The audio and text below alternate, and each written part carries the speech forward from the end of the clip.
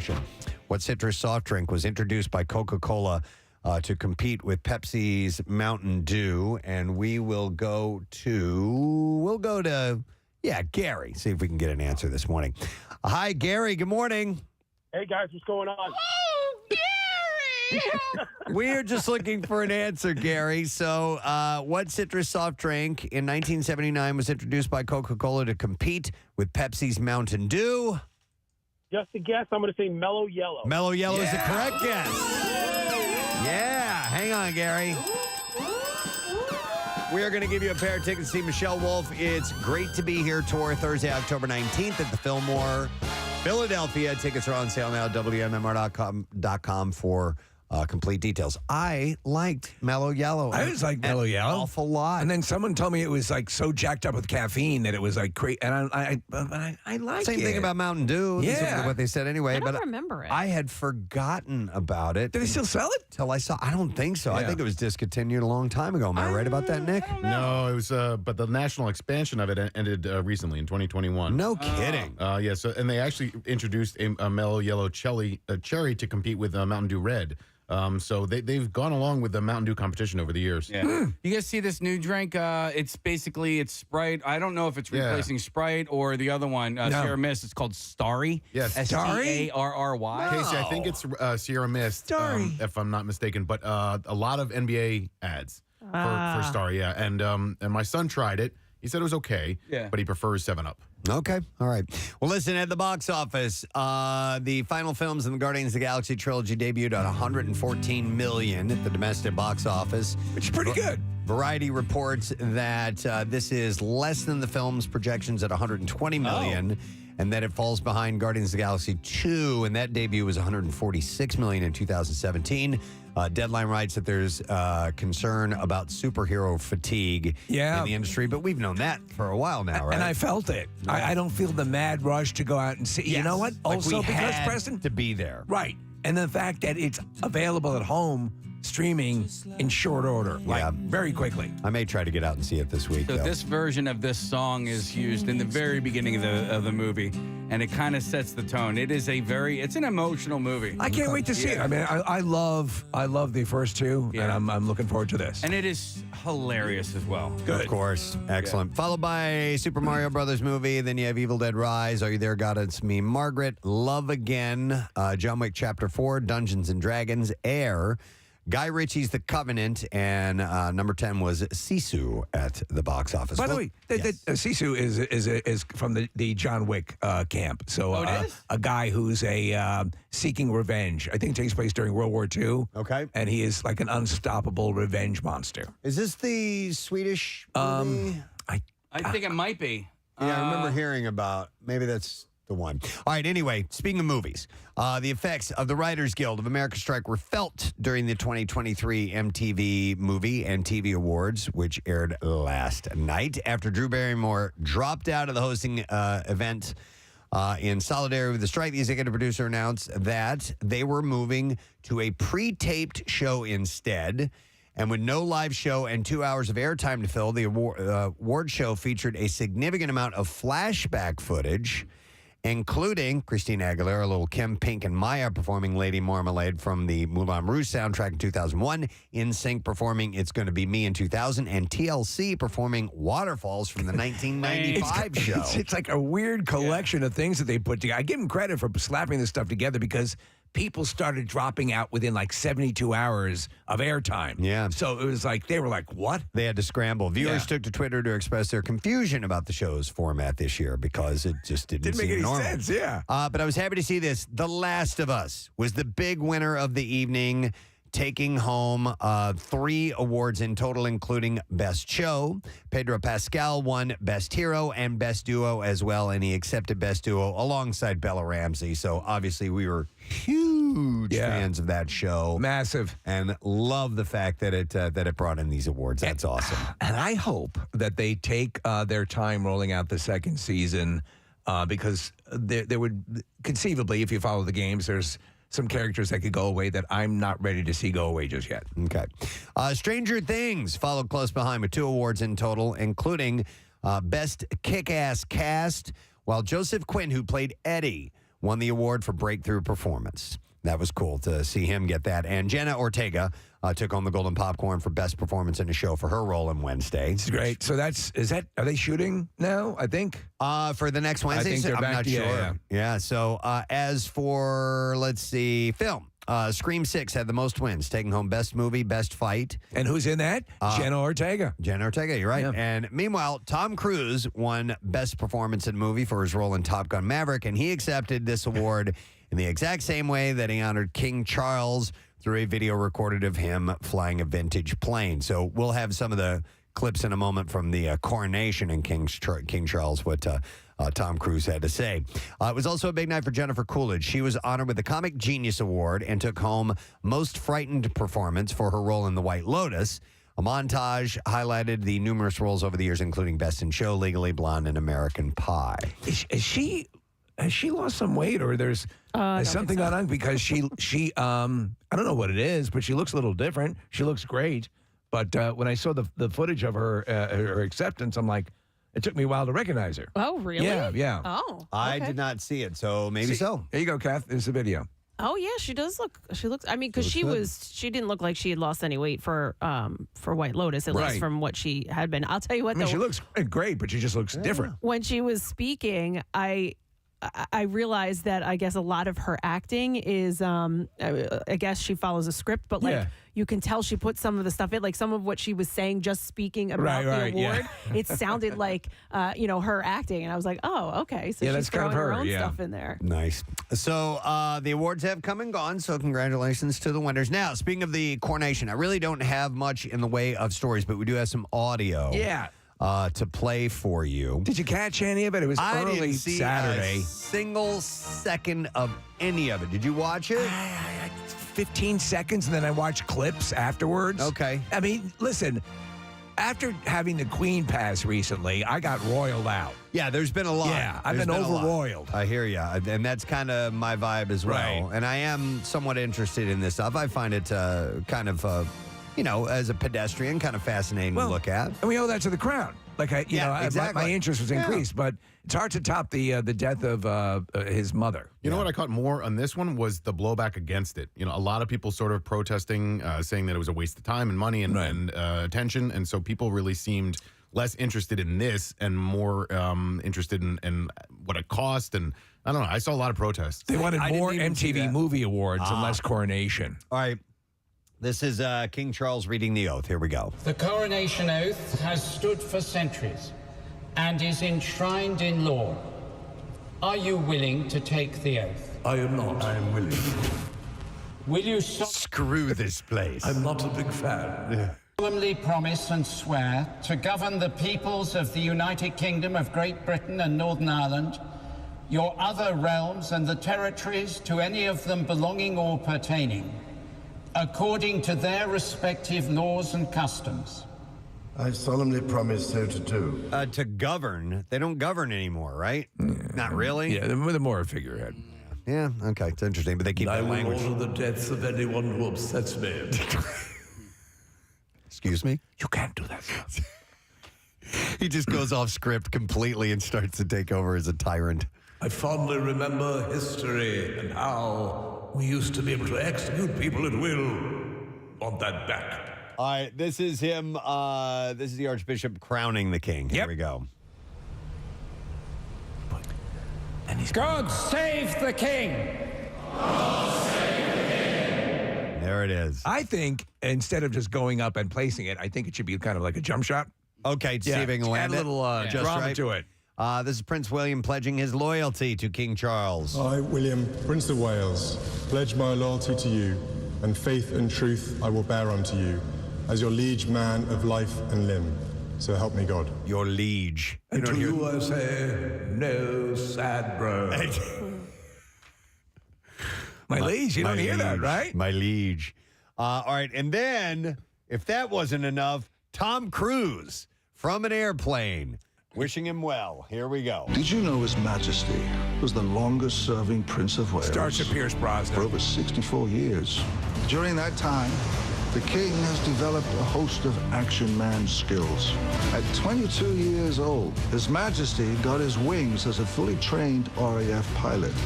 He's also a naval aviator and a trained commando helicopter pilot in the Fleet Air Arm. Pilot to pilot, Your Majesty, you can be my wingman anytime. Oh, my God. Isn't that pretty wild? He threw a Maverick line at him. That's You can pretty be my wild. wingman anytime. You can't argue with this mother ever. The fact that he learns how to fly the plane, like in Tom Cruise? Mission Impossible, the helicopter, all that stuff. Yeah. So, all right. Well, another thing that did take place is Katy Perry couldn't find her seat.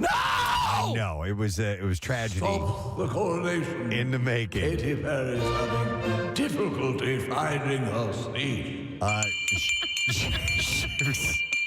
Seat locators. Seat locators. Please help Katy Perry find her seat. She was among the high-profile attendees, along with Judi Dench, Emma Thompson, and Maggie Smith, and Lionel Richie. They actually What the hell's commented. going on with Lionel Richie's face? I saw an article that said that there were fewer celebrities than you might have expected, or big names. You may replace the mannequin of Lionel Richie with oh, that's actually him. I mean, he really does look. What, He looks like he's wax. Oh, really? Yeah. So there's footage of Katie seemingly hunting for her assigned chair before the start of the proceedings, and it led to her being trending on Twitter for a little while. She did comment on it later on. She said, "It was such an honor to be able to watch history being made today's coronation of King Charles II and III." But she did say, "Don't worry, guys, I found my seat." I don't Yes. give a So She sat on Prince Andrew's lap. I'm sure he enjoyed that. All right, I have some other stories to get to from celebs. All right. If you want. Let's do it. We're back across the pond. Nick Cannon is saying Our royalty. his piece when it comes to being a father of 11 children with 6 different women. He spoke with the Los Angeles Times in an interview published on Sunday about being designated a deadbeat dad. He told the outlet, I've been villainized. I hear it all the time. You can't be present for all those children, so therefore I get this deadbeat dad title. Now, Deadbeat is when you don't pay. yeah, that's a totally different Yeah. thing as opposed to not being able to spend As long enough as you time. pay, you can completely ignore them. Cannon added that what matters is how the kids feel when he's around. Right. It's not about what I do for you or what I say to you. It's about how you feel when I'm with you. If you feel loved when you see your dad, that's what's going to resonate. There you go. Suck it. And he plans on having more kids. That's what he said. That's what he says. Yep. He said something along the lines of as long whatever God wills or something like that. Well, stop putting your penis in certain places. Yeah. And yes. Or if And there that was will some sort stop. of device, some Or- sort of yes. sleeve that could go over a penis. Yeah. According to People magazine, Meg Ryan stepped out in public last week to support her friend Michael J. Fox. The Sleepless in Seattle actress was photographed sitting on a couch alongside Fox and his wife Tracy Pollan at a screening of Still, a Michael J. Fox movie at Lincoln Center's Alice Tully Hall in New York City. She was photographed 6 months ago in New York City ahead of her birthday, but yeah, she's one that she doesn't get out much, and she tinkered with her face a whole lot. As we She know, really obviously. did. It's just too bad. She had such a girl next door, Just a or natural just a beauty. natural beauty. Yeah. And I get it. As we've said, I think there's a lot of pressure on actors and especially actresses to be young forever. That's too bad, though. But anyhow, she got out to support Michael J. Fox, which is cool. Alec Baldwin is in hot water for an Instagram post that he shared on Friday in which he honored the 7 kids that he shares with his wife, Hilaria. And he wrote 7 reasons to carry on during some tough times. I'm not going to lie, without my family, I don't know what my life would be. And he had captioned that post that. People were quick to comment on the fact that Ireland Baldwin, his daughter with Kim Basinger, was not featured in the post. I left out the little pig. Yeah. I'm so sorry. She's been through enough. You're my favorite filthy little lying pig. That little piggy went to market. This little piggy went to market. This little piggy's not a part of my happy family. So the 30 Rock actor shared a follow-up Oink, oink, piggy. post with a photo of Ireland, and he wrote, "We forgot Billy Preston." This one, the first one, is about to make me a grandfather. Oi, he wrote. So it's a Beatles reference, obviously. But Interesting. So you would have. I don't care. Even if it's an accident, you'd have to have it'd have to sting a little bit. Yeah. If you're legitimately his firstborn and he forgets you. Yeah. Now, mind you, he's got 44. He's coming up fast on Nick Cannon. Yeah. He's definitely on the approach with Hilaria. So Jeremy Renner, not Jennifer. Not Jennifer. That's his sister. Jennifer Renner. Jeremy called Jennifer for dinner. Jeremy Renner. I'm going to say this. Jennifer? I like the name Jennifer. Thank you. Yeah.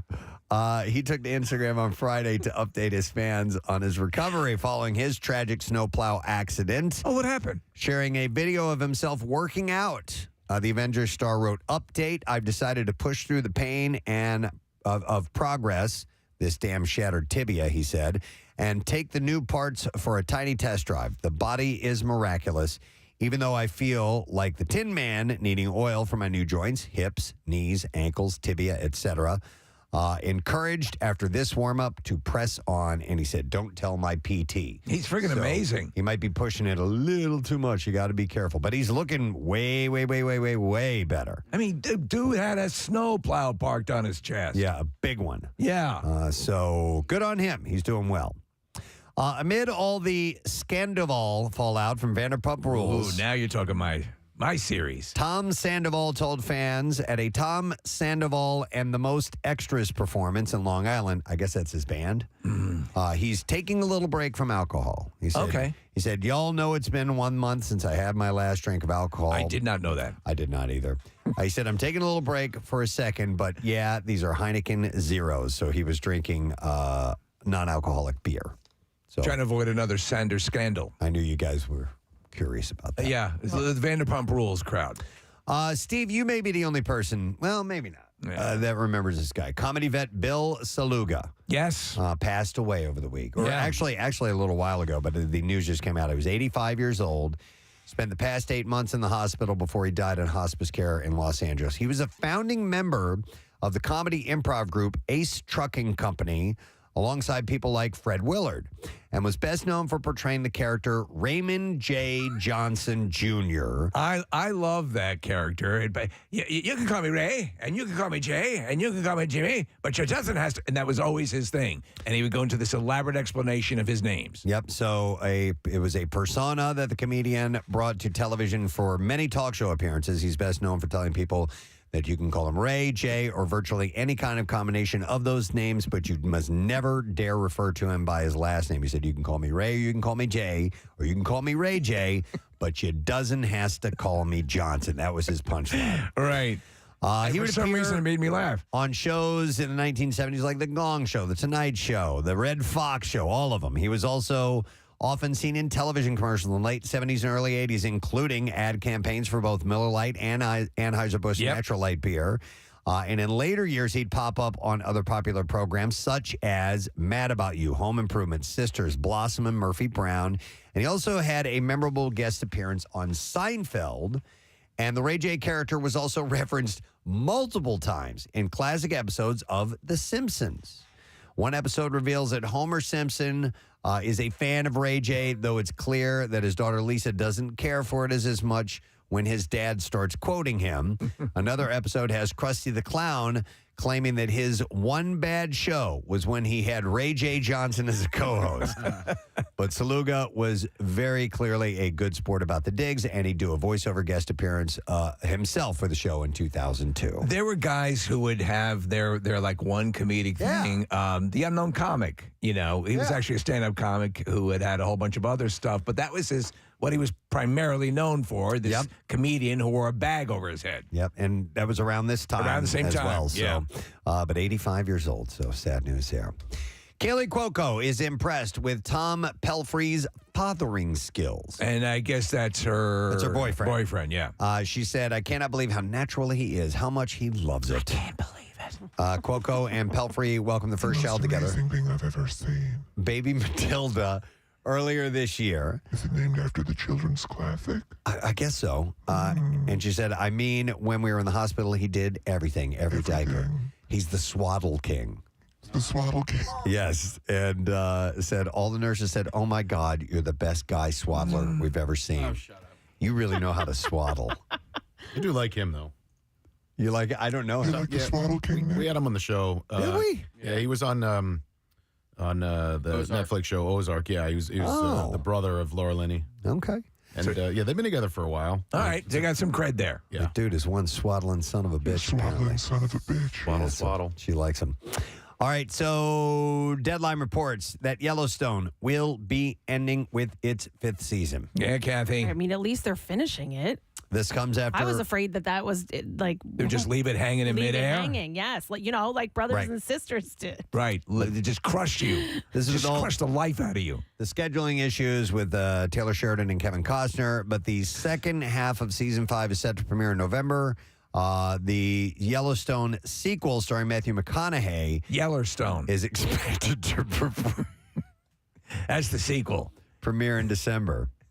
Oh, they could do a tie-in from our stupid question. Yeah. Mellow Yellowstone. Mellow Yellowstone. That could work. About this soda empire. But I like Yellowstone better. They could take it. They could take a number of those characters from Yellowstone and spin them off. They could take the female, the lead, right? She's Well, yeah, they'd have her husband is really what everyone watches for. So Oh, really? It'd have to be around them. Yeah. Yeah, and they already have 2 spin-offs as it is. Oh, they're Yeah, looking, but but they're not they're in talking it. more. They're talking a couple more spin-offs already. So you're going to have I know, but Kevin Costner's gone. They got to kill him. They have to kill him. He has to be dead at the end of this. All right. I mean, Okay. that's the only. If they're really ending what the makes show, sense? well, because everyone around them dies. So Yeah. he has escaped death 100 times on this Okay. show. So All right. if this is over, He's got to die. they got. See, now, not having watched it, I had no idea that death came into play. Oh God. Okay. There was actually a part of one of the seasons where I was like, all right, like is there gonna be anybody left? Yeah. Like, Wow. Okay. I just All wish right. you were the showrunner for more shows. They gotta kill him. We're kill him. killing him. Dead. He's dead. All right, a couple more quick stories. Jaws actor Richard Dreyfuss is making a fuss about the Academy of Motion Picture Arts and Sciences' new diversity requirements, which will go into effect for the 2024 Academy Awards. During an interview on PBS's Firing Line with Margaret Hoover, the Oscar-winning actor said, "It's an art. No one should be telling me, as an artist, that I have to give in to the latest, most current idea of what morality is. What are we risking? Are we really risking hurting people's feelings? You can't legislate that," he said. You have to let life be life. I'm sorry, I don't think there's a minority or a majority in the country that has to be catered to like that. He had said it makes him want to vomit. I saw him during an interview, Preston. He's got that sort of old man The sitting whisper theme? Posture? Yeah, Okay. I mean, it's like really. I'm like, that's super. If Yeah. you're looking at him, I mean, he looks like a guy you'd see sitting in the park. I've seen a couple of interviews with him where he's talking so Oh, he's got that going on. quietly. Yeah, I don't know about this one. Maybe it was just that one interview, and I was like, He was. speak up, please. Bill Maher does a podcast where he actually, it's basically like his man cave where he has they sit down and drink and smoke pot and he invites all these people on to just let their hair down, like Bill's pouring drinks and all that stuff. And but Dreyfuss is sitting there. He looks like a 90-year-old father. I wonder how old he grandfather. is. He's got to be getting close to 80, I would think. Was born in 47, it says here. All right. So. That's 19, right? Yeah, that's Not about 18, 19 years old. I don't know. 75. 75? All right. And then finally, one last story. Variety reports that filming for the final season of Stranger Things has been delayed due to the Writers Guild Of course. of America strike. The show's creators, the Duffer Brothers, took to Twitter on Saturday to announce the news and share their support for the writers on the picket line, wrote, "Duffer's here. Writing does not stop when filming begins. While we're excited to start production with our amazing cast and crew, it is not possible during this strike." There are some shows where all the scripts are written. Right. But even still, you have the writers on set. Some shows are opting, like Rings of Power Season 2, which was wobbly in its first season. They're going to go forward and shoot the episodes without. Wow. Because they always do punch-ups on set. Absolutely. Along the line, there can be changes along the way, big time, that take place. Because you can feel when it's not working. Right. You know? They wrote, "We hope a fair deal is reached soon so that we can all get back to work. Until then, over and out." Out of here. So they are holding Seacrest off out. on that. All right, it's clip time. Hey. the best time of Monday is clip time. All right, let's see here. Pete Davidson is no stranger to opening up about his personal life, which has led to his new show, Bupkis. In this clip, he talks about, I just think of Rocky. It's awesome. Bupkis. In this clip, he talks about his experience leaving Saturday Night Live. I was terrified to leave SNL because it was like, I was there 8 years and it was like a third of my life, and it felt very comfortable, and it was like graduating school, and it was really scary because you're on your own. It was nice to have a schedule. It was nice to be like, okay, I know this 9 months out of the year I have this job. Bupkis is streaming now on Peacock if you want to see that. He got screwed out of his SNL hosting gig because of the writer's strike. Yeah. Next clip. High Desert follows the journey of a woman trying to rebuild her life after loss. And here, actress Christine Taylor talks about rebuilding her own relationship with Ben Stiller. I think Ben and I both sort of started to grow in different directions. And when we made the decision to separate, it was not something we wanted to talk publicly about. It was not something we took lightly either. It was sort of like we're both at sort of this impasse of let's figure out what's best. What is best for us at this chapter in our lives. I want to see you naked. I'm glad they got back together. Yeah, it was COVID that got them back together, wasn't it? Or am I thinking? It might have been. There were a handful of couples that ended up Thank you, pandemic. rekindling because of the pandemic. I may be wrong on that, by the way. She's a very talented actress. Doesn't get enough credit. High Desert is available on Apple TV this weekend, should you like to see that. Yes, Greg. All right, and there you go. That's what I have in the entertainment report for you this morning. Real quick, I want to give a plug to this because it's coming up this weekend. It is the Walk a Mile in Her Shoes charity fundraiser that I am participating in once again with our amazing friends at the Laurel House, the domestic violence shelter. And they have supportive services as well. Each year, Laurel House advocates provide life-saving services to over 1,700 individuals in the community who are impacted by domestic violence. So coming up this weekend, this Saturday, and we're looking like a nice warm weather summer type feel this weekend, will be the Walk a Mile in Her Shoes event. If you go to PrestonandSteve.com, you'll see it right there. You can get signed up. You can be on my team, on Team WMMR. I got started late on this, so I'm trying to build a team, and I apologize. But this Saturday, it starts at the walk starts at 10 a.m. It's like an hour long. It's not a long event. It's just a fun thing. We get together. It is. Men wear high heel shoes and walk 1 mile, and we're doing it at the Pfizer Collegeville campus in Collegeville, and would love to have you. And registration's only $35, and we will have a great time, and we'll raise some funds for a much celebrated organization. Yes, so. I'm sorry I can't be there. Of course, I appreciate it. I'm the one where you're going to have great weather. I'm going to have to miss for a wedding, but if you're going to do it and you want to wear more sensible heels, you can do that as well. Yes, the first can. year that Preston, you asked, you got involved with this. Real deal high heels Stilettos. on gravel. Yes, and Jesus Christ, it was weeks of recuperation. Fortunately, we don't have gravel anymore. Yes, they rethought that, and we don't have to walk on gravel anymore. So please sign up and join me this coming Saturday. And it's a little bit of time for a great event, and I would love to have you do that. But go to PrestonandSteve.com and get the information right there. We're going to take a break. Don't forget this morning, Michael Spinx, Jerry Cooney, famed boxers here in our studio. We've got information coming up on the blood drive. Our buddy Steven Singer is stopping by, and I'm sure he'll have some things to give away in conjunction with Mother's Day this weekend. So that and all the concert cash. We'll be back in a moment. Stay with us. Preston and Steve on 93.3 WMMR. Behind palace walls, we enjoy swinging. The pair joined baking guru Mary Berry for a Berry Royal Christmas. I love her. On the BBC. Do you really? Yes, I do. Oh, okay. Sharing his perspective on how he has been talking to his kids about the causes they champion. William noted that when he drives Prince George and Princess Charlotte to school, they point out homeless people and ask questions. Daddy, run over them. They frighten me. Will do. He said, on the school run, I know it sounds a little bit... I killed that one. Got one. Keep score back there. Do you all have a pad and paper and pencils and such? 1-1.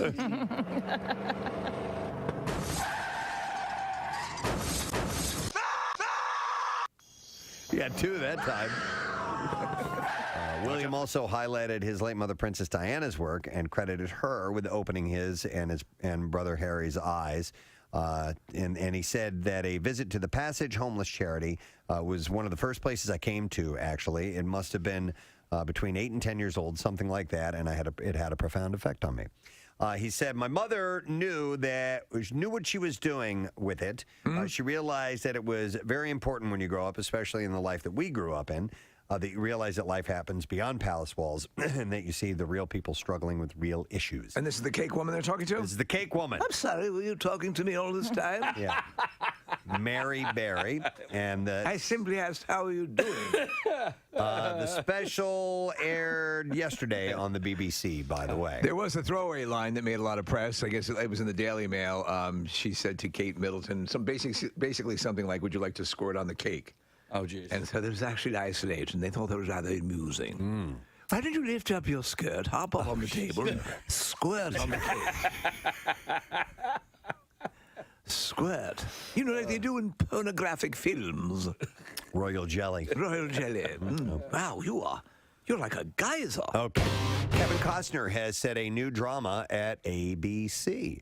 ISB will tell the story of elite special agents of the Investigative Services Branch, whose job it is to solve the most complex and heinous crimes committed in national parks in the Pacific West region. ISB? ISB. He is going to produce and write this. It's a procedural. Former The Flash showrunner Aaron Helberg and Costner will co-write and executive produce. And Helbing will also be, act as the showrunner. I don't think he's planning on acting. He's producing in the whole thing. He's also producing a series for NBC called DVDA. Oh, really? Yeah, which and it's another division, Preston. I guess that is. They have there's 2 openings in that particular division. Jesus. Well, and there's 2 different divisions, right? Yeah, exactly. Okay. So 4 openings total. Yeah. No, 2 openings, just 2 4 openings. positions. Wow. I'm with DVDA. Any openings there? 2. You guys are talking about the Delaware Valley Dance Academy, right? Yes, of course. Yes. 4 positions. 4 positions for 2 openings. Right.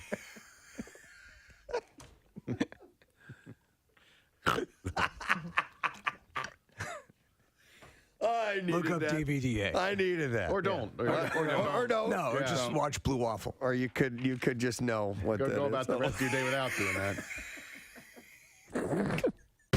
Did you guys see the updated E.T. commercial that's I going on? did. It's Yeah. great. I love it. It is Steven cool. Spielberg directed it. Did he? That's what I was wondering because that's what I read. I'm like, you can't tread on Steven Spielberg's territory. Yeah. Well, Henry Thomas, who played Elliot, allegedly tampered with his sobriety test during a DWI stop. According to a police report obtained by TMZ, he refused a breathalyzer during a stop in Oregon. He was reportedly taken to a station and put in a holding cell. And when a urine sample was taken, the report claims he filled it with toilet water. The oldest trick in the book. E.T. taught him that. He denies the claim. If you're ever arrested for drinking, take your urine specimen and mix it with toilet water. He denies the claim. Last month, the 48-year-old pleaded no contest to driving under the influence. He was given a $500 fine. I was also told to attend a victim impact panel and install a car breathalyzer. Here, I'll piss in a cup for you. Oh my God! There are no minerals in this urine that are not even on Earth anywhere. It's purple. It looks like the purple stuff. You know, you drink instead of Sunny Delight.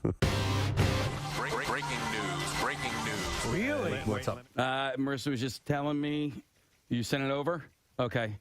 We heard rumblings about this, I guess, Monday, that Pearl Jam is going to have new music out? Oh, yeah. Bill mentioned something to us about that. Okay. We have a clip of the song Marissa just sent over. Oh. And she's going to get you some information on the album. What's the name of the song, Marissa? I can't. Oh, I'm sorry. She does not. What is it? It's called Four Corners. Four Corners. Four Corners. Just a clip of the song. You want to So it's play? ready to go now? Yeah. Did you finish the endorsement or the? I did. Okay, I all right. did, yeah. So limited time offer was the last part of that. All right. New music, Pearl Jam. Just a clip of it. You got like 40 Very cool. seconds. All right, here we go. Let's check this out.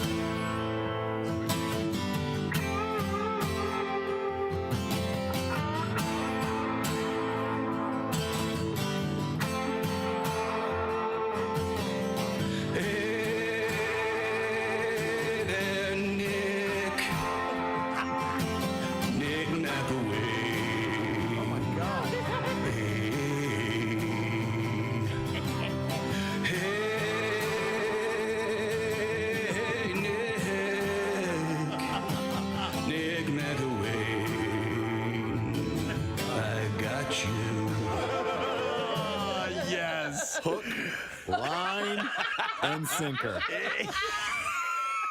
Even as soon as the vocals started, his head popped up. But it was believable vocals. The first line of the vocals, I was like, well, Casey's going to make fun of this. What's the guitar? It's actually Mike McCready. It's Mike McCready. Is it? Okay. Yeah. But you can play now. Both you can play. Not this.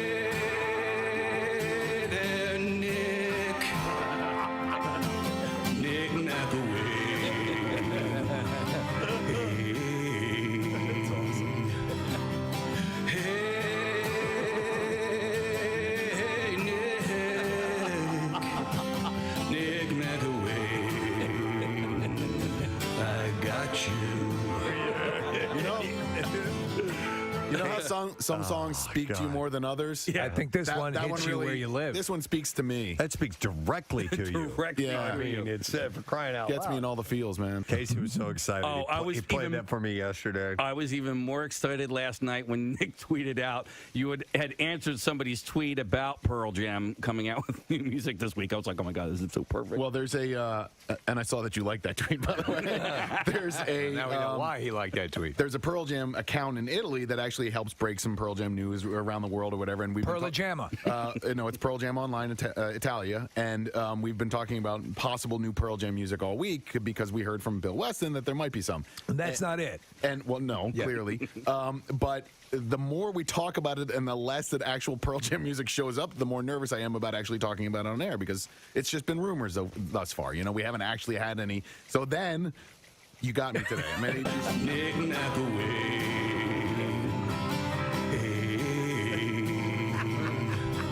Could you imagine? Because he was certainly impressed with MMR and the whole thing, and you know the reference. If at some point some reference in some way pertaining to you, Nick, ended up in a song, whether it be not by name or a reference or something. Just or call it a day at that point. I just retire if that ever happened. Yeah. I'm done. All right. So that's your breaking news. Breaking news. Music news this morning. Brand new Pearl Jam. No, the rumor is actually that there is new music from the band that's supposed to surface. Supposedly? Supposedly. I ask you. I guess this week, but whether that comes to pass or not, remains to be seen. So we will see. And yes, we got a lot of people texting that you got them as well. Nice. Some phone calls coming in too. So please welcome Mr. Frank Callahan to the show. What a great entrance. I walked in and I met old friends from the hallway. Wow. It was somebody from another station down the hall was like, wait a second, are you Frank Caliendo? I'm like, yeah. He goes, okay. And then he walked away and didn't let me in. And then I'm just standing there with these other guys, and which we became great friends. No, yeah. And sometimes you just know. And then, and then I was like, "You're not gonna just let me in? I would have left these guys here in a heartbeat. I have no problem with that." And they're like, "We would have done it too." They're like, "You're just stuck here with these two creepy guys." I'm like, "You have no idea what my life is like. You're zero on the creepy meter. Creepy meter doesn't even come close to get." They were very nice. I feel like it's gotten to a point where we should just give you a key fob so you can get in. I would take it. I have stations where I have that. You do have the key fob accessibility? Yeah, I've had that and entry codes like in Arizona. You know, but now here you have construction going on, so you You'd be So actual I also have a physical key. peril. I have a key to a crane. You did? They gave you a key? How do you think I got in? Oh, my God. No, I didn't take a door. I was dropped in. It's wild when you come up here, so a lot of people don't know they're actually going to add an atrium onto the building that's going to go up 4 floors. It'll be right outside our window here. So they're actually digging up the whole front of the building. And so we haven't heard it as of yet. But, Nick let me know in advance. Did you walk over here? Yeah. Okay. What do you think? I think I Ubered from across the street? I wouldn't put it past How you. lazy do you know that I am? But I mean, your hotel's literally a block away. Let's just tell everybody where I'm staying. That's great. Room 472. Then you want to see some creepy factor, guys? I want to tell you guys because I was so excited this weekend. I shouldn't say no. I hadn't been to one of these in a while. It was a comic convention kind of thing. Yes, yeah. You're a comic book nerd. I like comic books. I'm getting into them. I'm getting back into them. I liked them when I was a kid. I'm more into the stuff that my daughter's into. Barbies, My Little Pony. No, you're into I'm more into. Just looking for a joke. It just got creepy again. Yes, no problem. I like to comb their hair. My Little Pony. You know what they call those bronies? Yeah, yeah. No, is there such a thing? I'll get into it. I got no problem. It's a legitimate fetish. They're called bronies. Not that there's anything wrong with that. So, hey Jerry, what I was going to do there was going to get real creepy. So this one was called Ace Con. All right, and Arizona? No, it's a national thing. Okay. I think they might do one in Philadelphia. 93.3 WMMR. Thank you very much, Kathy. Great weekend. We had wonderful weather this past weekend. I personally had a great weekend until yesterday, which I'll explain in a little while. But how about the Sixers last night? OT, huge win. Harden, unbelievable, and insane. Just insane. Insane. Yeah. Casey's. Well, I have a question about Casey. You posted a video of you standing outside. Was it your house? It was my house. Standing outside of your home. And you've said it countless times that you have a massive love-hate with this team and this sport because nothing makes you chew your fingernails or drive you more crazy than this, correct? Yeah, it's just basketball is so kinetic and it's fast paced and it's moving and I found that watching the Sixers gives me way more anxiety than like watching the Eagles. So you were in this video, and I wanted to ask you about this morning because we haven't talked about it at all, but you're standing outside of the house, looking from outside through the window at the TV. Yeah. Why? Because the Sixers had given up an 11-point lead in the last couple of minutes of the game. Okay, so you went outside because you couldn't. I left the room altogether because I was losing my effing mind. Okay. So much so that well, the reason I bring it up is I thought maybe you just happened to step outside to go, do something in the yard, and somebody happened to catch you on video. No, you were actively watching the game. I was outside of the house, actively doing anything but trying to watch the game from inside that room. But you could. I love this. This is as pure as it gets. I can see the look on your face. You went out. You're disgusted. You go out. I wasn't happy, and yet you are standing like a peeping Tom, peering through the window at the TV, still intent. Yeah. But now it's better for you. So I didn't know that was my daughter had taken the video. I had no idea that she was doing that. But I had left, and I had lost my mind so much so that when I had left, I left the room in anger and disbelief when they had lost the lead. They had led the entire game. Okay. And then I was like, okay, let me step back in, and I stepped back into the room. I looked at the TV. And Boston shot another three-pointer that went in that put them back up again. And I'm like, I can't effing do this. And I left. And my wife is like, what is your issue? She's like, do you have money on this game? And I'm like, no. I'm like, they had a lead. They had like 11-point lead. And they just gave it up. She's like, I don't care. I'm like, I do. I lost my mind. I lost my absolute... And but I do. It doesn't matter. You don't. I do. You would be so proud of me, Preston, because yesterday I wore a mint green sweatshirt in the morning. I wore my green sunglasses. I was like, F this stuff. You've broken the curse. They won. Here's the deal, though. And it was raised by Chuck D'Amico. Yes. I'm not going to watch this game outside. No, you have to watch the games outside. I'm not going to do it. I'm not going to do it, and I'm not going to purposely wear mint green on Tuesday, and I'm not going to do any of that stuff. But me being outside, I don't know if it was. It was probably a combination of superstition. And also, like, I was just trying to, essentially, like, calm my mind. I think in this case there was no, of the supernatural capabilities that you have. I think there was all. I think what you were was a wounded bird outside looking through the window, and everything went right. You got swept along. Because no one was counting on that, and that it down to the wire. So what's funny here is what we're missing in this video is your elation. I assume you were elated when you saw the win. No. You weren't? No.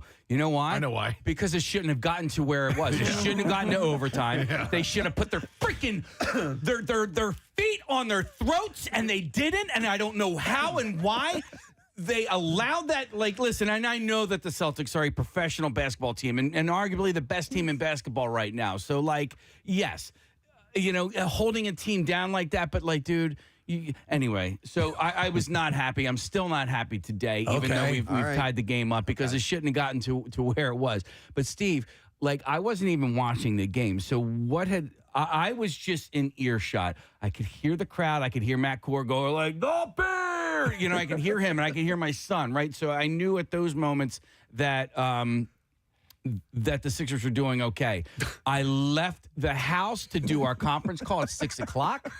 And this picture kills me. And at one point, my daughter comes out, and she gives me the 2 thumbs up, and I'm like, oh, thank God, like they won. Yeah. She goes, it's overtime. And I'm like, you don't want overtime. I don't want overtime. I don't want overtime. And then, by the way, the whole time we're hearing this story, we have on our monitors here in the studio, Casey, a still shot of him standing outside of the house. The loneliest sports The shot is from inside the house of him looking through the window. He And just looks so deflated. So my son then, when the Sixers went up by 1 with 8 seconds left, I was out. So behind me is my grill. I was cooking some steaks, just doing anything to keep my mind off of what was going on at the Wells Fargo Center. Sixers go up by 1. My son pulls the shades up, and I'm thinking, they won. This game's over, right? Yeah. Right? And then I look, and I'm like, there's 8 seconds left on the freaking clock. I'm like, you gotta be kidding me. There's 8 seconds left. And sure enough, I mean, Marcus Smart puts the ball in the net. I mean, granted, it was a second too late, but I was like, I didn't even want to watch those last 8 seconds. I just wanted to, like, listen, And when Marcus Smart had that shot, I didn't know if time had expired or not. And then you saw it go through the net, and I was like, oh, my God, did they actually lose this? Right. Yeah. Well, let me ask you this, Casey, because there were moments yesterday where I wished that I was jealous of people who don't care about sports. Because I found myself getting way too excited and then confident and then mad and then just sad, just pure sad. Because it was going to be over in 5 games. They were going to go back to Boston and win in 5. And Doc's going to get fired, and the season's over. And what do I have to look forward to? And the Phils have lost 6 in a row. And it was one thing after another. And then I was like, oh, no, wait, now there's hope. So now I get invested again for Game 5 and Game 6. And like you're like Pacino in Godfather 3. They keep pulling you back in. Oh, yeah. Especially this team. Yeah. But this one, so I was at my daughter's track meet. She had a regional track meet, leading up to championships. And I left. I watched everything but her 200, which, by the way, she didn't like. It was her worst 200 time ever, but she still qualified. So I left, and I go, and in my mind, Nick, I'm like, I've already conceded the season. So my wife's like, why are you leaving now? I'm like, because the Sixers only have 2 games left in the season, and I want to watch, the last 2 games of the season. And then my friend was there. He's like, come on, you've got to have faith. And I'm like, no, it's all right. But like, I'm like, this season, this team, they don't bring me joy. I'm not getting any joy from this team. That's the times, and I know, Preston, you and I are kind of sitting in the same sports fandom level. I do really enjoy certain aspects of it, but sure, especially postseason, for sure. And in the times when I've got myself caught up in it, this is years ago when I was really a lot more fanatical. I remember having damn near heart attacks. Sure. Yeah. And I'm like, I don't like this feeling at all. They kept showing Dr. J yesterday because he was there at the game, and there were moments where like he almost had his head buried in his hands. And Doctor's been out of the game for 40 years or whatever at this point.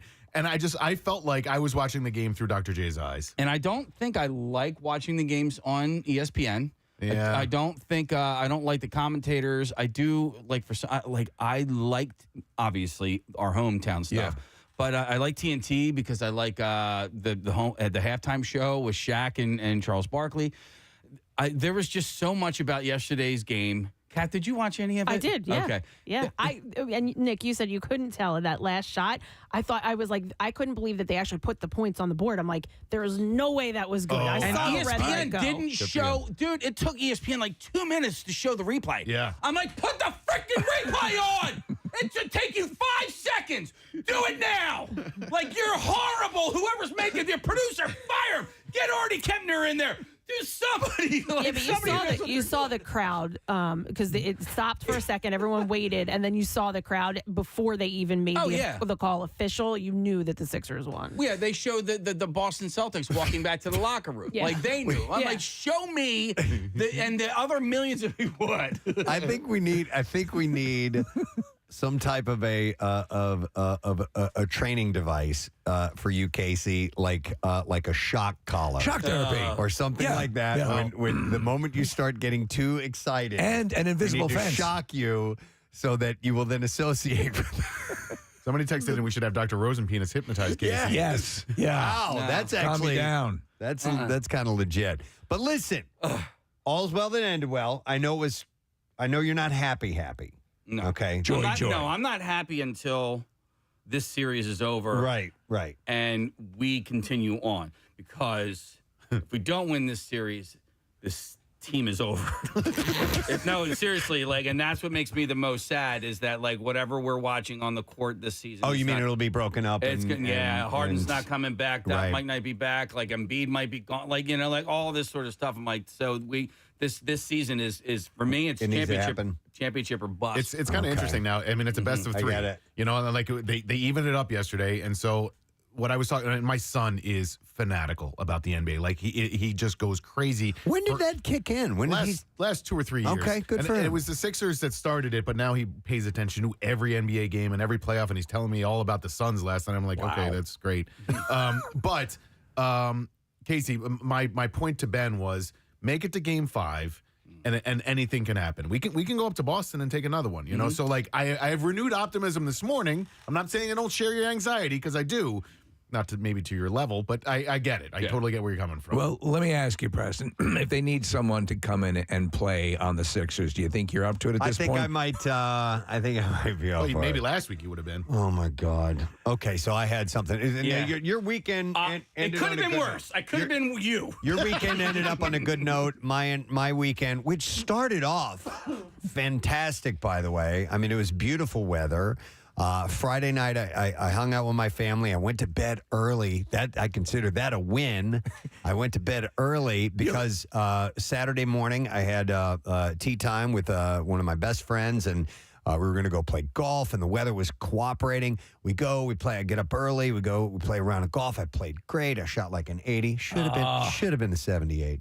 But anyway, so I played well. Was very happy with that. And then Saturday evening.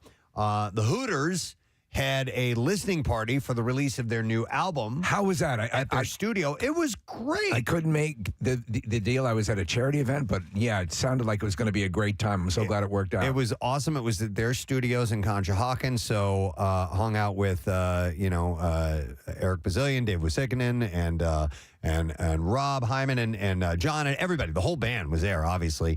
But a lot of the staff members came out. So Brent Porsche was there, Ray Koob was there, John DeBella, Matt Cord came out, and Bill Weston even There we made it go. out. Wow. Pierre, obviously. And Pierre was there. Yeah, he was obviously he was tight with those guys. And we listened to the music and just chatted and had some cocktails and some food. It was just awesome, just a lot of fun. And so it was a great weekend. Yeah. Wonderful weekend. And then on Sunday, I'm like, okay, I'll get some stuff done around the house. I'll be productive today because I've had kind of a play weekend. So got my prep work done in the morning, and then I'm starting to run some errands and things like that. And I needed to do a little bit of work on some stuff outside the house. And then I hurt myself. Doing what? I will tell you in a moment, but let me just say that I've hurt my shoulder. You've probably heard me talk about this for years now. I had to quit. The thing that I love to do as far as activities go more than anything in the world is play golf. I had to sit on the sidelines for 2 years because I had a shoulder injury.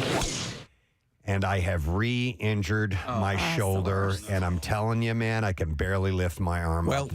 And it's what I know this feeling because I've had it before, and I think it's definitely a season-ending injury for me, which is well, it's depressing for me. I mean, it is Absolutely, it's your zen. Golf is your zen. Yeah. But that's the one thing I feel like sometimes like doctors and just whoever don't understand it. It's depressing. And when you're like rehabbing it and it's not working, it like gets you down. Yeah. So it's for some people, I get it if you're going, oh, wow, first world problem, blah, blah, this and that. You can't do the thing, can't do that, And I get it too. Listen, there was some horrible news over the weekend and I have perspective on that. But it is the thing that I do. It's my release. It's what I go to take me away from everything else and to enjoy life. Everything in context. Yeah. So with some context. But here's how I did this. I have this extreme pain in my arm because I was turning a screwdriver. Oh, you idiot. Why would you turn a screwdriver? Why did you call in a professional? I was tightening a clamp on this piece of piping in my yard, and I had to turn it. I had to turn it several times. Oh well, that's now I can see. Flathead screwdriver. So I'm sitting there. You were out on the edge with that, and I'm rotating this, and I'm almost done. I've got 5 or 6 more turns of it, and all of a sudden I feel pop. Oh no! And I'm like, "You're kidding me! You are kidding me! Turning a screwdriver! Okay. I wasn't saving a baby from a burning building." I wasn't, swinging on a rope through the jungle. I wasn't doing anything that should have caused any of the slightest bit of discomfort at all. Simple rotation. And I just felt pop, and I'm like, no way. You're kidding me. Immediate and it all pain. Just came flooding. Immediate pain. Yeah. Immediate pain. Yep. And this morning, just to put this in context for you listening, Preston, you were talking to Casey about what things you will not be able to reach on the board because you can't reach your arm. I can't.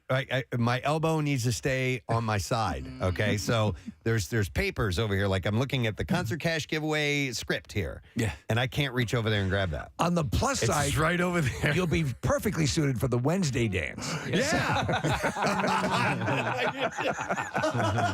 Oh my God!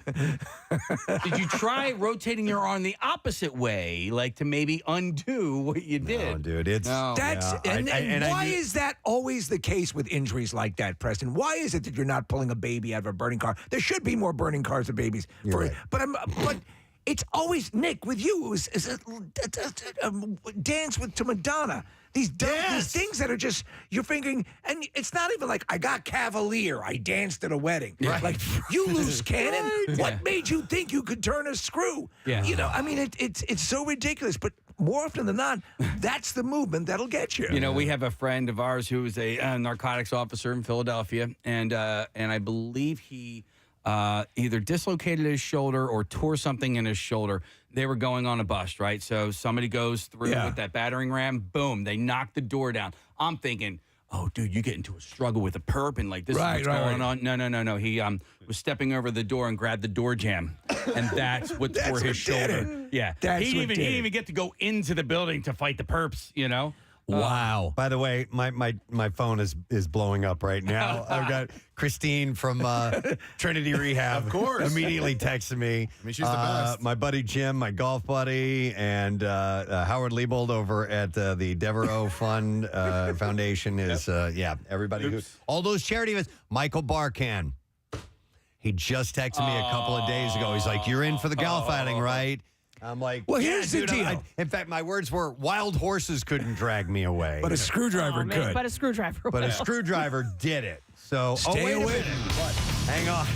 Yeah. Now, Batman is on the line. Dr. Mike is joining us. Hey, Dr. Mike. Well, you can say you're screwed, but you're not. Okay. Well, all this negativity, it's driving me crazy. Hey, man. Call me later. We'll hook you up. I'm glad you called in because I have a feeling, and Christine, thank you very much from Trinity Rehab. But I by the way, Dr. Mike, when you do injure yourself from something as stupid as turning a screwdriver, and you feel real pain, how long does one wait before they get into physical therapy and stuff like that? Well, look, I mean, everybody, especially as you get older, you're going to have pain, and you're going to suffer more than you did when you were 20. So if it doesn't go away in a few days or a week, then you might want to look into it. Now, the shoulder is a very sophisticated piece of equipment. Yeah. Now, maybe you have, there's a million things it could be. It could be frozen shoulder. It could be tendonitis. It could be a rotator cuff. Torn tendons. From what you describe, it's something that it probably will require physical therapy, but I think we need a diagnosis, and we need to do that. So, look, I'm not saying this season's over for you. See, he's being positive. I know. He's a good doctor. Look, if you broke your arm or you were in a cast or you need surgery or something, that's a different story. But look, just chill out. All right. What Dr. Mike is saying, what he's saying is he's not going to tell you that. He will send his nurse in to tell you. By the way, Dr. Mike, both Nick and I bothered him while he was vacationing on an island. Tropical location. And Dr. Mike did work for us while he was on the beach. You're a good man, Dr. Mike. You're an amazing man. Well, you can take the lion out of the zoo, but it's still a lion. Exactly. I believe in. I'm old school. Yes, that's what I mean. You're old school that way. We're blessed to have you in our lives. Should I reach out to you later on and Yes, get? All right. please. I'm Okay. back in the saddle. All right. So just call me. I'll fix you up. Don't worry about it. All right. Thank you. We love you, Dr. Mike. He's a fan of positive thinking. Now, but you've had this injury before. That's the thing. And I've felt this exact pain before. Right. I know what it's like, and it sidelined me for a couple of years, unfortunately. But and here's what I was going to say, and I'll talk to Dr. Mike about it. But my dad can't lift his arm, his right arm, same thing. But he's in his 80s, and there's nothing he can do about it. Like, surgery would be too risky. Like, they're like, sorry, you just got to deal with that. Right. So now I'm immediately I want surgery. I want to get this fixed for good. And I know, and I've heard horror stories from shoulder surgery, so don't worry about that. But I'm tired of this happening. This has happened a few times now, and I want to get this fixed permanently. You know, it'd be cool. You know, like in Pacific Rim, they had those jets on the back of the robot's elbows. Yes. Could they do that? Punch like that? Maybe. That would be great. By the way, we had a call. He's not on any longer. There was a call from a guy who got a herniated disc from bending over to pick up a piece of sushi. Yeah. That beats screwdriver, I think. Do you, when you're on your way to the doctor or whatever, or you're going to physical therapy, do you embellish something like that? Do you say, yes, I was pulling a baby out of a burning car. I wasn't picking up a California roll. Maybe I was turning a screw because it was sealing off leaking gas. Exactly. Or something like that. I saved the family. The orphanage next door asked me to. So my mom, she worked for years at the 30th Street post office. Yes. And she had a supervisor that was a horrible person that was just the worst to her. So much so that when she had transferred to where she was going, Morton Post Office, the other supervisor, do not tell this guy that you're leaving because he is an insufferable prick and he's going to make your life a living hell. What a miserable person. Oh, he was a horrible, terrible human being. But her last day, she raises her arm to get something off of a shelf, and lo and behold, she ruptured some discs in her neck and ended up, as a result, afterwards, had 2 different neck surgeries just from getting something off. And it was her last day at that miserable job with that miserable prick. And she was trying to get something off a shelf? Off of a shelf. Oh, my Here, God. listen. It was a neck brace. Listen to these texts. It says, a Secret Service friend of mine tore his shoulder putting on deodorant. That's somebody who's in great shape. That's the a guy who Service takes a bullet for the president. Yes. Yeah, Gets taken out by a bar of right guard. Oh, my God. Yeah, and so sometimes just reaching wrong, sometimes when I'm reaching for something in my back seat, and I can feel it going. Do you know, I forget what the exact stat was, Case, but that rates high on injuries reaching to the back seat of a car. Oh, that's the word. I Right. can't do it. We know anymore. that in like bathtubs and stuff like that, and slip and falls and steps and stuff like that around the home. But the reaching to the back seat causes tons of issues. Well, press the so like re-injuring it. You said you want to ask about surgery or whatever. Like so, same thing. I re-injured mine. Like I rehabbed it. It was great. Re-injured it, and like the rehab that's what I was saying. Like it kind of gets you down because it's not really working all that great. Yeah. Listen to these other. And you have a Golden Gloves fight coming up. I can't even believe that I'm not taking place in this. This says, text says, I pushed a window down to close it. My neck and spine seized up. Oh, my God. This says, I missed 6 weeks of work when I threw my back out putting my shoes on. Oh, the Elephant Man was hanging drapes. Let's see. I've thrown my back out reaching to open drapes. Let's see. I was at Acadia National Park. I sprained my ankle stepping down outside of my hotel. Day 2 of the trip. Oh no! Just this. I've heard a number of those simple steps. You're going up like one step or stepping down.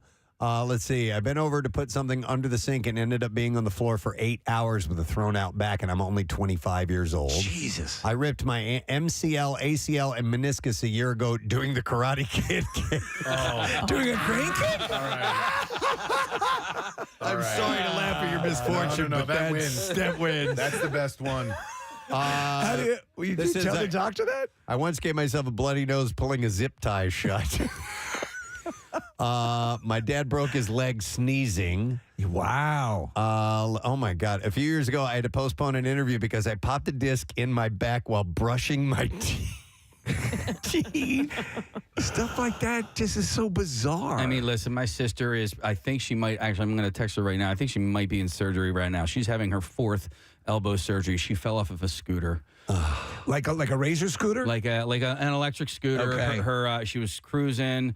Her hat started to fall off. So she went to go grab her hat. Now, the thing about those scooters is it's not a bike. You can't just take a one hand off the handlebar. Like flings you. It flings you. Like, like if I want to go one-handed on my scooter, like I have to gingerly take it off, make sure, and so she fell off of this thing, and like here we are like a year and a half later. Right. Elbow surgery. No, absolutely. There's some more really good ones coming in here. This guy says, I'm a construction equipment mechanic. Okay, so this is a person who handles a lot of heavy things. I hate to be laughing. I dislocated a rib opening a plastic bag. Oh, my God. It's a guy who's around heavy machinery all the time. Wow. Oh, there's just text after text after text. Hundreds of them are coming in. Oh, my God. What was this in something about pillow? I don't know. I hurt my finger adjusting a pillow the other night. my pointer finger on my left hand. I was grabbing the pillow. It was in bed. I'm supposed to be resting. And I grabbed the freaking pillow and brought it closer to my head, and someone hurt my finger. I have one question. What were you thinking pulling that pillow close? God. Hang on. Actually, Cody's been on hold for a while. Let me go to him. Hey, Cody, good morning.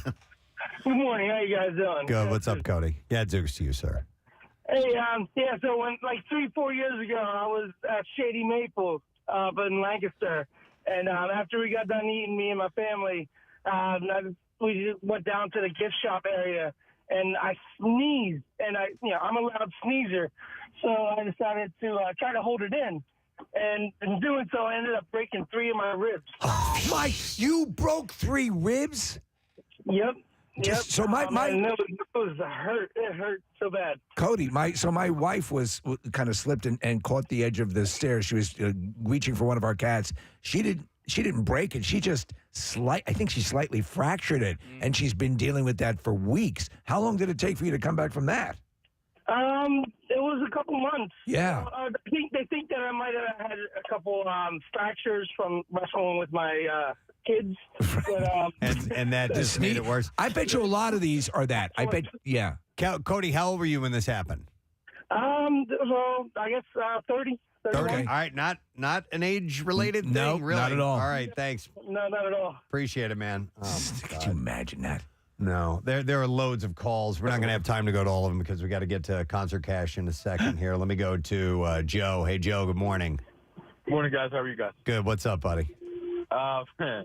I tore both my hamstrings helping my father hang up a TV.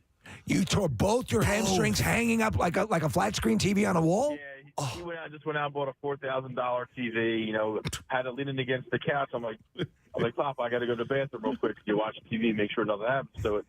Well, I come back from the bathroom, and he's not even paying attention. He's not even in the living room, and the TV starts to slide down. Well, here I went to go bend over to stop it from sliding, and I feel two loud pops in both hamstrings. I've never heard of anybody tearing both hamstrings. That's insane. At the same time. Did you save the TV? I did, yeah, to save the TV, and he still made me hang it up for him. You really, when you need to put him in a retirement home, make sure it's a substandard one. That TV cost me a week of work because I couldn't walk. Wow. Wow. Both back of my legs were like black. It was all right. Sorry to hear it, Joe. Some Thanks people for the call. said that, Preston. Hearing the sound of a tear, or hearing that bone break, or like my brother had his bicep rip, and I think he said he could hear it. You know, which is. I felt a little pop, and I think I didn't like yell from pain. I just out loud, I just go, "You've got to be effing kidding me," is what I said. Did you automatically like drop the screwdriver, or what was your? Did you stop the task at hand? I didn't, but I mean, I just knew it immediately the second I felt it. I'm like, "That's the old." Finish the job. Yeah. Wow. Yeah. You are a hero. It hurt really. You are. Yeah. It hurt really bad for that moment, but then it kind of went numb a little bit, and I'm like, okay, but I know later tonight and tomorrow, this is going to be painful. So if you're just tuning in, I re-injured my shoulder, turning a screwdriver. Wow. And I think it's a season-ending injury for my golf game. Dr. Mike. Yes. Yeah. Dr. Mike says, be positive. I know. I have it looked at first before you think that. And I got Trinity Rehab. It's got my back. I'll get a diagnosis first, probably, and then probably see what they are going to, what kind of magic they can work. So, anyway, it's a hell of a weekend. Yeah. Hell of a weekend. I want to take a break because we do have some guests, and we, of course, have concert cash that we have to get to. So we are going to do that very thing. We'll come back in a second. Bizarre File stories, great ones from the weekend as well. So stay put. We'll be back in a moment. Preston and Steve. On 93.3 WMMR.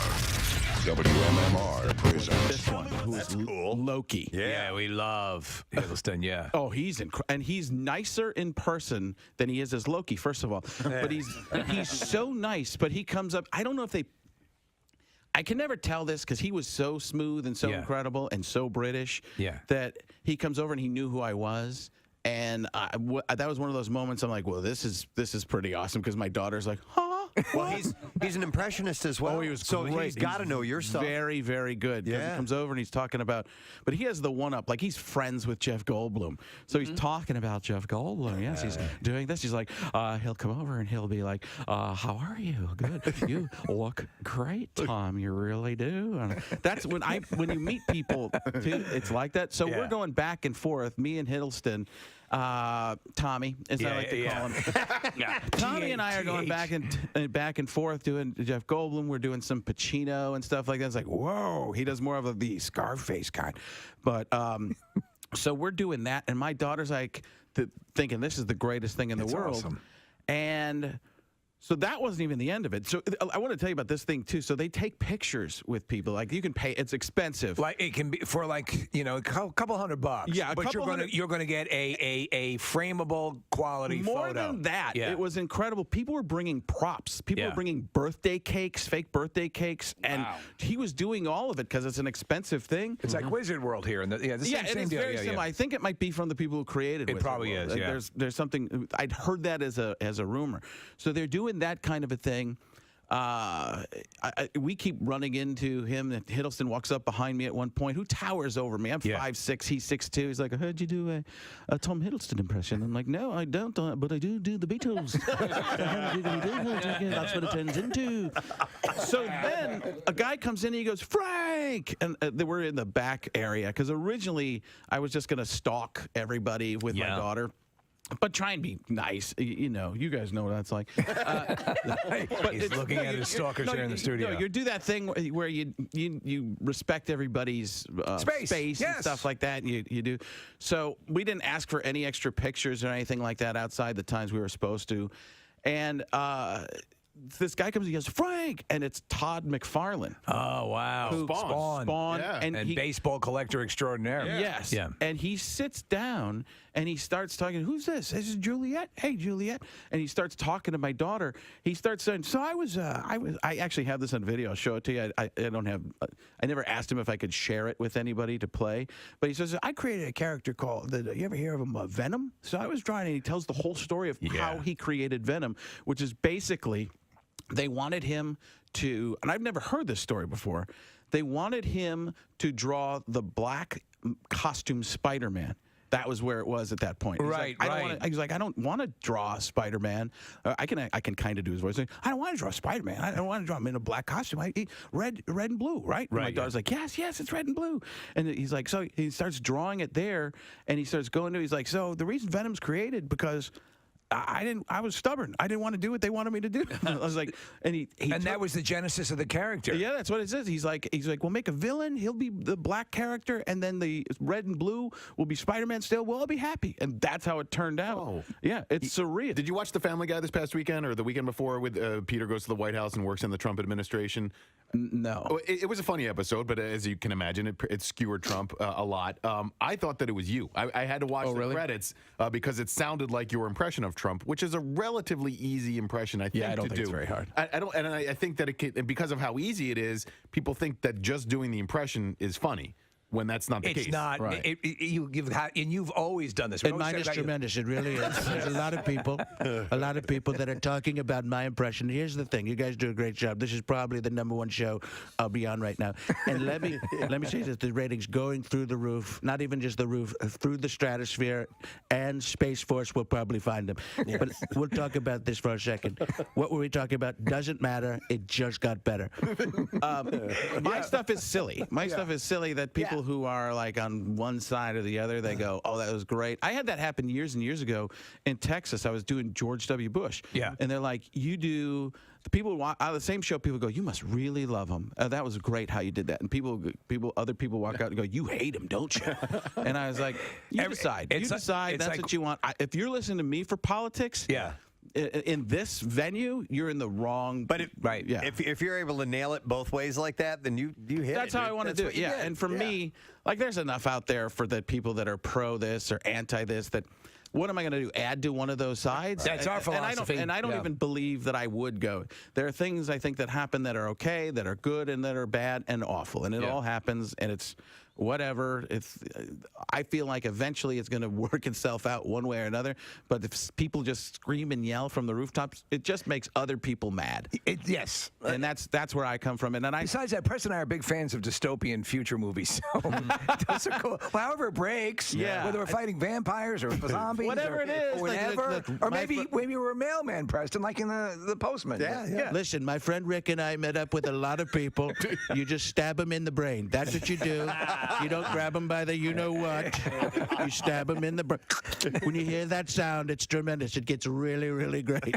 So, interesting story from the Nick McElwain camp. Your son had to have a medical procedure, nothing serious. Yeah, he's totally fine. But this was something that I'd never heard of before, and I thought maybe bring it up on the air because of that. It's called an epidermal inclusion cyst. So I'd never heard of that. I obviously know what a cyst is. It was about the size of like a Mento, and it's kind of like a flat disc, about the size of a quarter, but no thicker than a Mento or a Spree or something like that. Did it have breath freshening attributes to it? Did it have Retsin? It didn't have any Retsin, no. Okay. And but removed quickly, easily, 3 stitches, sewed them right back up. It's funny that you mentioned, Steve, the Mentos and did have the scent to it. When I had a different, and I've talked about it in years past, I had a completely different kind of cyst. It's called the pilonidal cyst in our tailbone. And I got that thing lanced. Oh, God. Most painful experience of my life.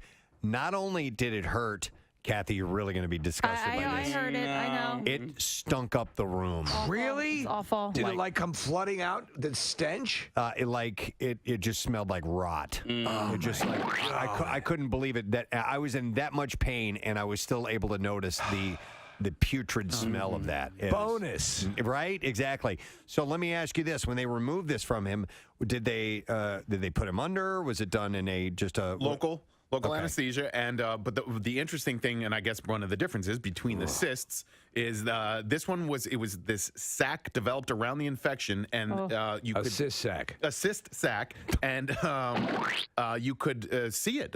So it was encased in this thing, and so it was almost like a solid just pulled right out of his body. So this protective sac that formed around the cyst sac. Was there? It's what the body does to protect itself from an infection. It's amazing what the body does in those cases, the way it attempts to expel anything. Any chance if you had left it there, it would have become a pearl? Maybe.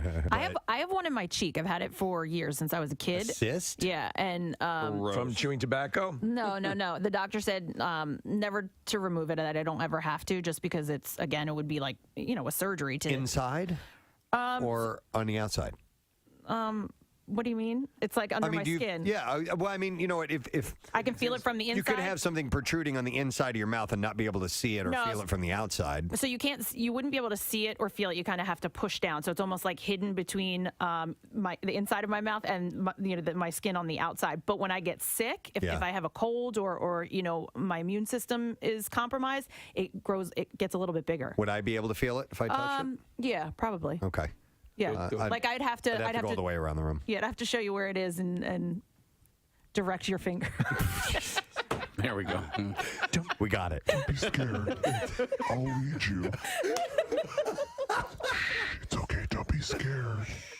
I'm gonna let you caress my inner mouth. I hate you guys. Inner mouth lump. It's all right. It happens to lots of guys. You'll guide my finger? I'll guide your finger. And when I quiver, you'll know you hit it. Listen, I thought, too, about different ways I could say that, and that's what came out, because I knew you were going to make something of it. Oh, I'll quiver when you hit it. That was my best option. Money shot. Yep. Wow. Okay. I've been given the wrap-up sign. We have to take her. I know. Marissa just brought the full list of cysts, Casey. Your cyst is on my list. Because your cyst, I can't resist. All right. I got my finger to your cyst. And I'm feeling you quiver. All right, we'll come back to these. Yeah, because we got to break and come back, and we got to get Lou Diamond Phillips on. But maybe we can run down the list of cysts. The cyst list. A tourist in Gatlinburg, Tennessee, faces a couple of criminal charges after firing his gun 6 times at a bear outside the door of his motel room last Thursday night. Gregory Sapp was enjoying your stay at the Westin? Gregory Sapp was cited for illegal discharge of a firearm and reckless endangerment. Police said Sapp claimed the bear was outside his room on the second floor breezeway of the Motel 6. Dude, I'm just trying to get some ice. Sapp was not injured. Officers with the Tennessee Wildlife Resources Agency were unable to find the bear on Friday. They did not know how many shots hit the animal. It is unknown if the bear is dead or alive. Was there, in fact, a bear? A neighbor, Anthony Gunter, said, I had heard several shots ring out. It turns out this fellow was shooting at a black bear that he claimed tried to attack him and his wife. He exclaimed that it was a 300 or 400 pound bear, which is the exact size of that bear that's been in our neighborhood for a while. It's a big bear, but like I said, I've never had a problem with that bear. Sounds like that there hotel bear we've been hearing about. He said it just goes about its business. Oh, he's a big fella. He said I'm quoting you, he was a really friendly bear. He would just walk over here, leave us alone, go over there. I hope he's alive, he says. Police let me describe what he would do. He'd be over there, and then he'd be over there. I never saw him over there, though. But he was over there? I don't recollect. But he was definitely there in there. Yeah, 4 times. Well, 2 times there and 2 times there. I keep a diary. That's that book that says there on it. That's the name of the diary? Yeah. It's the bear over there. That bear over there. Police said they're still investigating the case. The Motel 6 has several cameras visible on the exterior of the building and the breezeways. We'll leave the bear on for you. Neighbors said they take a wait-and-see approach on whether the animal was aggressive toward the motel guests, but they admit that the Animals roam the breezeway of the motels. No reason to be afraid. The bear was over there. He said those bears will go up and down them ramps of these hotels searching for food, whatever they can find. If the bear was truly aggressive and threatening, the man may be justified for shooting in self-defense. But you are not allowed to shoot a bear just because it's close to you. Just because it's there. Yeah. Where was he? There. Firing a weapon should only be used as a last resort when there is no other escape option. According to them. I don't know how fond I would be of a hotel where there was a robust bear population. On the second floor. On the second floor. He was able to make it up there. Yeah. I don't know. Without a key. All right, another fact that we learned from the Hussein Institute, last. located over 200 sprawling acres in West Virginia. We're going to get traffic from researchers. If your ex wants to be friends,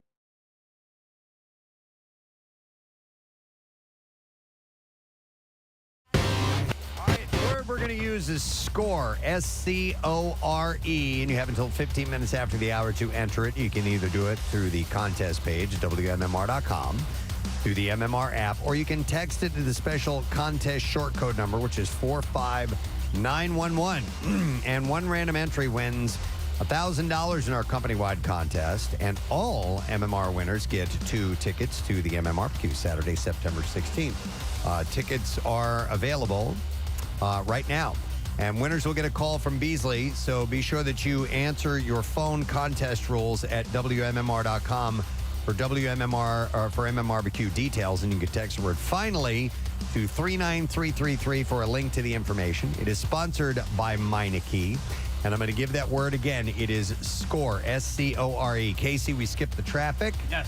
So I had to skip over the music bed. If you could reload that for me, because we're going to take a look at that now. Kathy, what's going on so far this morning? We've got jam traffic on the Schuylkill Expressway, eastbound 202 into Belmont, Montgomery to the Vine, westbound Patchogue to South Street, City to Belmont, and then again from the Blue Route to Gulf Mills, 95 southbound. That's heavy from Academy through to Cottman and the Betsy Ross Bridge into Girard, and actually let's go to Ben Salem, Route 1 to 413, and that's because of an accident that's blocking the right lane. On the northbound side, it's slow from Bridge to Cottman. Blue Route southbound jams from the Mid-County tolls to the Schuylkill Expressway, and then from the Media Bypass to Baltimore, Pike, same on the northbound side. Route 1 out in Mercer County, northbound at Franklin Corner Road, an accident blocking the left lane. You're jammed back to Brunswick Pike. 168 northbound jams Lower Landing Road to Browning Road. 42 freeway northbound heavy the Black Horse Pike to 295. 55 northbound heavy Deptford to 42. And then on 295 northbound, you're jammed from Florence Columbus to 206. That's an accident in the right lane. This traffic report brought to you by InvisibleFence.com. Invisible Fence brand has been the leader in the pet containment industry for 50 years. And with a 99% success rate, you can feel confident that your pet is protected. Visit InvisibleFence.com. And that's your traffic on 93.3 WMMR. All right, we are going to do the Bizarre File, and then we have a friend who's here with gifts for you. WMMR presents Preston and Steve's Bizarre File. Brought to you by Pro Team Collision, your certified collision repair center. If you get into an accident, Pro Team Collision is there for all of your auto body repair needs. All right, when a tourist at a Tibetan hotel noticed a foul smell in his room and asked to move, little could he have guessed he would get caught up in a murder investigation. The traveler spent half a day in the room wondering where the smell was coming from and initially suspected either the bakery downstairs or perhaps his own feet. The two options. So his feet smell like a bakery?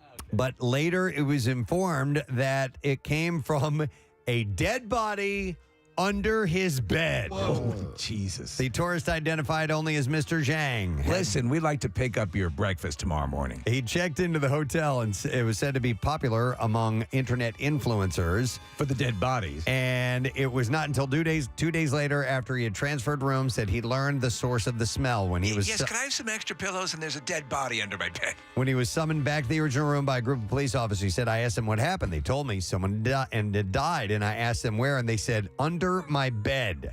By the way, that's a high bed for a full body to fit under. The police told him that they had opened a murder investigation, but he was not a suspect because the body had been lying there for days before his arrival. Zhang said that he had left Tibet as soon as he had helped the police with their investigation, but said he was still reeling from the shock and had struggled to sleep ever since. He said, I stay up until 2 a.m. to 3 a.m. every morning, and the slightest movement wakes me up. It left me in a bad mental state. That's horrific. I can imagine. Okay, here's another lovely hotel story. An evening manager of a Tennessee hotel was arrested after he snuck into a man's room and sucked on his toes. I love this story.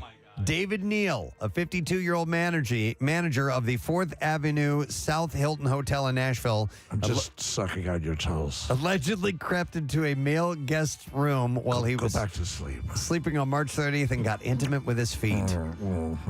Excuse me, sir. What are you doing? I'm just sucking on your toes. Go back to sleep. According to Nashville Metropolitan... little piggy. Oh, God. I mean, come on. According to Nashville police, Neal made Your feet smell like a bakery. Key card Ew. to get into the room and entered around 5 a.m. And by the way, the guy looks like a guy who'd suck on somebody's toes. The guest told police that he woke up to Neal's mouth around his toes and immediately confronted him. He recognized Neal as one of the hotel employees who came into his room the day before to fix his TV. Neal admitted to police that he had entered the room but claimed that he did so because he smelled smoke and wanted to make sure the guest was okay. I better go suck on his toes. I smell smoke. I better get up there and start sucking on that guy's toes. Keep his toes wet so the fire doesn't get to him. Is what I do. Police said Neal never reported smelling smoke to security, and there were no other reports of guests or staff. It's okay, Captain. I've pre-sucked his toes. No report of guests or staff smelling smoke at the hotel. The room key was not recovered, cops said, and Neal told investigators he had thrown it away. He was arrested at his home on Friday and charged with aggravated burglary and assault, currently jailed on a $27,000 bond. Could have been much worse, Yeah. but toe sucking is uniquely disgusting. Yes, he was just trying to help him out. I mean, there was Who a knows fire. that there was a fire? Yeah, so... with the price of candy skyrocketing in Israel because of a viral video, an American couple was caught last week trying to smuggle 375 pounds of fruit roll-ups. Wow. Stuffed in suitcases at the airport near Tel Aviv. The unidentified couple was stopped for going over the 11-pound food limit. I tried to smuggle 10 pounds of snow caps in my ass. A video posted by Israeli news outlet Mako showed a customs official rifling through the bags as an off-camera claim that he bought treats for his family. Why fruit roll-ups? So a single pack costs up to 50 cents at an American dollar store, but can go up to $6 in Israel after a TikTok video showed fans how to freeze and wrap it around ice cream as a makeshift crunchy cone. Interesting. The resulting popularity explosion has made the fruity strips scarce in both the U.S. and abroad and has spawned a black market. Last week, Israeli customs officials confiscated at least 661 pounds of the candy, according to the nation's tax authority. You know, if you own any sort of business like this, you create your TikTok video, the company, right? Yeah. And float it out there, see if it takes hold. So I've heard if you do it with sherbet, it's even better. Really? Okay. I'm not a fruit roll-up fan. Mitchell Cohen, the owner of the historic Economy Candy Shop in the East Village, said that a customer recently placed an order for 10,000 boxes of fruit roll-ups. You gotta try this. It's better than sucking toes. He said, I reached out to my distributors. Hey, guys. And they said, look, dude, I haven't seen fruit roll-ups in months. He added that he saw a similar viral obsession during the pandemic when customers went crazy for toxic waste slime liquors. Hey, do me a favor and slam that like button. They blew up on TikTok so much that I couldn't keep them on shelves. He said it was nuts. So That's crazy. Israeli authorities would not say if the Americans were detained or if their sticky stash was simply confiscated. Just go back to smuggling heroin. And there you go. That's what I have in the bizarre file for you. I have even more great stories, which we'll get to later on this Those morning. are terrific. But right now, Yeah. we want to, all right, real quick. Let me remind you that your word is SCORE for MMR's Concert Cash. We announced it just a little while ago. The word is SCORE, SCORE. Text it to 45911, or you can go to WMMR.com and enter there or through the MMR app. So good luck to you. We want to talk about mothers. Mothers, there are no others. And Mother's Day this weekend. And we've been telling you all about an item that you can get from our friend, and he is here this morning, Mr. Steven Sager. Good morning, guys. Thanks for having me in. Nice to see you, It's sir. nice to see you. Let me give everybody a happy early Mother's Day this Sunday. Yes. The mother who got you, took care of you, wiped your nose, wiped your backside, everything else. Yep. You know, the mother of your children, your grandmom. Any mother. You got to say, my mom's is 84 this year, and, you know, spend time with them. Take them out to a nice brunch, but you got to do the I love you gifts. Yes. The things that are going to last, the things that are going to make an impact. A friend of mine's mom, as we speak today, is having surgery for breast cancer. And, you know, so you never know. Like I said, you want to do it for a happy time, a happy occasion. Say, I love you. You know, we all have everybody's getting older. Everybody has struggles, family issues, things like that.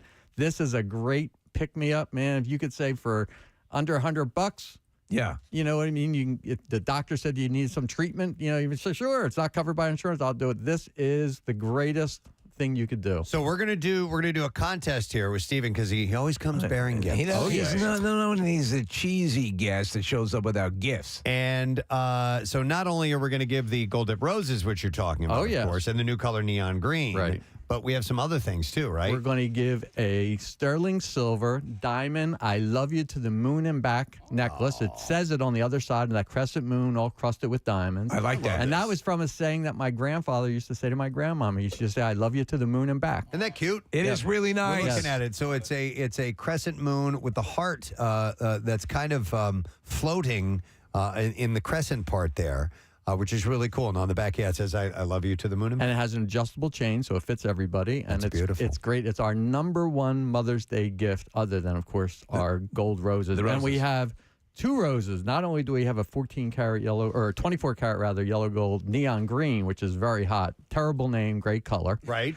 But we also have a rose gold rose. Oh, I know this one. This is it's called the I Love You Rose. It's a blush color, but it's rose gold, which is very, very hot. I like rose gold. Rose gold is like the 24, like the gold watch that Embiid got as a gift. You know what I mean? For when MVP was in rose gold. This is almost exactly the same thing. What would Rose you gold like? iPhone. This watch or this gold rose? Exactly. By the way, you're right. The neon green, bad name.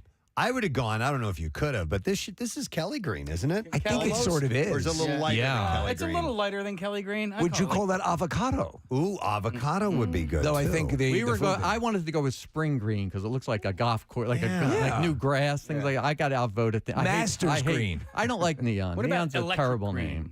But it's a great looking color. It's a beautiful pops rose. and it looks great in the bouquets. I love it. Nice. Yes, thank you. All right, so we're going to play a game. Right now, we're going to get some callers on the line, 215-263-WMMR. And I have dubbed this, because I couldn't think of a more creative name. It's Name That Mother Effer. That's it. Yeah, so, There you go.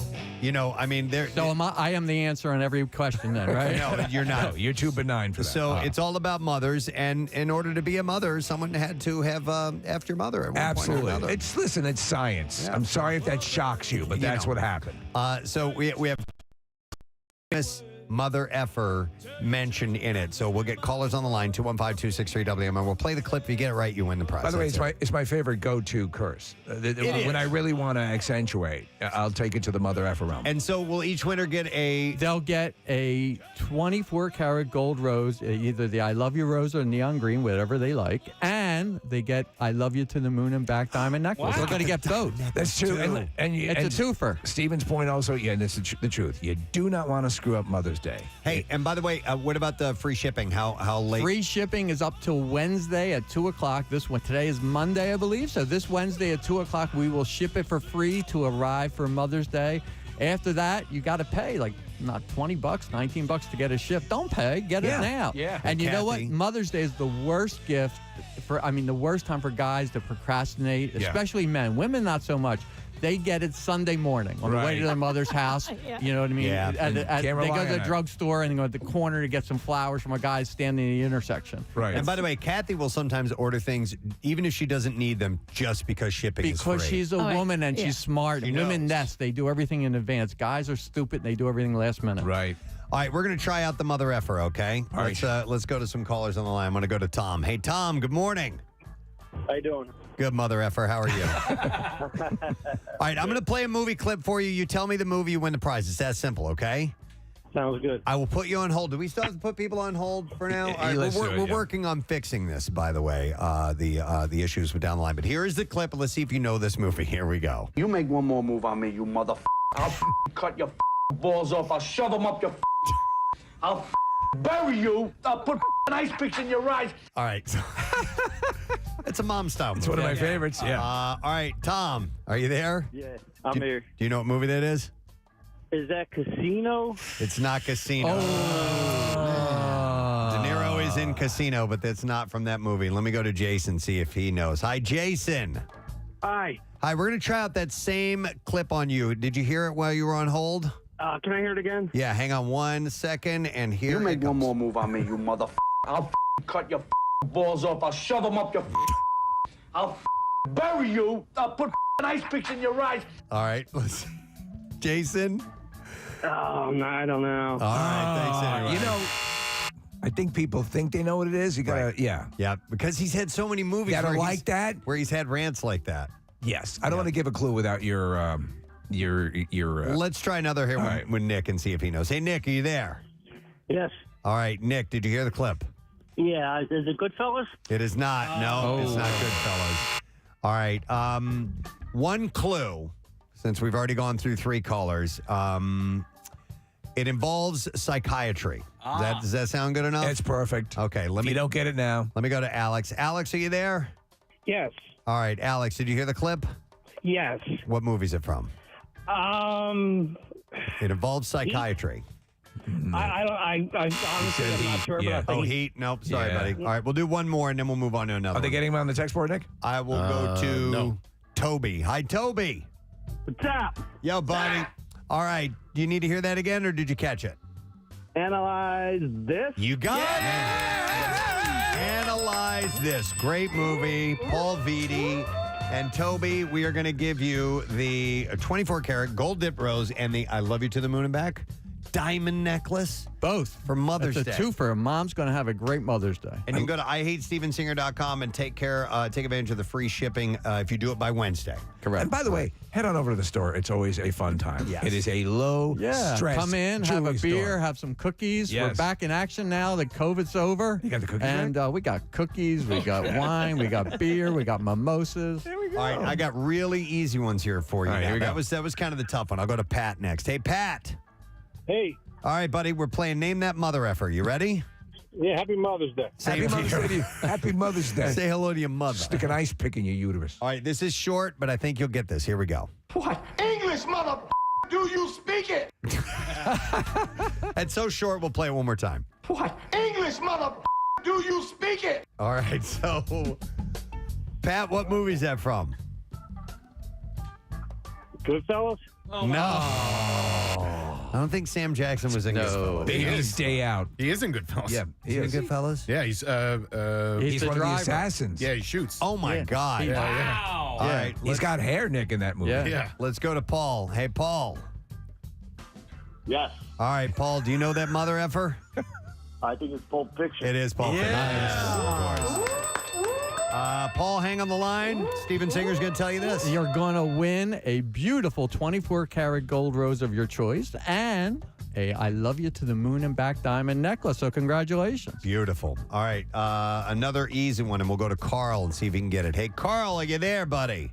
Yeah, I'm here. Go ahead. All right, hold on, All buddy. right. All right, this one you ought to know. This is an iconic line. It's very, very short. I'll play it a couple of times. Here we go. Yippee-ki-yay, mother. All right. Classic. Yeah, and one of the best mother effers ever. One more time. Here we go. Yippee-ki-yay, mother. All right, let's see if Carl knows it. Carl, Yes, sir. what movie? Oh, my God. I'm having a brain fart. Oh, my God. Oh, no. Carl, good to see you.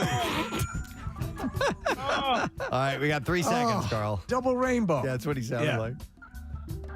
Time's up, Carl. It was good to see you, but gotta let you go. Carl, good to see you. All right, we'll go to Steve next. Hey, Steve. Hey, good morning, guys. Good morning, buddy. All right, do you need to hear that clip again? No, sir. That's Die Hard. Of course it is. Hang on, Steve. You get the gold dip rose. You get the I Love You to the Moon and Back diamond necklace, exclusively available at Steven Singer Jewelers. All right, we have two more. One more. One? Yes. One more? Uno More. mas Come on, el let's get a one. winner. This Yes. is an easy one, too. I believe it is. Hey, Reagan, are you there? I'm here. All right, Reagan, we have your music playing. All right, This is for mommy. This is... I have a mommy, and I call Nancy mommy. Let's put you on hold and try this one out. It's kind of faint, but let's see if you can get Steve. This is one of your favorite lines. Here we go. You one ugly mother. All right. I'll play that again. See if she can hear it. You one ugly mother. All right. And back to, I can barely reach the button here. Hi. All right, Reagan. Yeah. Do you know what movie that is? I have no Okay. Thank you. Baby's Day Out. No, it's not Baby's Day Out. We'll go next to Michelle. Hi, Michelle. Hi. Hi. We're playing Name That Mother Effer. Did you catch that clip? Well, I had a really hard time, but I think it was the accent of Arnold Schwarzenegger. Okay, we need to know what movie that's from. The Terminator. No, I thought she was going to get it. Sorry, Michelle. All right, we'll go to one more caller and see if he can get it. This is Jim. Hey, Jim. I have 3 testicles. Of course. Walk proudly. Don't we all? All right, Scott, what movie is that from? Scott or Jim? Jim. But your name changed. In Preston's defense, your name on the board changed from Well, Scott. Jim is short for Scott. Okay, so Jim. Oh, good. Okay. Get to the chopper. Predator. Predator. He said it. That's right. You got it. Hang on, Jim Scott. We're going to give you a gold dipped rose, 24 karat gold dipped rose from Steven Singer Jewelers. The color's really nice. Either rose gold or neon green. You get a neon green in 24 karat yellow gold, or you can get a rose gold rose in rose gold, which is called I Love You Rose, and it's a blush color. I'm Both taking are this beautiful. one, by the way. By the way, look at the difference between the golds here. Don't they look cool together? I'll tell you this. Really great. That you're right with the name on the green on the. It's a horrible name, great It sounds color. like a billboard, but it's a much. I think it's a much. In person, seeing it, it's a much better organic color. People are going crazy over the color when they see it, but the name is We screwed up the name. Listen, come to us next time. But you know what? I'm having a weird morning. Nick is here sucking on my toes from the other story. And that's the way he greeted me when I came in, with some of those lines. I didn't know we were having a contest. I thought he was just saying hello. Yeah, just cursing at you. I thought you were into it. All right, listen, That's what you told me last night. I was picking up that vibe, too. That's what we have the green room for. Yeah. All right, man. Well, listen, it is great to see you as always. Thank you so much for having me. And don't forget Mom. Sunday, don't forget Mom. And don't be the dummy that pays for shipping. Get it today. Be done with it. And also, we'll give you a free Mother's Day card. You can write a nice Mother's Day card in there, personalized, that you'll save. It's terrific. Love it. And we love your continued support. Thank you so much. Love you guys. Steven Thanks, everybody. Singer. Thanks for having us. We hate Happy him. Mother's Day. And we love him like we love your mother. All right, let's take a break, and we'll come back in just a moment. Don't forget, we're going to have Boxer Michael Spinx here in the studio in a little while, and we have information coming up on I Bleed for Preston and Steve Blood Drive. We'll get back. Stay there. Preston and Steve on 93.3 WMMR. If your ex wants to be friends, that's sign of being a psychopath, possibly? In 2016, researchers from Oakland University in Michigan found that people with the so-called dark triad personality traits like narcissism and psychopathy, I guess is how you say it, He's a member of the Dark Triad. often, Like Cobra? I'm going to have to take him out. often keep their He's exes... the disease. I'm the ex-boyfriend. No, they often keep their exes around for calculating, self-serving purposes. Okay. A desire for continued sexual access, financial help, or a need to still exert some control over a former partner were among key reasons for maintaining contact, especially for men. These are facts, yes, from the Just Saying Institute. From the Just Saying Institute. That we end up just saying things at the Just Saying Institute. That we have found out over the last 10 years about relationships and That's a decade.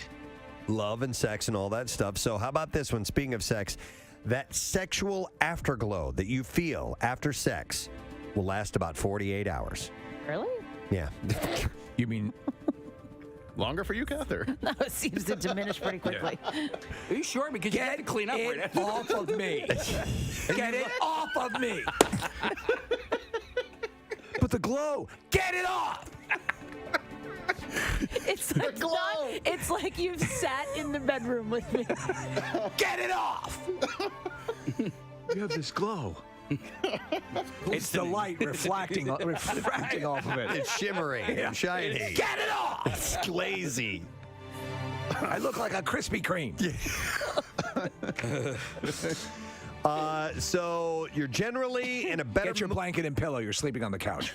You're generally in a better mood after sex thanks to a flood of endorphins and other feel-good hormones released post-climax. Positive effects of getting laid last up to 2 days. And that the feeling can help couples bond over time. I always let out a big sigh when I close the laptop. Says there might Clear history and there might be erase the history. What's on Google News? There might be an evolutionary reason for the 48-hour shelf life. 48 hours is roughly the same amount of time that A, conception is maximized, B, it takes sperm concentrations to be restored to peak levels. Do we have to guess which one? And C, no, these things all happen. All the above. And C, sperm remain maximally viable in the female reproductive tract. So all that happens over 48 hours, and it's all You're apparently. the semen. I'm the afterglow. Just let him be here. All right. Let him be here. That's Cobra. That's Cobra. I apologize. He's a professor at the Josane Institute. I didn't know. Oh, my God. All right. Josane Institute. I'm a professor teaching classes daily. Meghan Markle is opening up about the pressures of being a new mom in the public eye. Thank you for asking, because not many people have asked if I'm okay, but it's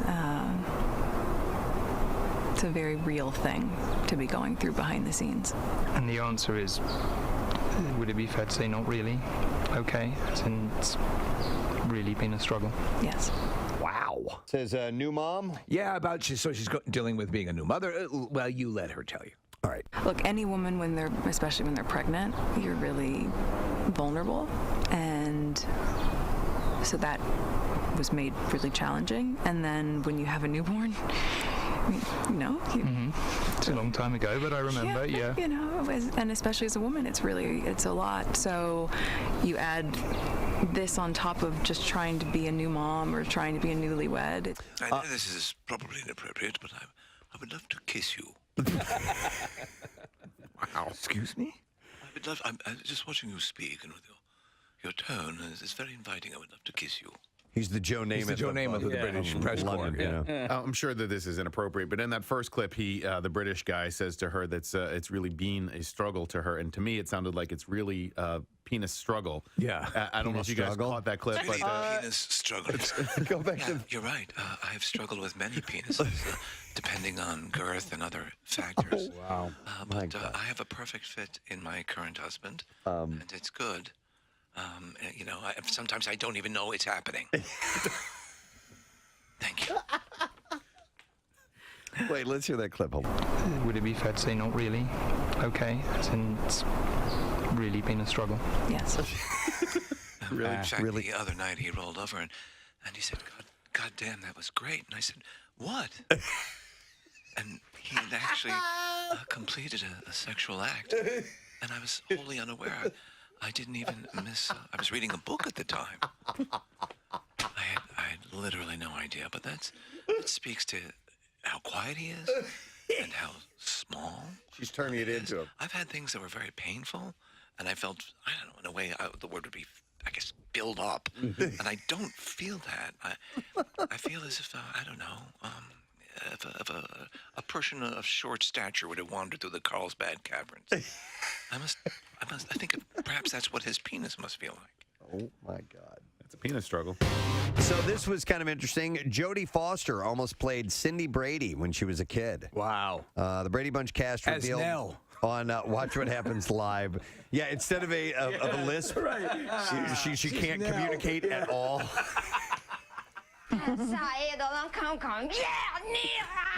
So Cindy, Susan Olsen had a little bit of a lisp, and yeah. Cindy, you can't go smearing your feces on the attic wall.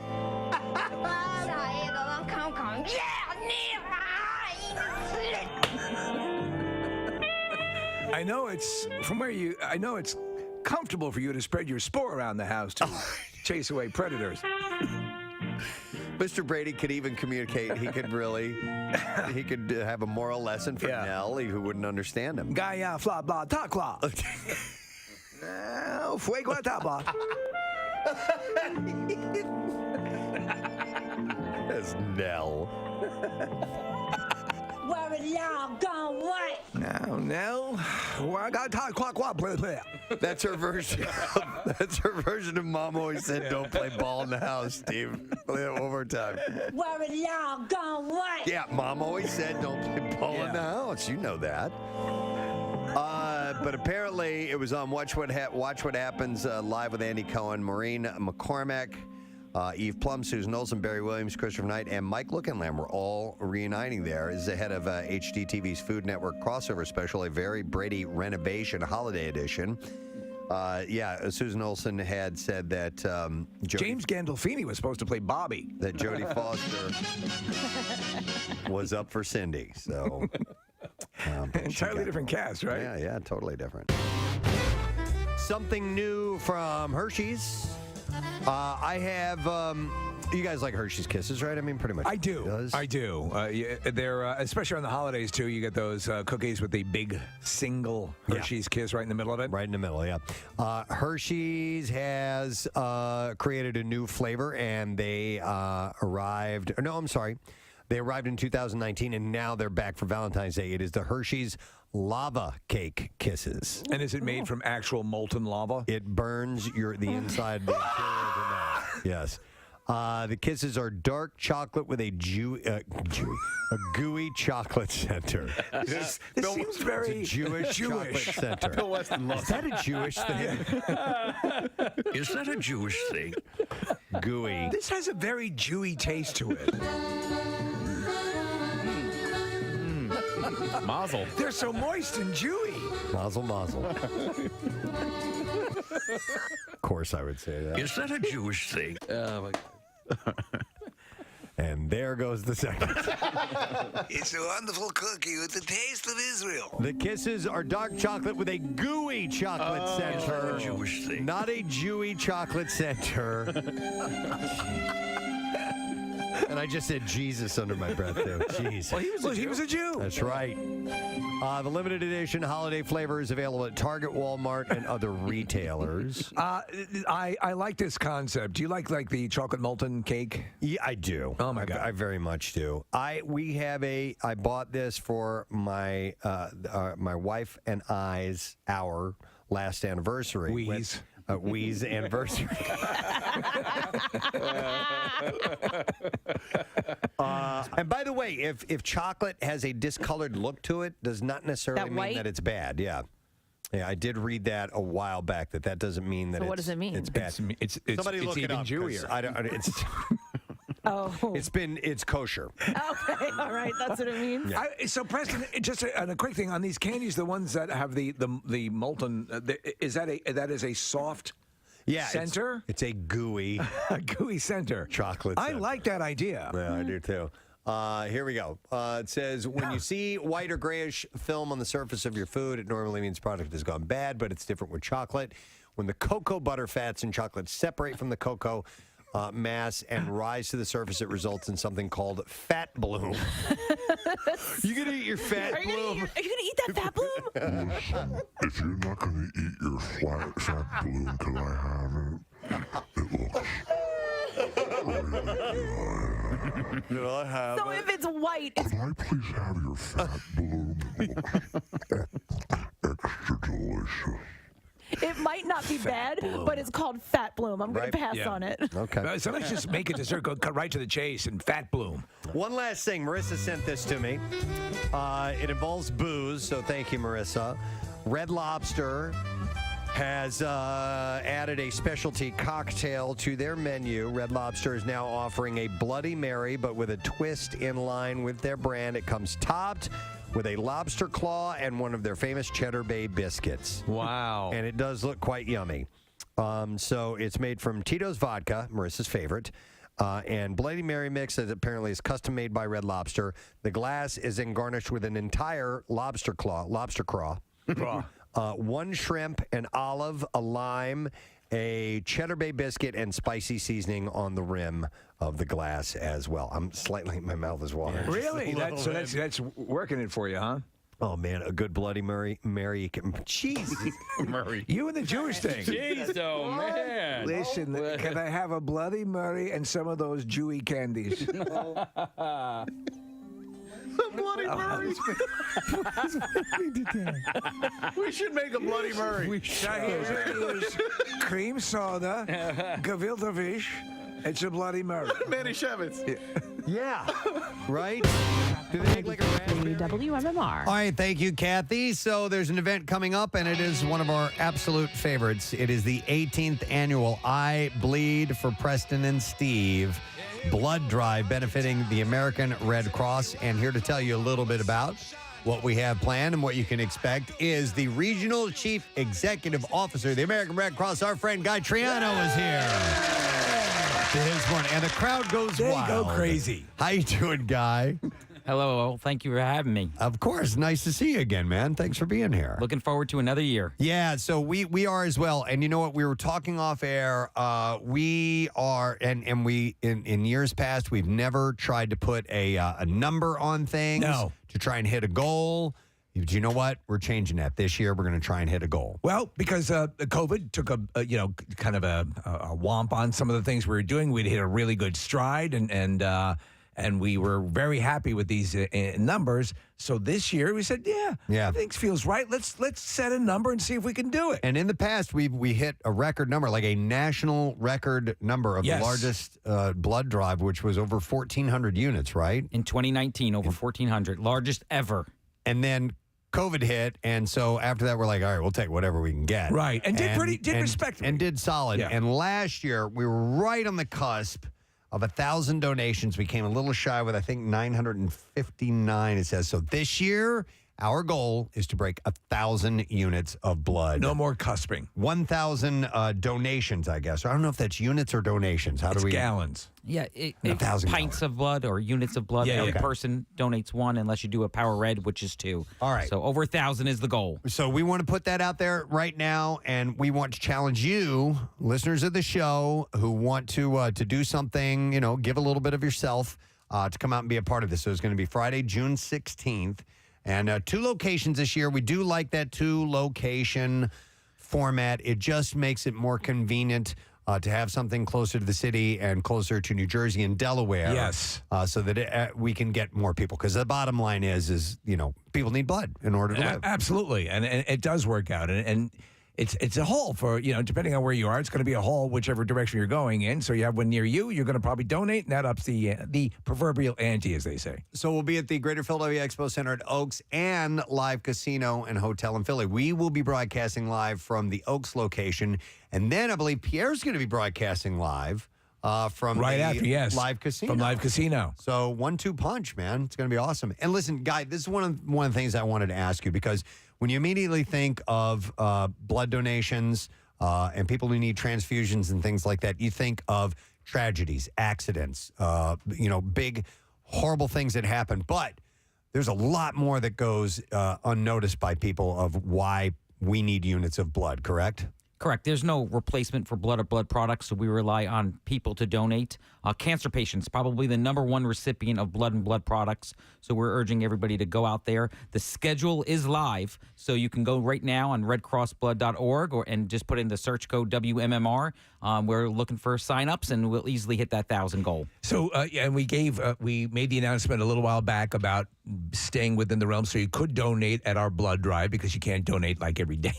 There has to be a period of time before you can donate again. So a lot of people were very glad to get that demarcation, so to speak. Mm-hmm. And I think, listen, you know how generous the listeners are and people that, whenever we have a charity of any kind, they step on up. And this one in particular resonates with a lot of people because when we're there broadcasting or at the blood drive, for whatever capacity, people come up and everyone has a story about somebody they know who was helped by getting units of blood when they needed it, when they were in the hospital or had an accident or cancer or whatever. So it hits viscerally with everyone.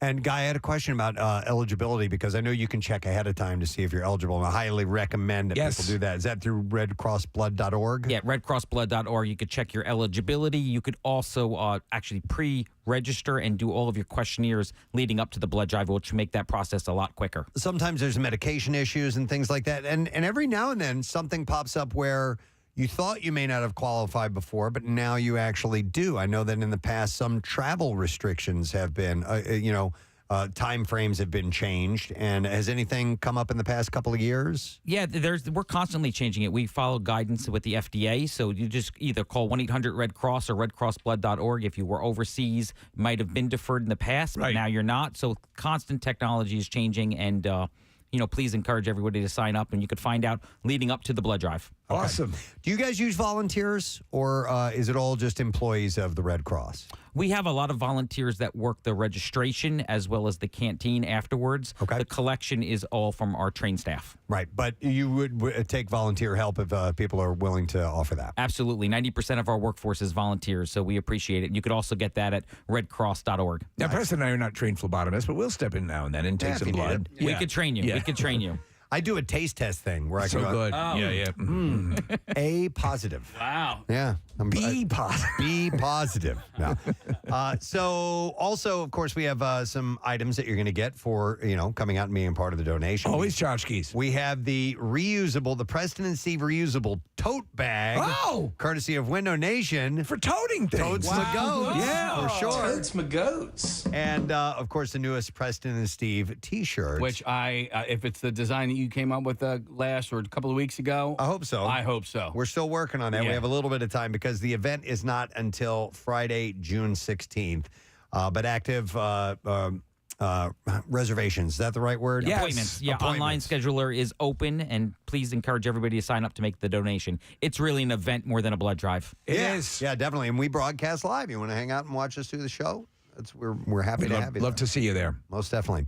Anything else you want to mention while you're here, Guy? Just thanks very much. This is 18 years strong. This relationship and this partnership is amazing. And, on behalf of the Red Cross, thank you. And thank the donors out there. Encourage you to sign up so we can beat that 1,000. Yeah, right. We will. Right. Thank you. Let's hear it for Guy, guys. Guy Troiano of the Red Cross. And you can go to redcrossblood.org and get yourself signed up. Of course, you can go to WMMR.com and all the information is right there. And by the way, Brent is going to be broadcasting from the Oaks location as well. So Brent Porsche will be showing up. So the entire day. Yeah, it's fantastic. And Pierre live from Live Casino.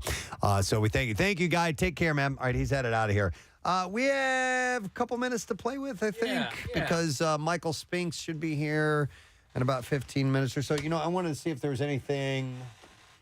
some of my Rocky impressions. Now that you're here, it's not that good. I know what you wanted to bring up earlier. It's the list we never got to, Preston, which was the drink that is making its way into. I want a little. You want to have a little bit of breathing room? Yeah, we don't have. We've only got like 5 minutes, 10 minutes. So I want to hang on to that. But here's how about what is love? No, not what is love. How about this? The fattest states. The fattest states. Now in actual miles across, or the amount with the most corpulent people? This is corpulent people. All right. U.S. News and World Report has crunched data on obesity in America and ranked states accordingly. The CDC estimates that roughly 1 in 3 adults in the U.S. qualifies as obese. Yeah. A third of us are over our healthy weight. We're obese. We're obese. We're not just east. We're over our beast.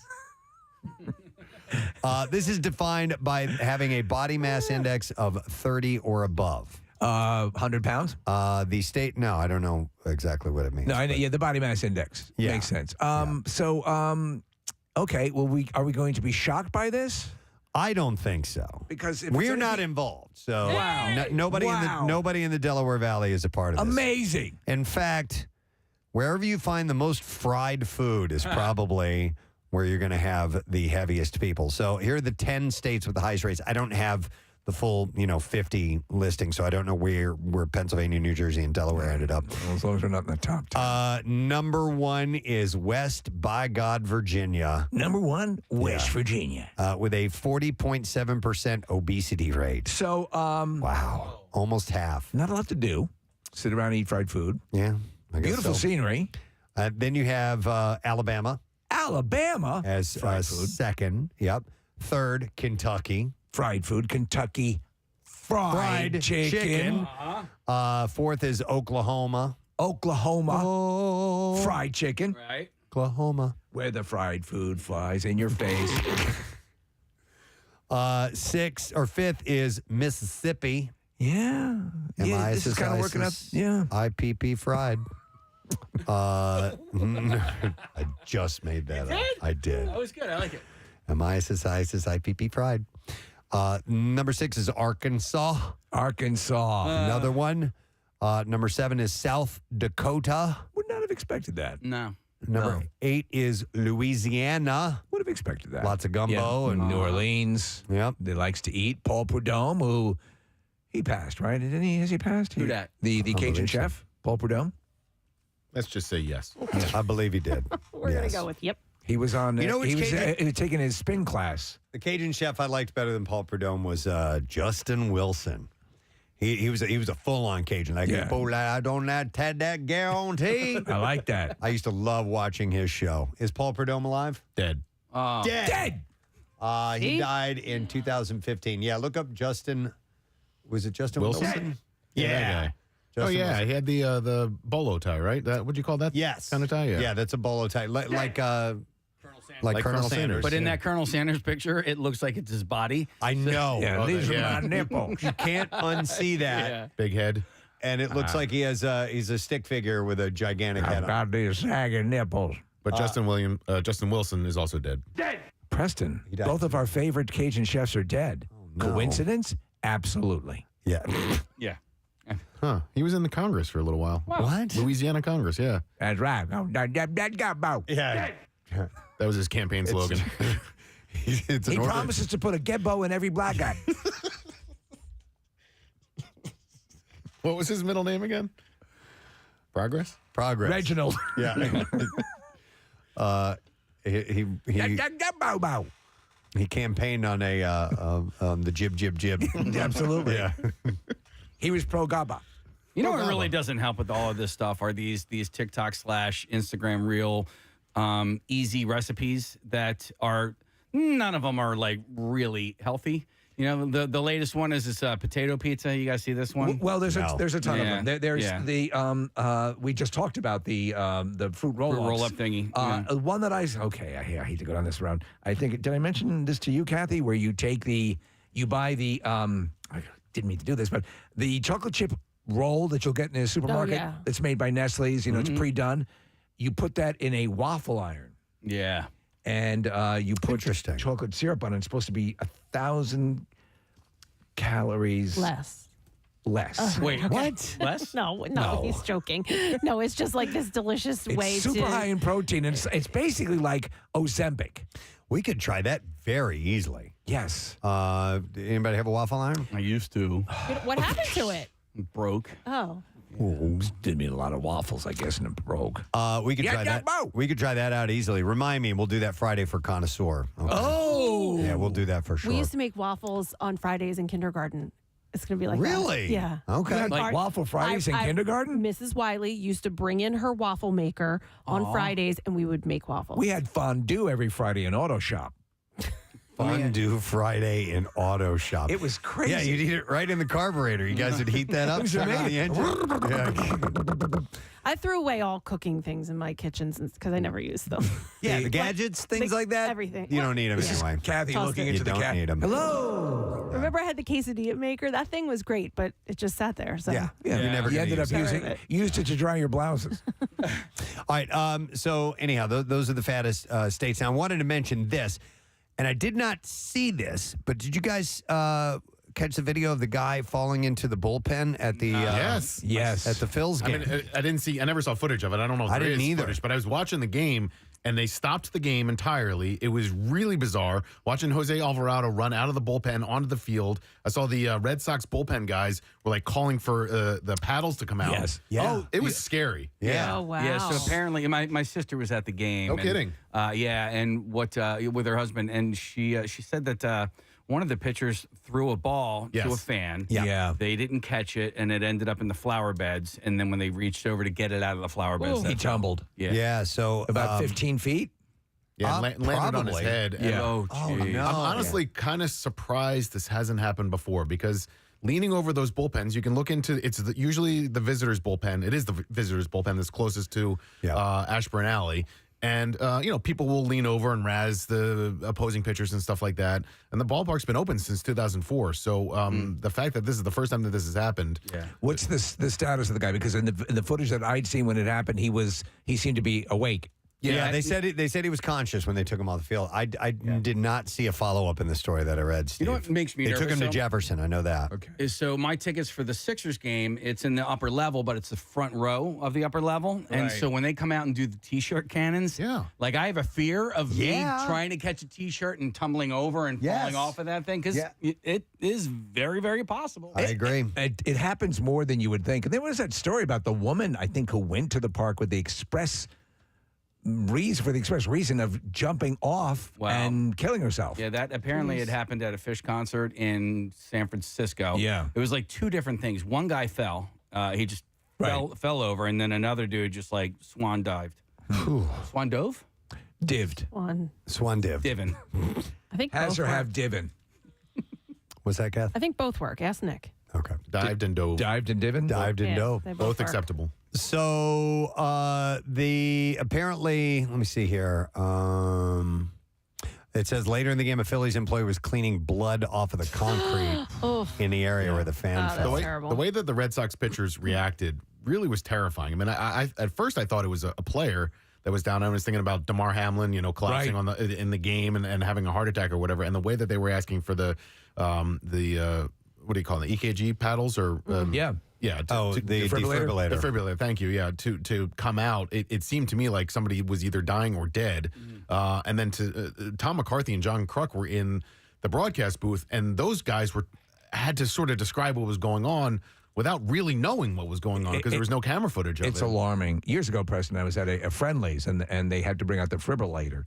The actual fribrillator, not the defibrillator? Yeah, it actually makes you fribble right at the table. I need a milkshake.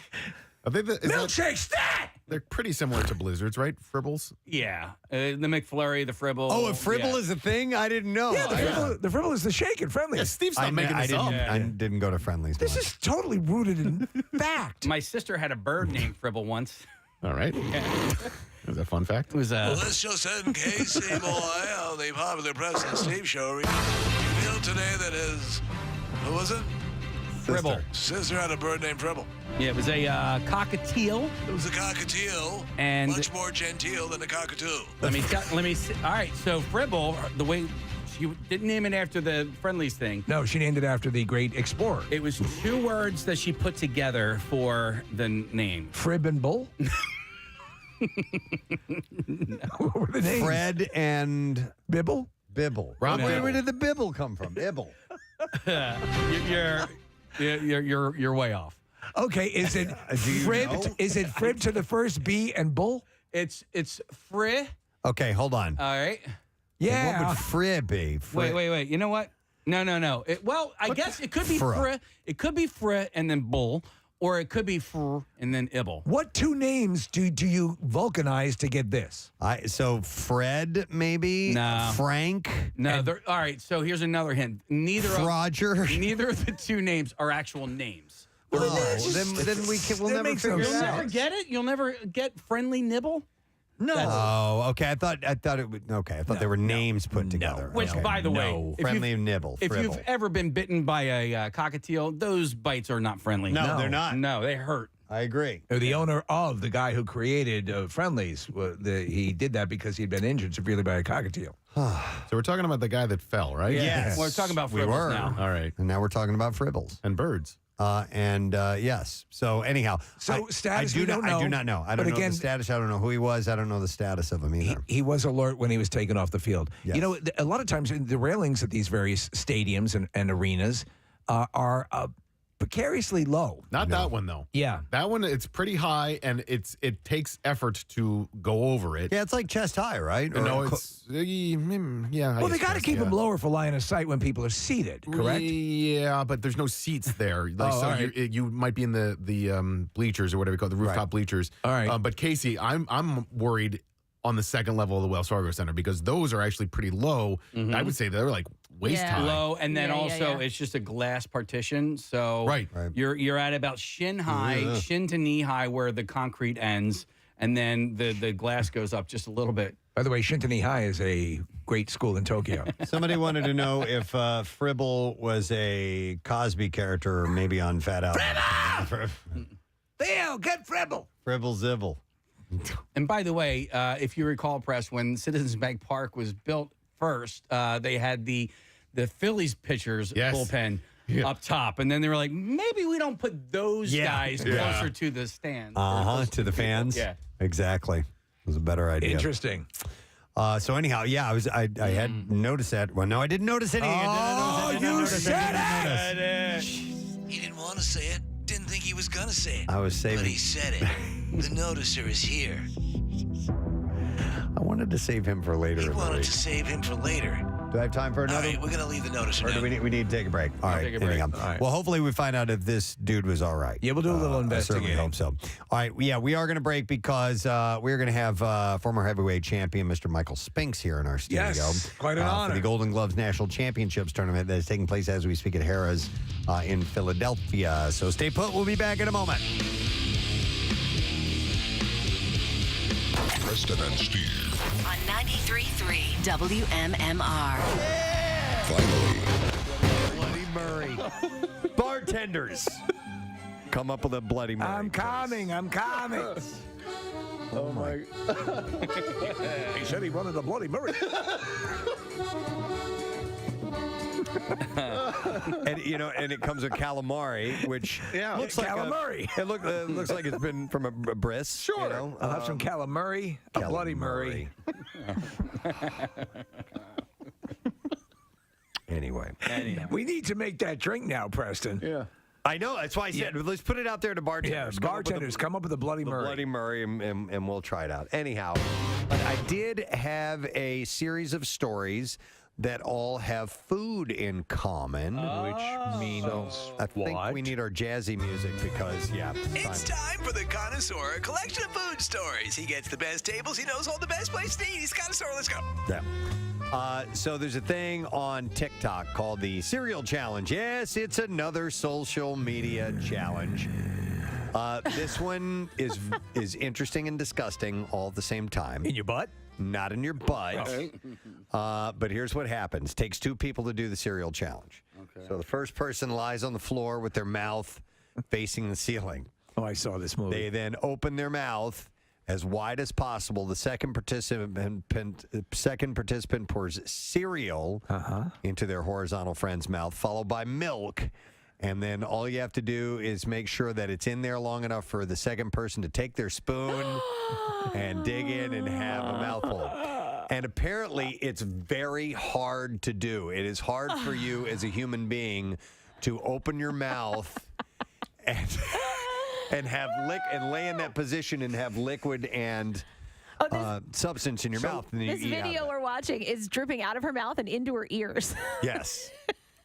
I'd rather do the Tide Pod challenge. Yeah, exactly. Seriously, Steve. Yeah. So you're telling me you guys want to try this? You want to send somebody down to Joe's to get cereal and milk? Is that We what can you were try saying? it. Marissa just brought the cereal in. Do we have milk? We could use water. But who's going to do it? You know what? That's gross. No. Oh, what do you mean? I'll do it. You know what? How about piss? We have cream. Casey, I'll eat it out of your mouth if you want to do it. Yeah. Really? You guys are so gross. Sure. All right. I wouldn't even do that. No? No. Oh, come on. What's going to happen? Is there germs in there? Oh, man. You know what? So we're seeing a video. I wouldn't do it because it's almond milk in this one. Oh, yeah, that's just gross. Do we have any milk? Yeah, we got cream. Okay. I mean, we could. Let's do it. Do we have a tarp? Let's put it down and do it. Yeah, we got it. I think I have some. Yeah, Casey's got something we can lie down so Bill won't freak out if we have get some of our those- disgusting carpet a little dirty. Let's just keep getting it dirty so they replace They'll it. replace it. That's phase 3, apparently, where we're going to get. Okay, yeah, Casey's got. All right. He's got a little. Nick, trash you maker. ready? Yeah. Where do we want to do this so we can get good On video? the roof. All right, so Casey is he's putting on his makeshift poncho. I'm worried about choking. Does anybody here know the Heimlich? I do. I've done it before successfully. I know of it. Yeah, Case, I'll take care of you. I'll get you. Thanks, Kathy. So he's now. I can't see him. Hang on.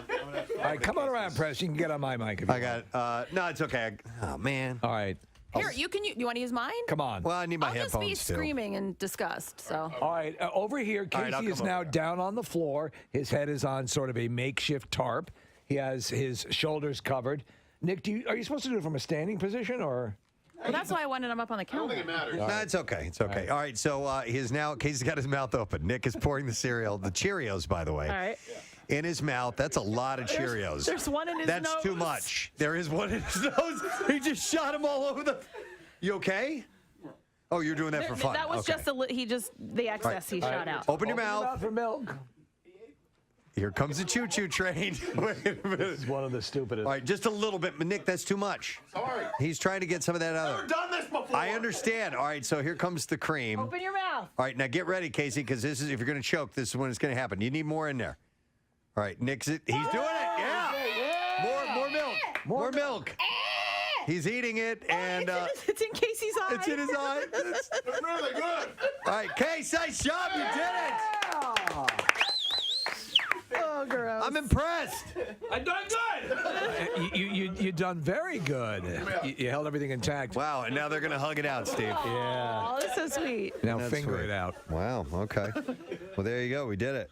I hadn't had any breakfast. I love Cheerios, by the way. Yeah, it was good. I just prefer a regular breakfast bowl. It says here, yes, some people wear protective clothes when they do it. It's pretty likely that milk will get everywhere no matter what. He didn't put much milk in there, though. But I was good either way. I mean, you totally could have loaded up. I was more afraid of choking you with the milk than I was with the Cheerios. What about the spoon? How deep did you go? To the tongue? Yeah. Back of the teeth? Ew. Well, Yeah, I know it is. Yeah. Somebody's saying just to piss Bill off, we should do it with soup sometime. No. I have a variety of stories, and I would do the connoisseur. I have like 3 food-related things, But there's not enough to fuel it, but right? that's it. And you don't want to be dishonest with the No, listeners. I don't want to do that, and I don't want to, I don't want to just flip things all of a sudden.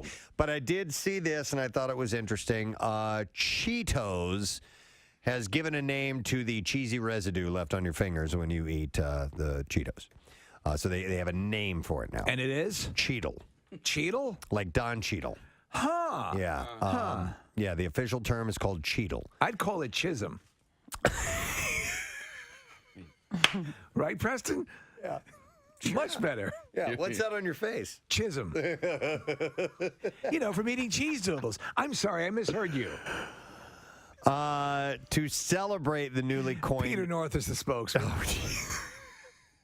Just sitting here watching TV.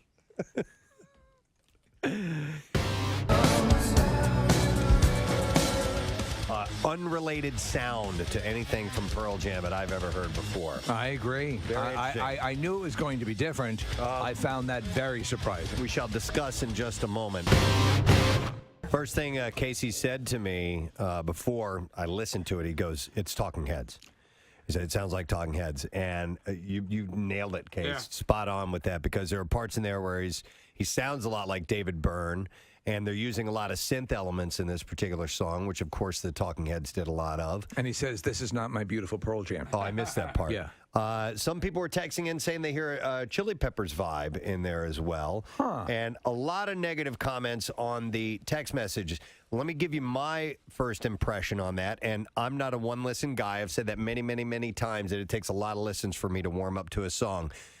Casey and I listened to about the first minute and a half of it in the Q speakers here in the studio earlier this morning. I thought it was terrible. I didn't care for it. by the last 30 seconds here of that, I think I like it. So that's how quickly it turned around. I'm not a big fan of Eddie Vedder's voice in general, meaning the vibrato that he does. It's very choppy. But I think it fits well with the grunge, heavy, distorted guitar thing, and it kind of slides in there well. That's why I didn't like the beginning of it, because you can really hear his singing. But by the end of it, the melody kind of got me. I've always been a sucker for synth pop. It's interesting that Pearl Jam's going that route. You can hear Matt Cameron is clearly using electronic sounds in his drum kit. There's a keyboard thing going on there as well. Who would be playing that, Nick? Is Eddie going to be playing keys? I don't know. I mean, they got two guitar players, so somebody could step up and play that. Eddie can play piano, but it's probably the producer, I would think. He does some growling in this video or in this song too. I heard like kind of angry Eddie, which I haven't heard in a long time. Right. So there's the vibrato stuff, which you don't care for, but then this is like some rock. Yeah, like that. He's pretending to be a dog. Casey, play the. Yeah. Let me play it again. Yeah, let me see. Isolated. Let me see if I can. Hang on a second. It's like just a couple seconds in. Hang on. Listen.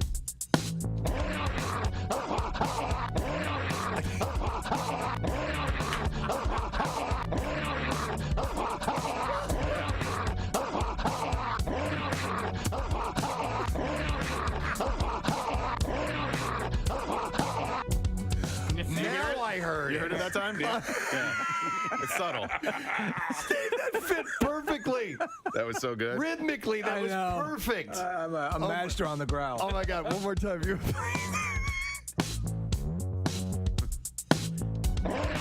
I missed it. You cue me. Here we go. Wait.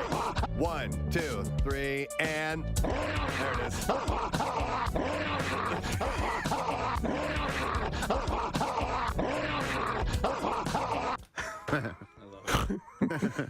You sure you want to do this, Ed?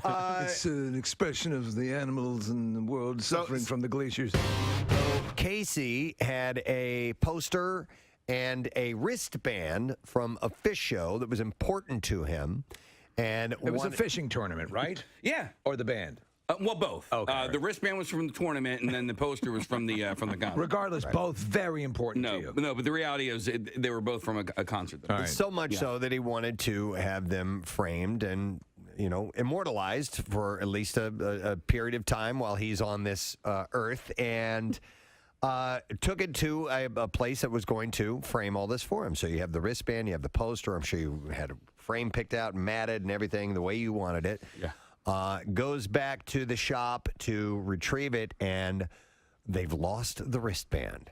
Yeah. Oh, man. Yeah, exactly. So the right? poster is done, and you wanted the wristband in the same display. It was like a ribbon across the bottom corner of the poster. And you'd set it up that way. Yeah. What was their explanation?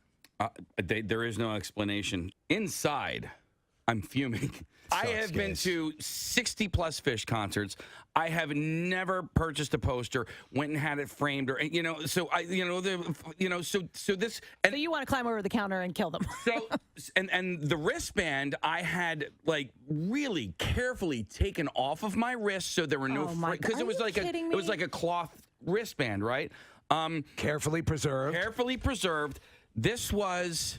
I was going to give it as a gift to a friend. Oh, no. And then the more I thought about it, I'm like, I think I want this for myself. Okay. Yeah. Okay. Yeah. So now I'm like fuming. So I had gone from this place. Right. I didn't blow up, but I had gone to this place and I went to a drive-through, a quarter of a mile down the road. And I got my money back, and I'm pulling out, and I noticed that one of the quarters is a Canadian quarter. I stopped my car. I put it in park. I went into the store. Now, I didn't raise a stink. 25 cents. For 25 cents, I go, you guys gave me a Canadian quarter here. And they're like, oh, okay. Let me ask you something. What country are we in? Do we have provinces like, I don't know, Ottawa? What is this? Yeah. Is this legal tender? I in my life have never returned a foreign coin before. I've never even just kind of considered that. What did I order? Poutine? What did I come in here on a moose? What am I, a Mountie? Where the hell are we? Does it say Tim Hortons outside of this Come on, for establishment? Christ's sake! What am I, Trudeau? Did I drive here 35 kilometers per hour? Jesus Christ! I didn't make a big stink about it, but I go, hey, this is a Canadian quarter. I couldn't help but notice that there was a ridged potato chip in my bag of regular potato chips. Oh my God! Parlez-vous English? I would be raging. You're better than me. I would be raging out of control at those people. And Why not give me the right change? Eh? Eh? It's Shirley Bassey's birthday today. Binga! Yeah. Love her. Pretty girl, beware of his heart. WMMR. All right, thank you very much, Kathy. Our next two guests are here to talk about a little bit of boxing happening in our area. The Golden Gloves National Championship Tournament is taking place starting today, by the way, and will be at Harrah's, Philadelphia. Runs through Saturdays. There's a lot of great boxing that's going to be taking place. Starts 5 o'clock each day, according to my little info sheet here. We would first and foremost like to welcome, ladies and gentlemen, Mr. Michael Spinx to our show. Good morning to see you, Michael. Nice to see you too. Thanks for being here. And also, we have the president of the Golden Gloves of America, Mr. Bob Russo. Yeah. Thanks for being here, Bob. So the event gets underway tonight, right? As I said, I'm not wrong about that. Right. How many fights each day are going to be taking place? Oh, God, there's 25, 30 bouts in 3 rings. We got about 360 boxers here from every state in the union. Wow. This is the launching pad of all the greats like Michael Spinx and Mike Tyson and Joe Louis and Sugar Ray Leonard, all of them. And Michael, you were a Golden Gloves boxer as well, right? Yes, I was. Twice champ, were you not? Yeah, twice champ. Yeah. So how old would you have been when you were in Golden Gloves? How would I have been? Yeah. Around that. You in your 20s? He doesn't want to even think about it. I was in my teens. Yeah. You're a young man. Wow. So is that, for those who don't know about Golden Gloves boxing, where does that rank or as far as, because I don't know all the different boxing organizations or groups, so where does Golden Gloves fall? Well, it's amateur boxing, but Golden Gloves is the best brand in boxing. Everybody knows what Golden Gloves is, and this is the 100th year anniversary too this year. It's been the most revered, and as you said, it's a stepping stone. You're immediately considered a serious participant in the sport if you go through the Golden Gloves route. And I mean, so how long have you been involved with the organization? Me? Yeah, you. Well, since he was in the teens. Yes, no, you. Oh, me? Yeah. Oh, I've been since I was 8 years old. Okay. Wow. And you were a boxer as well, I assume, right? Okay. Yep. And so did you make it to professional boxing after that? I got an eye disease, and that stopped that. But I have a gym. I own a gym myself for 31 years. Okay. Actually, I have 4 of my own fighters that are in this tournament. Too. Okay. Nice. How do you like your chances? I think they're good. Nice. We do real well. Michael, you were Golden Gloves, and then you went into Olympic boxing. Was that at the same time? Well, it was not at the same time, but Okay. right after, actually. Right afterwards? Yeah. Yes. And that was 76 you competed? Yes. Gold medal winner? Yes. Gold medal winner. Wow. That's huge. That's right. What did your parents think about that when you brought home a gold medal? My mother was. They invited my mother to the fight.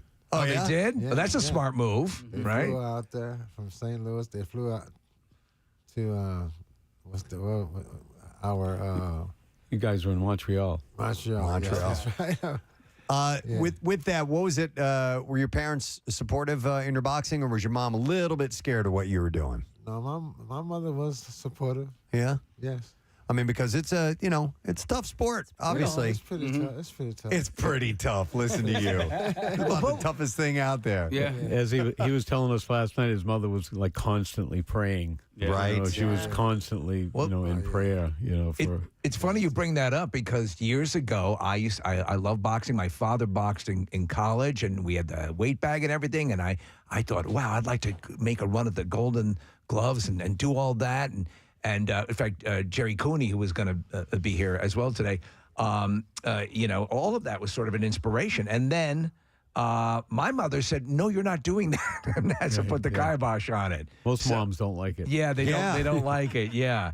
So after you had a run of success, Michael, you took a break from boxing for a little bit, right? I think you went back to your old job in St. Louis.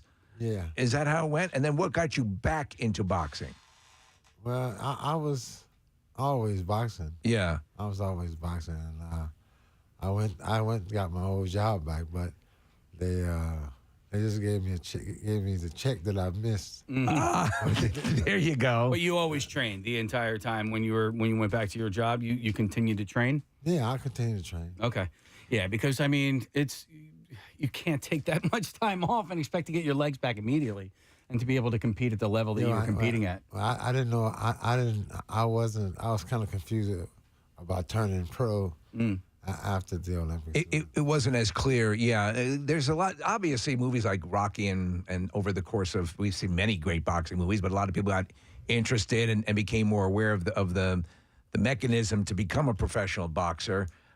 So you were a champ in two separate weight classes. And we were thinking about, we've been talking about this recently. We had a few chances to have boxing conversations here on the show, but you don't see a lot of the heavyweights anymore, and yet now they're seeming to come back. Are you noticing? Because that really used to be the money shot for years. It was the heavyweight boxing matches. And is that what you're seeing as well, Bob? The resurgence. Yeah, it's true. Of I mean, boxing has changed over the years, and of course, all the split titles and stuff. And I like Michael Spinx and his team, the greatest Olympic team ever in 1976 with Sugar Ray Leonard and his brother Leon. Yes, which was historic. Two guys winning the gold medal, and then two guys winning the World Heavyweight Championship. It was different because you watch the fighters progress through the Olympics on TV, Wide World of Sports, and then as a pro, you saw all their pro fights. Now it's hard to get pay-per-view, and all that, and you don't really see them as much. It is coming back more on TV. There's a lot of, streaming and all that you can see fights, DAZN and all that. So it's coming back, and that helps. I think we really lost a generation of fans with the MMA. Yes. Because we went off TV and they went on TV. Mm-hmm. And, they actually have the grassroots program with wrestling because they have wrestling in school. Mm-hmm. In the European countries, they have boxing in school. So No kidding. Yeah, so everyone's got a background. So it's a natural thing, not so much in the United States. We've talked about this countless times, Michael, and I mean, the events, and you were a part of a number of them where, it seemed like the world stopped to watch these pay-per-view events. And I remember talking about how there would be movie theaters would carry them on what they would call closed circuit. Yeah. And it was, the level of fandom that you had, Michael, and obviously you're still revered, but do you look back at that and say, can you even comprehend or remember just how massive it was, the focus on you and those particular legendary bouts that you had? Not really. Really? Does it seem like almost like a dream? Because you can say that. You can say that. Yeah. Would you think you were mentally able? I mean, because it's nothing like. No matter how popular things get these days, they're not as focused as they were then. It was just the nature of the beast. Do you think you were prepared mentally for what came at you in that way, from that side, from the fans and all that stuff at your age? Yeah, I think I was. You were? Yeah? You were able to keep an even head? Yeah. Yeah. Yeah. By the way, the fights I had mentioned start at 5 p.m. Each day, and tickets are available at goldenglovesusa.org. So it starts today and it goes through Saturday. Michael, your record was 31-1, 21 wins by KO. The only professional loss you took was against Mike Tyson. And I remember that night vividly because I grew up in St. Louis. And we had a party that night to watch the fight, and we were all pulling from you because you were from St. Louis. And two of my really good friends, there was a wait that happened at the beginning of the fight. Neither one of you guys wanted to come out of your dressing room. I'll never forget this. And so we had to wait and wait and wait. And my friends realized, wait, we need more beer before the fight starts. So they ran to go get some beer. And when they came back, they were like, has it started yet? And I said, it's over. It ended it was a first round knockout, not to bring up a negative or anything like that. But they didn't believe us. They were like, oh, stop lying, man. We just got the beer. We just got here. We're like, no, it's over. The fight ended right then and there. And that was a crazy moment. And that's when Mike was knocking people out in the first round. Yeah. It happened several times. But do you remember that wait beforehand, like you guys refusing to come out of your dressing room? Yes. And why did you not want to come out of your dressing room? I don't know. I think my promoter just was stalling the fight. Psychologically. Yeah. You know, it's funny because Mike Tyson, obviously people talk about his gamesmanship and his technique in the ring, but I was watching a number of your fights last night, and commentators were all commentating on the fact that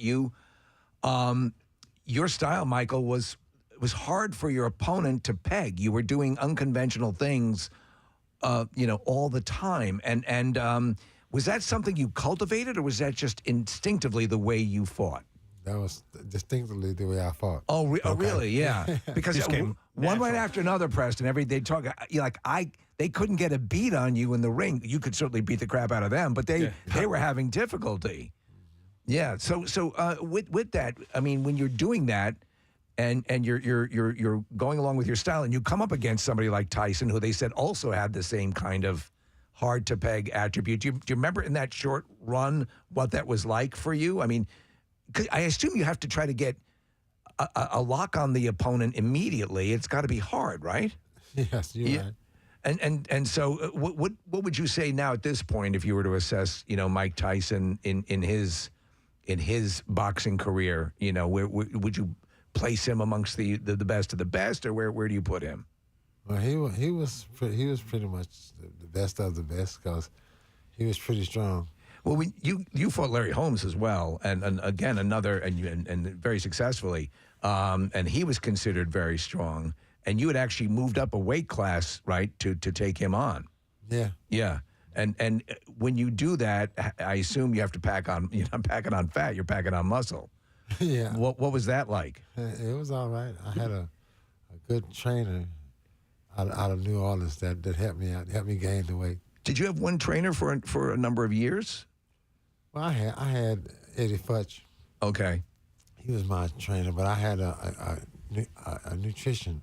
The nutrition. Okay. Yeah. This before there was attention on a lot of that stuff. Yep. Yeah. By the way, Bob, as far as Golden Gloves and coming out and seeing these amateurs, this is a good opportunity to see our future professional guys. Yeah. Yeah, absolutely. Again, it's the launching pad of all these great fighters. Everyone has the Golden Gloves in their resume if you're a world champ, really. A couple names you want to throw out there of people that we might not in the future? Not really, because the COVID thing kind of changed things around. So there's a lot of kind of new faces, but that's what you'll see at the end of the week. These, at the end of the week on Saturday, these are the stars that will go forward. And this is an Olympic trial, by the way. I love this, but Steve, I don't know about you, but I can watch anybody box. Yes, I don't need to see big names box because I just like the science of pugilistic. The people that are fighting and the chess game that it is. And it is, and that's a lot of times and Michael, I know throughout years of boxing, people they're just two guys going at it. They don't realize the strategy from moment to moment and how complex the game is. Do you find people eventually, if they watch enough boxing, begin to appreciate that? Yeah. It gives you a great appreciation. Physical chess. Yeah. You can see it in person. It's happening now. And we actually have some tickets to give away. Yeah. And by the way, this is sponsored by United Association of Sprinkler Fitters, 669 and 692. So if you're a fan of sprinklers, absolutely. The event is for you. It's a double event. No, but I've got a couple of pairs of tickets to give away, and we'll take callers 10 and 11 at 215-263-WMMR, and you will be able to go. And it is, like I said, taking place this week. Tonight is the first night at Harris Casino, right in Chester, very close by, and it goes through Saturday. So you can get those tickets through, wait, I just said it a moment ago. You can go through PAGoldenGloves.com. Thank you, PAGoldenGloves.com. But we'll take those callers right now, 10 and 11, 215-263-WMMR, and we will set you up. Gentlemen, best of luck with the event. Thank you. Thanks for coming by this morning. We appreciate it. Our pleasure. Thank you. All right, Bob Russo and Michael Spinx on the show. All right, thank you guys. And while they are headed to where they are going to next, I had a couple things I did want to mention. Number one, we have another opportunity to win MMR's concert cash. That will be at 10, and we don't want you to miss that because it's our second stop on 5 through the day. We have ample chances for you to win, but you need to make sure that you take advantage of it each and every time. So that'll be at 10 o'clock. We'll get the next letter. I did have a couple of quick shout-outs, and I meant to get to these on today because they did request them specifically for these days. I got this for, it says Dorton. Dorton. It's actually from Sean. He says, my good pal Billy listens every day from Portland or, Portland, Oregon. Because it was capitalized. Or gone. It could be, Casey, it could be Portland me. Yeah. Portland me or gone. Oh, wait. This is one of the greatest ones, I think. Or. You really emphasized that. Well, it's capitalized. It's capital O-R. I thought they were okay. Casey, you were out of the studio for a new riff on New Jersey that was actually good, too. Oh, what did I miss? I forgot what I said. Good morning to you. Where's another Portland besides Maine, too? Portland, Oregon? Yeah. Oregon, no, besides Portland? Oregon. I Isn't don't there know. another Portland? Maine. Yeah. Is there a Portland, Washington, too? I don't think so. There's a Portland, Hawaii. Yeah, there's I think there's a Portland in every state. Every state has a Portland. There's a Port Richmond. Yeah. All right. Anyway. Or My good pal Billy listens every day from Portland, Oregon. Oh, Billy. Whether live streaming or podcasting, later per his time zone. He is a daily listener and has been since the time he lived in Philadelphia several years ago. He's one of the best baristas I know. Oh, that's someone who deals with coffee. And he even has a pop-up coffee business called More Coffee that operates from a Volkswagen bus, complete with an espresso machine and other coffee equipment. His birthday is May 8th, and I'm sure some sort of elaborate chart out would really make his day, or just butchering the email alone. Thanks, and Ray John cheers. That is from Sean Lally, so there you go. There's a Portland, PA. What? Is there? Yeah, Yeah. there's a Portland in every state. Up near Southampton. Okay. This one is for, it says, can I get a shout out for my niece, McKenna? Wow, how do you say this last name? Oregon. No. Herlihy. Herlihy, I guess, yeah. She turns the big 2-1 on May the 7th. Nice. And he says, I'm so proud of her. She is who I want to be if I ever grow up. Reasons? She's earned her black belt in karate or taekwondo. One of those, hell, I don't know, he says. She has earned several awards for marksmanship in both distance and accuracy with both rifles and pistols. She hunts, fishes, and bowls. Wow. In high school, she swam, played lacrosse, and field hockey. She graduated from high school June 2020, also known as the first class of COVID. She had no prom, no signatures in her yearbook, and no actual graduation. Did he specify it was his full contact bowling? She's ridiculously funny, super smart, and absolutely beautiful. She is now going to school to become a dentist or orthodontist, one of those, hell, I don't know. And also, number 8 on this list says she recently met Dr. Mike. Hey! She is my absolute most favorite niece. She likes to point out that she is also my only niece, whatever. And he says, P.S., her dad, Joe Herlihy, did your 2019 Stop Smoking hypnosis with Dr. Rosenpenis and still is smoke-free. Right. And that is from Felicia Catalano. So here's a shout out for McKenna, and happy birthday. That name is familiar. To you. Felicia Catalano. And here's another one that says, hey, Preston, it's been exactly 1 year since my wife, Robin, rang her end of treatment bell for cancer. We're both huge fans and listen every day. Could you please give her a shout out to celebrate this occasion? Thank you. And that is from Michael Wright. Awesome. Congratulations to you. Congratulations. That is wonderful news. And then this one, I just wrote a note here. It says great shark. Oh, no, it doesn't say great shark. It says goat shark. That says goat? Yeah. Oh, it does. Right. It says, sup, roast beef. This is from Jessica McIlvain, by the way. And says, once again, I am asking for your best, most ripping goat chart. We are racing once again this year, Sunday at the Sly Fox Brewery Bach Fest. Yeah. Bach. Yeah. And so the name of the goat is Bo Duke. It says Bo Duke was a fan favorite last year. He's lean and mean and ready to smoke the competition. A shout out from the MMR crew would definitely pump him up. Thanks, Presbo. All my love, Jessica McIlvain. And I think this was this past weekend, so I don't know how Bo ended up. So good luck to you in the past. Yeah, so there you go. There's your shark. And then another one. Good morning. Want to reach out, get a shout out for my little girl, Josephine. Josie is turning 1 I love that name. on Friday, May 5th. Josie? Yeah. Yeah? Yeah, I would have loved to have named one of my kids Josie. You can still do it. From the Steely Dan song? Steely Dan song, yep. My husband and our extended families are huge fans of the show. My daughter and I also listen to Preston and Steve every morning on her way to her poppy's house before going into work. Wait, this is a Josie that just turned 1? Yeah. Yeah. And what are the parents' names? I don't know. Black Cow and Pretzel Logic. No. Bodhisattva and Peg.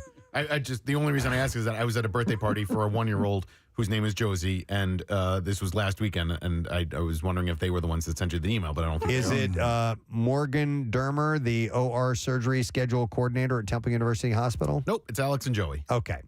All right, so anyhow, goes on to say that she also re-listens to the podcast daily with her dad while he cooks and does work around the house. So please give a big shout out to Josie Bean. Give it another one. For her birthday. Isn't that First amazing? birthday. Josie Bean. Yeah. I wonder if Bean is a nickname or if Bean is actually the middle name. Or, yeah, I guess you could do that. That's cute. Yeah. Bean is a little, your little bean. Like peanut. Little Yeah. peanut. Like that. Little butt plug. What? Oh, okay, you wouldn't do that. No. I do like Peanut as a nickname. Yeah, as my brother Josh was Peanut for my dad. My wife is Peanut. Yeah? Super Yeah, her mom. It's adorable. My If, dad used to call me Dickhead. Yeah. Oh, my guy's Jesus. adorable. Yeah, I'm a little dickhead. If men were in charge, would there be birthday parties for 1-year-olds? No. Yes. There would? Yeah. I don't think there would. It's a drinking thing. It is a You drinking can't thing. let a 1-year-old drink. We had a 1-year birthday party for Parker, and I got ripped at that. Did you? Yeah. How'd that go over? Oh, I don't think Rochelle probably. She was drinking back then too, so maybe we both got hammered. I So don't know. it's a party for the parents to get Yes, the together. child You gets bring a- a couple tchotchkes for the kid. Well, even the tchotchkes, the kid's not really. I mean, they're Yeah. 1-year-old. No. The only thing they get is the messy cake picture. Yes. Aw. And that's the one thing that is really for the kid. I do find those adorable. Yeah, there's also a tradition that I don't know if you guys did this for your 1-year-olds, but you put 3 things in front of them. It's a pencil, a dollar, and there's one other thing, and whatever they go for, that's like, it's a premonition as to like what they're going to do. You know, Oh, I if they go never for the saw pencil, that. they'll be, I like a that. scholar, And a hair crimper. a hair crimper. They're going to be a hairstylist. No, I've never heard of that. That's on the first birthday? The first birthday, Oh, yeah. I never saw that. No, I've never seen that. I know the Spartans used to put like the young kids out and have them fight their way back to the village. Right. At 1 year old. That's kind of a cute idea, I guess. You know, if. Yeah, I don't remember what any of my kids went for. And you and- guys did it. Yeah. Okay. Yeah, I didn't know I just that. can't remember what the third one I'm was. sure there are really 3 curious. items that they and whatever they gravitate towards is sort of a fun peek at what they might become in life. So, Right. so Casey and Avery went for a pencil, and Yeah, and then Seamus grabbed a game game controller. Game controller, yes. All right, anyhow, I thought I would pass along those shout outs and so on. So I tell you what, let's take a break and we'll come back in a second and we will do B File. Yeah. We have another chance for you to win $1,000 in MMRBQ tickets as well. So those things are on the way. Stay with us. Back in a moment. Preston and Steve on 93.3 WMMR. Why are you calling this? He loves only gold. He loves only gold. Only gold. Only gold. He loves gold. He loves gold. It's the only reason I bring the birthday up every year. That, and actually, we had mentioned that she was on the Oscars, and they had her come out and sing that song, and her voice was outstanding. Hasn't lost a bit. She's 83 years old. She's still a gorgeous woman, too, at 83. She also sang the other Bond song for the movie Diamonds Are Forever. Okay. Diamonds are forever. I don't know how it goes. Sparkling round my little finger, unlike men, the diamonds linger. Wow. Men are mere mortals who are not worth going to your grave for. So she's 83 today. We have that as well. Oh, wow. Diamonds are forever. They are all I need to please me. They can stimulate and tease me. They won't leave in the night. I've no fear that they might desert me. Nice. I could have done those parts. I could have sung those songs. Easily. All right, and then we have Rachel Nichols, who is in... Rachel Nichols, jingling in your pockets. Nichols. I noticed a piece of audio that I never notice audio, but I noticed. Who never notices audio, but on his birthday, he notices audio. Rent is going to be live on Fox on Sunday night. I love these shows. Yeah. I love them all. There was one or two that I thought were substandard. I think the Rocky Horror Picture Show was not really worth a damn. Yeah. But I loved Grease. Grease was great. Still have it on my DVR. Yeah. And I'm looking forward to this, to Rent. The music in the show is so good. My wife and I went to see it without knowing anything about it other than this is the show to go see. Right. And we were just like sitting there with our jaws on the floor just because the performances were so great. Do you guys want to try it? River Valley Vocal Band? Do you guys want to try it? I think it's something we should set as a goal. We've already did Afternoon Delight. I think we should do it right now. Yeah, we can do it. Yeah. Do you have the lyrics? I don't know the. I don't know them by heart. On the monitor, if you want. All right, this is a. We really don't. This is morning, boys. You got to understand our concerts are always at night. This is a very rare performance of the River Valley Vocal Band. Those of you here in our studio, what a treat. This was like when Sonny Bono and Cher sang on the Letterman Show impromptu. All right, Kathy, you're the bass, right? Yes. Yes, I think I can handle that. No.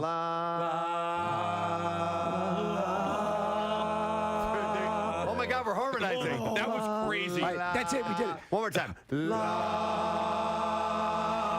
Oh my God. That's it. Go on from away. there. We're done. Walk away. We can't do any better. We're not But gonna we're sing. going to. Let's do it. We are? Yeah. Yeah. 2, 3, 4.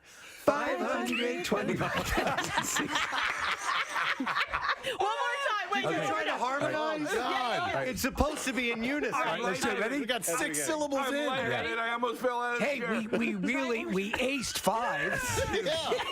Started strong. One more time. First Try one more syllable. time. 2, 3, 4. 525,600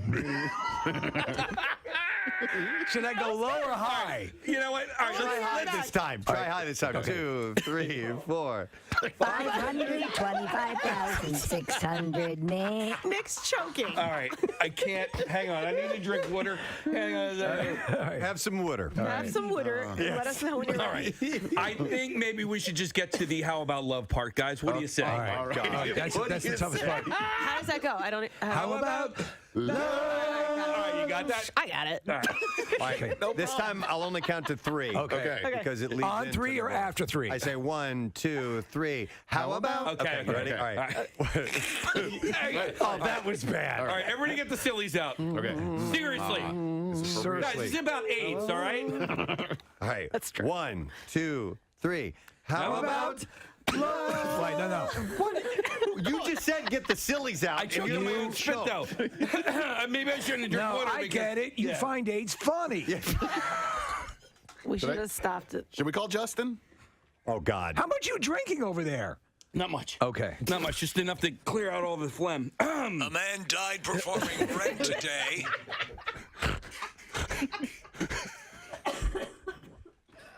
All right, here we go. Casey's crying. We're going to do How Look at About him. Love? It's so emotional. Okay. This song. All right, count us down again, All right, Preston. 1, 2, 3. How about love?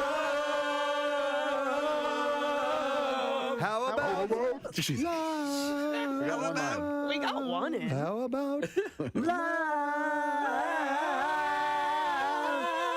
Measuring love. Seasons of love.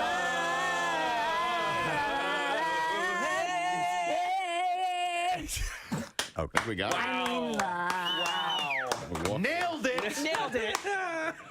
That was a success for sure. Sunday, I'll tell you what. Sunday at, I forgot what time, 7, I think. Our 5 was perfect. Why even tune in? You just heard the whole thing right Our harmony before that was pretty solid, I think. Don't call Justin. Are you calling Justin now? I see the hotline. I texted him. Oh, no. He's calling us. I don't want to sing anymore. He will. I don't want to talk to him. There was an There's alarm a guy that went who can off. sing with such ability.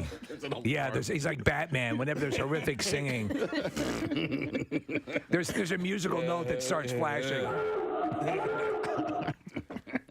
Everybody's agreeing on the text message. The beginning was good. Yeah. Somebody said, let's move on. Yes. All right, let's move on.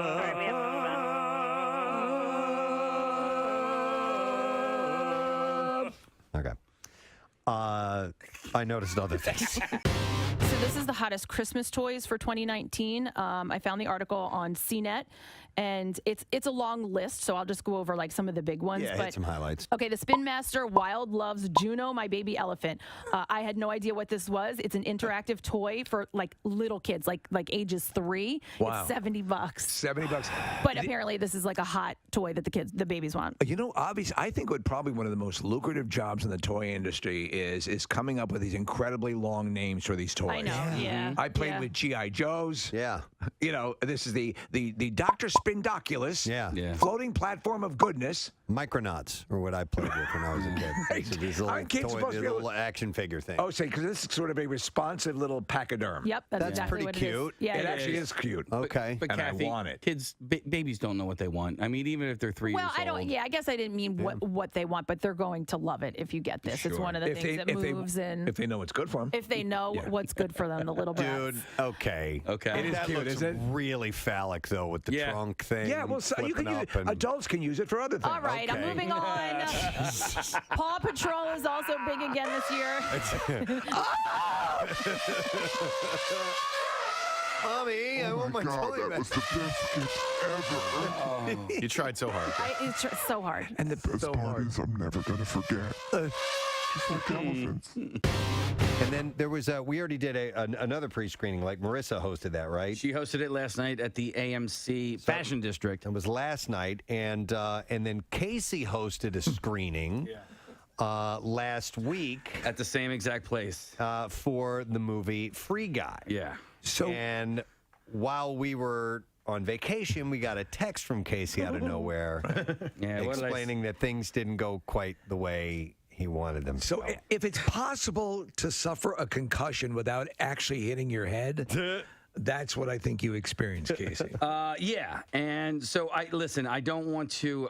I'm hoping. I'll find the text. Here. Okay, I'll read it. I'm hoping that I didn't lead you guys down in the wrong direction of where you think this story is going to go. No, we don't know anything. We know that, but it was so heartfelt, the text you sent out, that we knew it had to, because there have been similar situations in all our lives. But this one seemed like, wow, this really had to be a little bit more. Yes. So I have the text here. Okay, It go says, ahead. "Oh my God, I'm at the screening for Free Guy." And by the way, I sent you this text. I'm still there. I have not hosted the screening yet. Okay, I'm still there.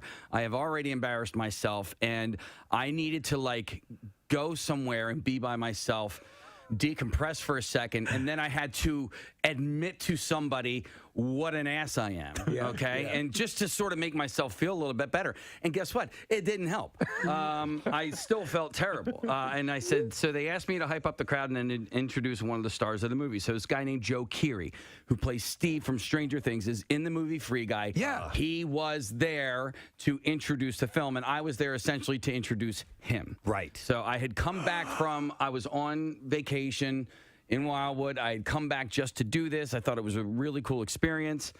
Real quick, had you met him like at this point, or is he still? Yeah. Okay. All right. Oh, By the way, he boy. seems like he's awesome. I love that character, Steve from Stranger Things. He seems like I've seen him interviewed before. He seems like a cool guy. He was a great guy. Okay. And I will say that, like, categorically, he was a great guy, and the movie is hilarious. It's a great movie. And the movie had been on the shelf for a year. Yes. They wanted a theatrical release, and so they were like, we're just going to wait. Only theater. And only theater. So, and then I just had a classic embarrassing moment. Like, it's a classic shut the F up, Casey, and walk away kind of a moment. I'm pretty embarrassed, but it's also a really funny story. So, you said you weren't sure if it was going to translate on the air. I'm not sure if it's going to translate on air. Okay. So, well, let's hear it. Well, deliver it in the original Farsi. Right. All right, so here's the deal. This movie was at the Fashion District, the old Galleria, the AMC there. It had never been there. By the way, what they've done to the place, the whole Galleria, the Fashion District, is awesome. It's really, really nice. So I get there. Joe had gotten there earlier than planned. From the movie company. But I had also gotten there an hour early, so I decided to walk around a little bit. Right. Side story, but it also is part of the story. I went to a place called Wetzel's Pretzels. Have you guys ever heard of Wetzel's Pretzels? Yes. Yep. Okay. Yeah. Listen, I love Philadelphia Pretzel Factory, and I love Annie Ann's. Yeah. Wetzel's Pretzels is like the best pretzel I have ever had in my entire life. I couldn't, and I was so happy with myself for going, you know what? I've never had a Wetzel's pretzel. Let me stop by and try one, right? Hey, me. And this thing was amazing. And you were really proud of yourself. And I was really proud of and I couldn't believe how it was big. Oh, is this hand shocked? Yes. It was amazing. And I'm sitting there, I'm eating this thing, and I'm going, I think I need to open a franchise. I'm like, this is like I have just discovered gold for the first time. That was like amazing. So I get done eating the pretzel, and Hannah from Allied Advertising she's my handler, and she says, "Hey, Joe's here. I can bring you back to meet him." I'm like, okay. I decide to use Wetzel's Pretzels as an icebreaker. Okay. Well, you were completely enamored of Wetzel's Pretzels. It would be ridiculous not to. Okay. I've been sober almost 10 years. Yeah. Okay. I go into this place like I had just done 7 rails of coke. Okay. You're hyped up. I'm hyped up. Okay.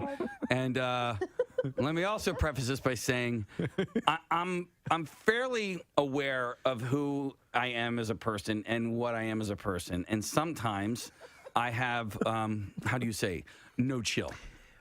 You have moments. Yes. No, I have these moments. But listen, that's a valid criticism of yourself. Right. But as we've told you throughout the years, to put a tap on that would be throwing out the baby with the bathwater, because that same energy delivers so much greatness to what we do on the radio. On the radio. Okay. In person. Sometimes the radio. you With have a stranger. to know. Yes. Might be different. So yes. like someone who's never met you. Right. Who's in a new town promoting a movie. And there are 3 people in this room that have never met me.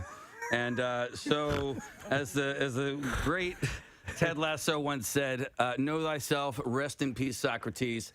I did not. All right, thanks, Kath. And I did mention the Hooters. They had a listening party for their new album over the weekend, and was delighted to be invited to that event, and went, and Pierre was there, and DeBella, and Matt Cord, and Ray Koob, and Brent Porce, a whole bunch of us. We had a really, really good time. The new album is a lot of fun, and gone back to a lot of reggae. I like that. Which is awesome. Yeah. And this really cool thing. So Dave was sickening because me and my buddy Jim showed up kind of early, and so there weren't that many people. So Dave's like, yeah, let me go show you around the studio and everything. And we went in, and he was showing me his current drum, because I'm a drummer, Dave's a drummer. So drummers get together, we start geeking out about equipment and favorite drummers and stuff like that. So he was telling me about these new kits that he's bought, and he was showing me this one. And while I was behind his drum kit, I saw this drum sitting up on a stand, and it's do you know what a timbale is? Yes. Okay, so it looked like a timbale,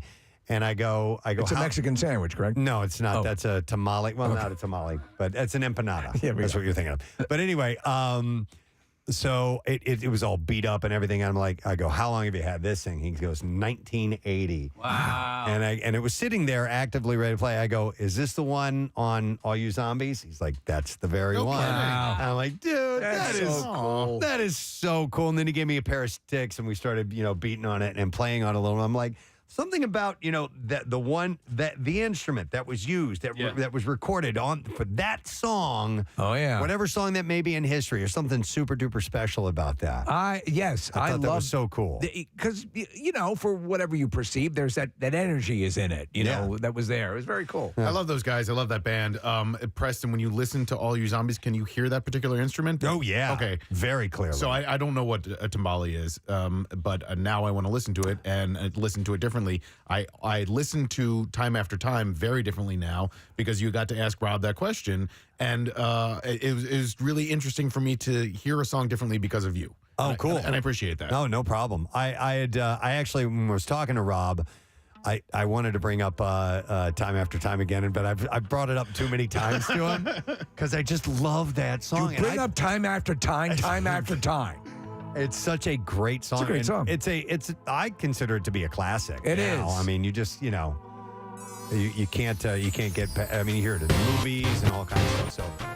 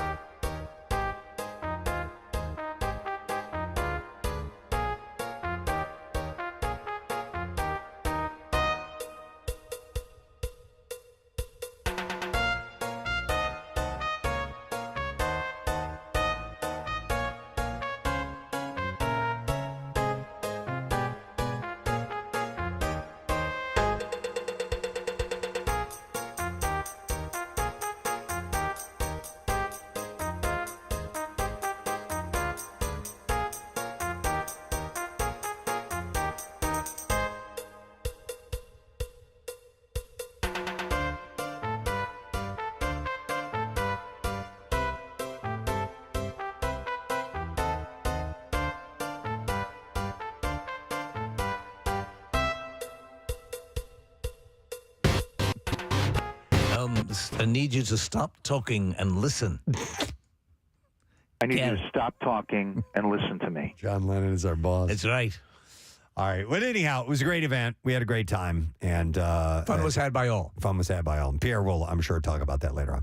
All right. We can now do the Bizarre File.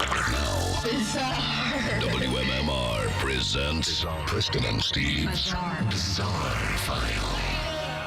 All right. Brought to you this morning by Sequoia Outback. And you can make your deck or outside space a source of comfort and pride. Shop the Memorial Day sale at Sequoia Outback, Route 309 in Hatfield, or at decksupplies.com.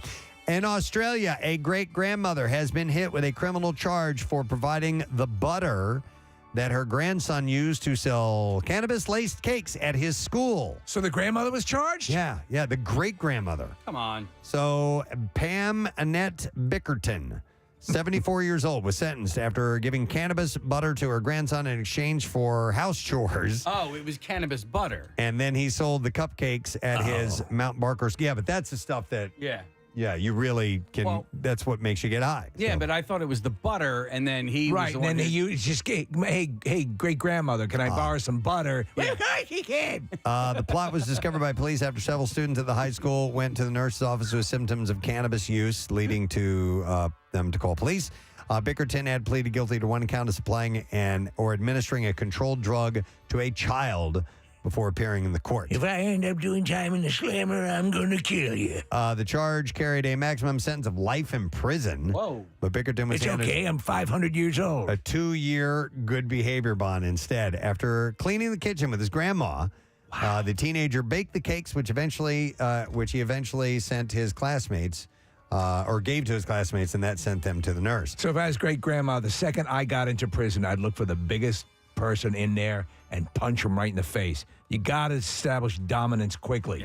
Police spoke to 2 students who disclosed that another student was providing the cannabis-laced cakes. This is a very serious offense, and after police arrived at the school to interview the students, including one who returned a positive urine test for the drug, classmates dobbed the teen in. I guess that's an Australian term for turned him over, who then told cops that his grandmother had supplied the ingredients. When police arrived at Bickerton's home in the weeks after, she immediately told them that she had 3 bags of butter in her freezer and 2 bongs, which they then seized. Sweet old great-grandmother Gripperton? She's doing bong hits. Bickerton told police court that she began using cannabis to help with sleeping condition and did not remember where she I also originally watch pornography. bought it from. Since the incident, she has given up her use of the drug. No charges were laid against her grandson for distributing the cakes, by the way. She's up at that age, you know. Let her have her butter. Here's a follow-up to the pasta story that we had last week. Right.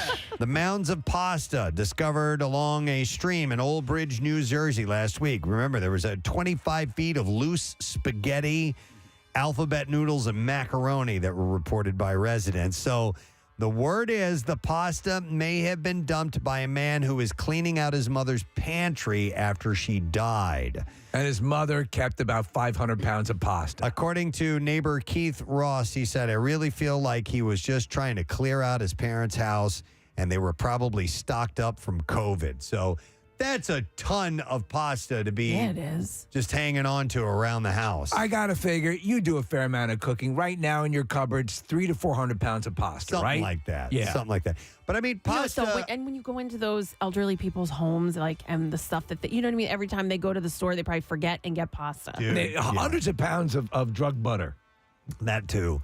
But I mean, I wonder how long you can actually keep pasta. I wonder how long. At some point, I think it's pretty durable, pretty right? long. But at some point, I would think it would go bad. I'm not really sure about that. My question would be: there was no better apparently, this area, as I watched a news story on this, is a dumping area. They're having big issues. Yeah, but you can either throw it away in a regular garbage can, or you can give it to a food shelter. Or something, Good. you know? That would have been a good idea. Now the question was a lot of this already cooked or not? I don't think it was. Well, I think it was raw. Oh, I was going to say the picture looks kind of like it's cooked. You mean with that 40-pound meatball on top?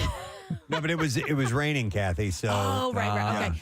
Some people like also, to prepare their pasta that way. There's definitely an expiration date on the pasta box. Is there? I would Yeah. think so. Yeah. I never really look. All right. German police say a 51-year-old man who was left tied up in the woods when a sex game went awry had a lucky escape after a cyclist and a hunter heard his screams for help. I feel so embarrassed. Police said the man was discovered fully dressed but firmly bound with ropes and a pantyhose over his head. It I says. can explain this. And he was on top of a deer hunting platform. He was at a deer stand, Oh, my God. tied up with pantyhose over his face. You're actually going to laugh when you hear what happened.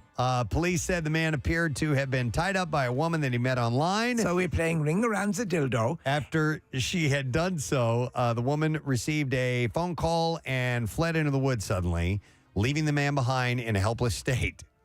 The 51-year-old told officers that he had a box cutter on him for such situations. She said she had to leave because her dachshund swallowed a dry cleaning bag. But seemed to have underestimated the woman's bondage skills because he was unable to reach the knife. Could you imagine? In the woods? The man was unharmed and refused to provide information about the woman's identity. Police have opened an investigation on her and a suspicion of failure to render assistance and possible deprivation of liberty as well. Fortunately, there was 500 pounds of pasta next to him. Yeah, so he could survive on that. Wow. All right, and then finally, we'll end with this, and this has got a happy ending to it. A good Samaritan who saved a baby from rolling into speeding traffic in California. I saw this It's video. amazing footage, yeah. Said that he happened to be in the right place at the right time. Video of the heart-stopping ordeal has since gone viral on social media. Security video shows a stroller suddenly rolling backwards outside of the A1 hand car wash as the baby's great aunt was rummaging through her car. When the woman notices, she runs towards the stroller but trips and falls down. She gets up again and she fell once more. Just as the stroller is seconds away from hitting traffic, a man suddenly dashes over and grabs the handle just in time. The quick-thinking hero, Ronald Nessman, recalls the moment that he spotted the runaway stroller. He said, I start hearing a lady screaming, and she had already fallen down. I see a baby stroller being blown by the wind, and before I knew it, I took off after it, and the wind was blowing it so fast. The stroller was gaining speed by the second it barreled towards the busy street.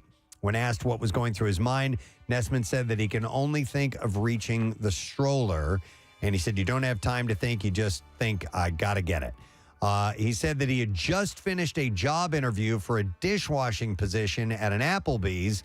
When he accompanied his sister to the car wash that day, he believes that it was a case of being in the right place at the right time.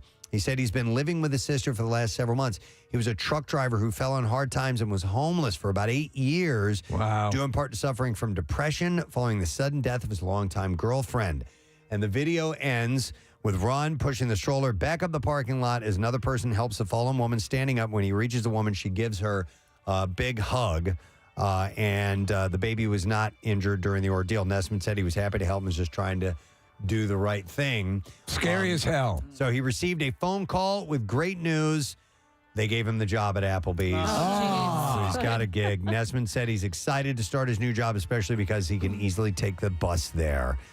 He said his goal is to save up enough money to buy a used car someday so he can take on more work in further locations. So sometimes it works out. Yep, good news at the end there. All right, Feeling good in the neighborhood. That's what I have in the bizarre file. That's Applebee's, right? Yeah. All right, let me see here. We have, what time is it? Oh, my God, it's time. MMR's Concert Cash.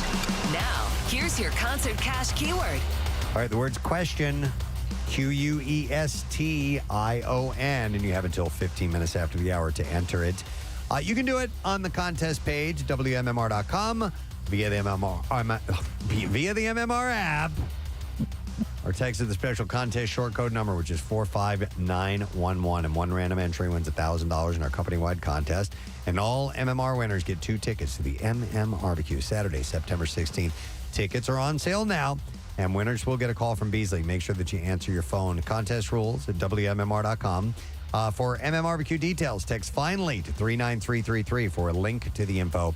Sponsored by Meineke. The word again is question, Question.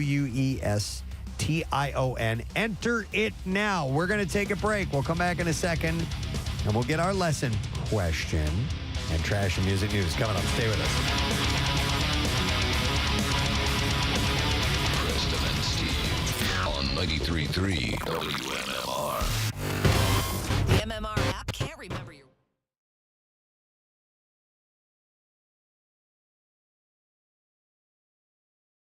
Is going off the rails what was going on here. So I'm brought into this room. I go off on Wetzel's Pretzels. As it turns out, all 3 people in the room have heard of Wetzel's Pretzels before. Oh, good. And yes. So It was relatable. It was relatable, and we had this in common. You picked the perfect icebreaker. All right. So I meet Joe. Joe's a great guy. And then I meet 2 of his handlers. One of them, the female, was from Disney, right? Yeah. So she was his handler from the movie company. Hannah, who had brought me in and introduced me, has now left this room. We're in like this office, and I just go off the rails. That's all. Like, I was just being nice. I was being a nice guy, and I just didn't shut up for like 5 minutes straight. And that's sometimes your Caseyism. Like, you don't know when to end it. Yeah. Is that what it was? Well, so I had 2 or 3 different times talked myself into a corner. Well, let me jump in here also. Throughout the years, and it used to be the thing where I had asked, if you realized this story was not going anywhere, and then an asteroid hit the Earth. Yes. I asked you to say, and then an asteroid hit the Earth, and we all died. Right. So there were a couple of, and listen, this is Steve from Stranger Things, and and prior to this, I thought maybe I was going to have to do a Q&A with him, so I did a little bit of research about him, and so I knew a little bit more about this gentleman. And as it turns out, I wasn't doing a Q&A. I was just introducing him, and that's fine. Yeah. So. Hannah's not there. I know, like, I have to leave. I have to get out of here. Like, I am, I'm in a pretzel loop. I have overstayed my welcome. I have moved on from pretzels. I don't even know what I don't know what the bridge from pretzels to Van Wilder was. But now I'm at Van Wilder, and because Ryan Reynolds is in Van Wilder. Sure. All right. Sure. So, and I'm relaying the story. Another icebreaker. I had a really great interaction and encounter with Ryan Reynolds at the Van Wilder screening and press junket in Panama City, and I'm relaying this story, and then I just hear a knock at the door. And I'm like, okay, let me answer the door. It's Hannah from Allied Advertising. So I open the door and she goes, hey, there's some people out here who want to have their picture taken with you. And I go, oh, okay, you know. And I start walking out the door.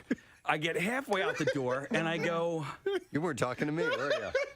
Wait, no. Oh, no. No, what? She was talking to me. Okay, all right. All right. But I kind of made a joke like, oh, Joe, no, they want some pictures. And she goes, no, they want pictures with you, with me. I'm like, oh, okay. And I walk halfway out the door, and it dawns on me that there's nobody out there to take pictures with me. Oh my God. The girl from Disney Oh, God, essentially texted Hannah like, dude, get this guy the F out of here. Oh no. Oh no. Right?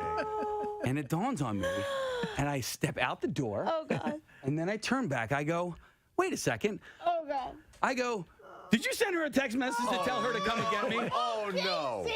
Oh no. She did. She flat out did. I go, you did. I go, it's fine. I go, I get it. I go, I'm so sorry, man. You know, listen, sometimes I have no chill or whatever. But I go, I know you totally did that, right? And then I shut the door and I walk away with Hannah and I go, did she send the text message? She goes, yeah, she did. I was like, oh my God. And listen, I don't care that I called her out on it. I don't. No. That's if you're going to do it, you got to own it. Yeah. I'm like, and you did.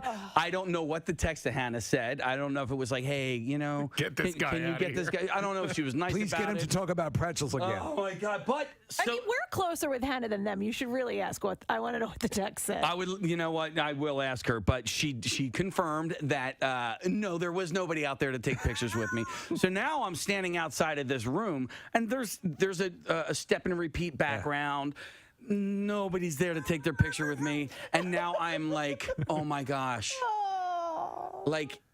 Now you're thinking. I was a child at this point, I was so embarrassed, and I was like so inside my own head, and I was like, this is terrible. I am so embarrassed. I almost felt like crying, and then because I was depressed, I was like I legit got depressed at who I am as a person, and then I was like a little bit mad. I'm like, but I was being nice, you know what I mean? Like I'm a nice person, but like, God, Case, you're a 46-year-old man.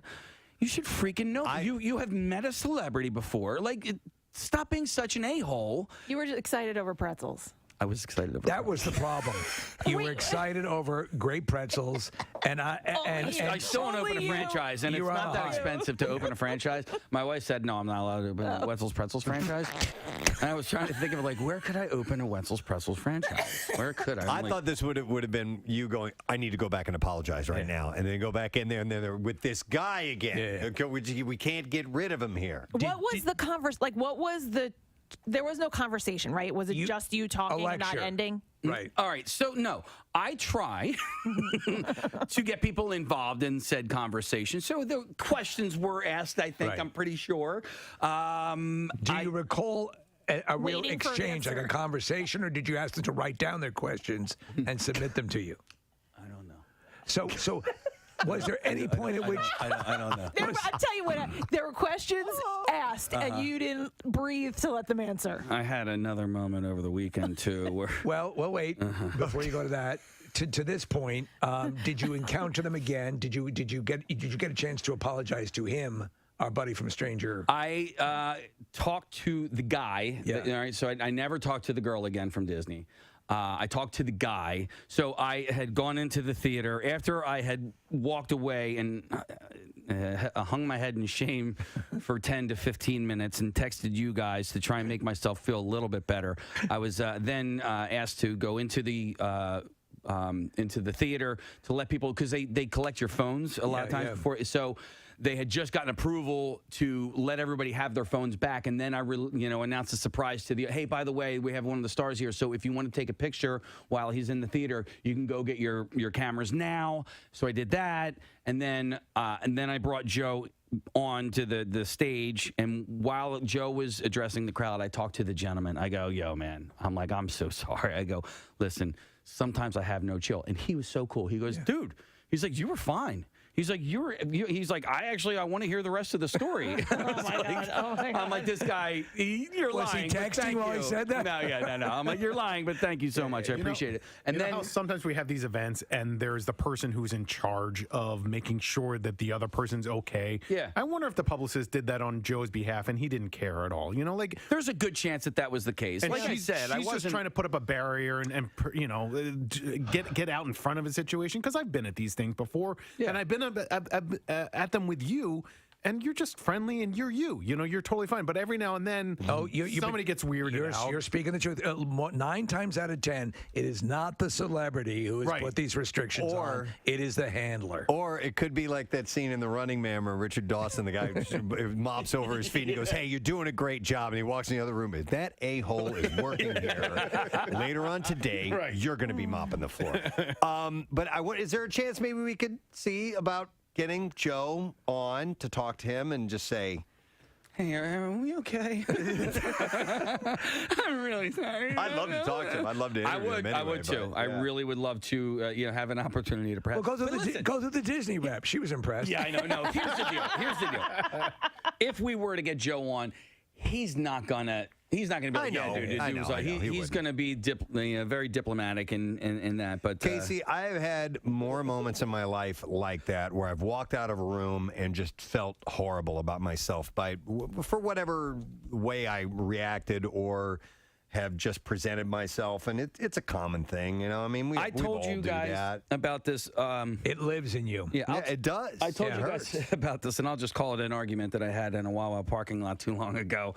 And I felt worse about this encounter than I did about that encounter. Like, I really did. I felt worse about myself. And that one almost came to blows. No, it did. Yeah. It did. And I won't go into details, but I will let everybody know that I was in the wrong to begin with. But I had a very similar experience on Saturday night at the Fish concert. I was talking to a gentleman named Dave, who he was telling me about these guys that were standing behind me, and one of the guys just so happens to be a guitarist of a band that I actually just started listening to, and I was like, what? Pretzels! I'm like, oh my God, Corey Wong! Pretzels! I like pretzels! Do you like pretzels? You ever had a Wetzel's pretzel? No. So a guy's name's Corey Wong, and he's the guitarist for a band Wolfpack. And I love Wolfpack. Thank you. Yeah. So do I. And I started going a little bit off the rails. And then Dave, who introduced us, he sort of had to qualify, hey, this guy is the producer for the #1 morning show in Philadelphia. Yeah. And that's what he says. And I'm like, oh, man. I did it again. I'm doing it again. I'm like, he's totally he's saying to this guy, this dude's not just although I am. Yeah. I was like, okay, all right, let's reel it back a little bit. But this one time when you did this, no. So I tried to reel it back. Pretzel bread. I like bread. So listen, I didn't feel as you bad about probably that felt encounter. it was worse than it was because now you were hyper aware of it. Yeah. I'm sure it wasn't that bad. It's challenging though too, because when you're with friends, when you're with loved ones, everybody smiles and nods and it's cool. When you're with strangers or somebody you've never met before, it changes the dynamic. And you have no idea what was going through Joe Keery's head. I'm sure he's fine and probably hasn't thought about it since then. Right. Well, and or that's the subject of his new movie. Now, I've also been on the receiving end of a few of these experiences, right? People listen to the show and they're huge fans. Or, somebody will introduce me to somebody who clearly doesn't listen to the show, and that's fine, too. And now these people have to act like, oh, yeah. And I'm like, you don't have to. It's okay. It's okay. Yeah. You don't have to listen. I know you don't, and it's fun. But because of that, because of my experience that I had with Joe Keery, and to anybody, if you want to come up and say hi to me at a restaurant or a Wawa or where, please do it. Absolutely. Because the deal is, I don't have a job if it's not for you that's listening right now. It's just, it's as simple as that. All these great luxuries that I'm able to provide for my family are a direct result of We're going to give away a pair of tickets to see Chris D'Elia. Good Lord. Chris D'Elia, or how do some people pronounce his last name? D'Elia. D'Elia. All right. I never know. I think it's D'Elia. Is it D'Elia? Okay. Yeah. December 2nd, the Academy of Music. He's great, by the way. So the question we'll ask this morning is, what's Jeremy Renner's sister's name? I messed up Jeremy's name this morning. Let's see if you remember what that was. 215 263 WMMR. What is Jeremy Renner's sister's name? Not really, but the name that I flubbed instead of saying Jeremy Renner. Let's see if you know the answer to that. 215-263 WMMR. The trash business is a gold mine. 93.3 WMMR with Preston and Steve's Hollywood Trash. All right, it's brought to you by A.D. Moyer, your professional source for decks, windows, doors, millwork, and more. admoyer.com. What's up this morning, Steve? Well, Brendan Fraser opening up about being typecast after winning the Best Actor Oscar for The Whale. Fraser says he realized just what he was in for the second he received the script for a movie called Fat Slob versus the Mummy. Whoa. Oh, my God. CBS announcing that they've decided not to renew the TV series SWAT, Preston, sorry for Rochelle, for another season. The network says they wanted room on their primetime schedule for a new series called Tactical Weapons and Tactics, or TWAT. And finally, a wild rumor is circulating, and this is insane, that Meghan Markle secretly attended the coronation of King Charles in a disguise. Some are suggesting that Markle was inside a porta potty that kept moving by itself. Right. And that's your Hollywood Trash. All right, we're looking for the answer to the question, what is Jeremy Renner's sister's name? Not really. 215-263 WMMR. And of course, someone named Jen is going to try to answer this. Hi, Jen. How you doing? I'm great. How are you guys? Good. And Jen, you can use this name if you want to, but what is Jeremy Renner's sister's name is? Jennifer. Jennifer. Yes. You got it. Hang on, Jen. You just got yourself a pair of tickets to see Chris D'Elia December 2nd at the Academy of Music Kimmel Center, and as seen on Whitney, Comedy Central, Showtime, Netflix, and more. And tickets are on sale now at etix.com. Let's do music news. Now, Preston and Steve's Music News on 93.3 WMMR. Good boy. Brought to you this morning by Coors Light. You can join the President and Steve Show live from Keenan's, North Wildwood, Friday, May 26th for the official opening of the Jersey Shore. Be there starting at 6 a.m. It's brought to you by Coors Light, made to chill down the shore. Disturbed's David Draymond has revealed that he is using Tinder to find the right woman following his divorce from Lena Draymond. After a fan discovered a dating profile with Draymond's name and likeness and posted it on Twitter, the singer responded saying, "Not fake, LOL, it's me." You'd be surprised. He said, "It's hard for a guy like me to meet the right woman. I'll tell you." I'm sorry. He said, "I'll tell you, it's been weird so far. Lots of scammers trying to figure out how to navigate this new terrain." What's that supposedly vetted app for celebrities? There's one that they go I remember on. hearing about it, but I couldn't tell you. Right. Yeah, where It's they been referenced a few times. They check and make sure if you're Yes, fast enough. that's it. That's it. What is it? Wait, what is it? Raya, Raya. Okay. I had a friend who was on it. Oh. Is she a celebrity?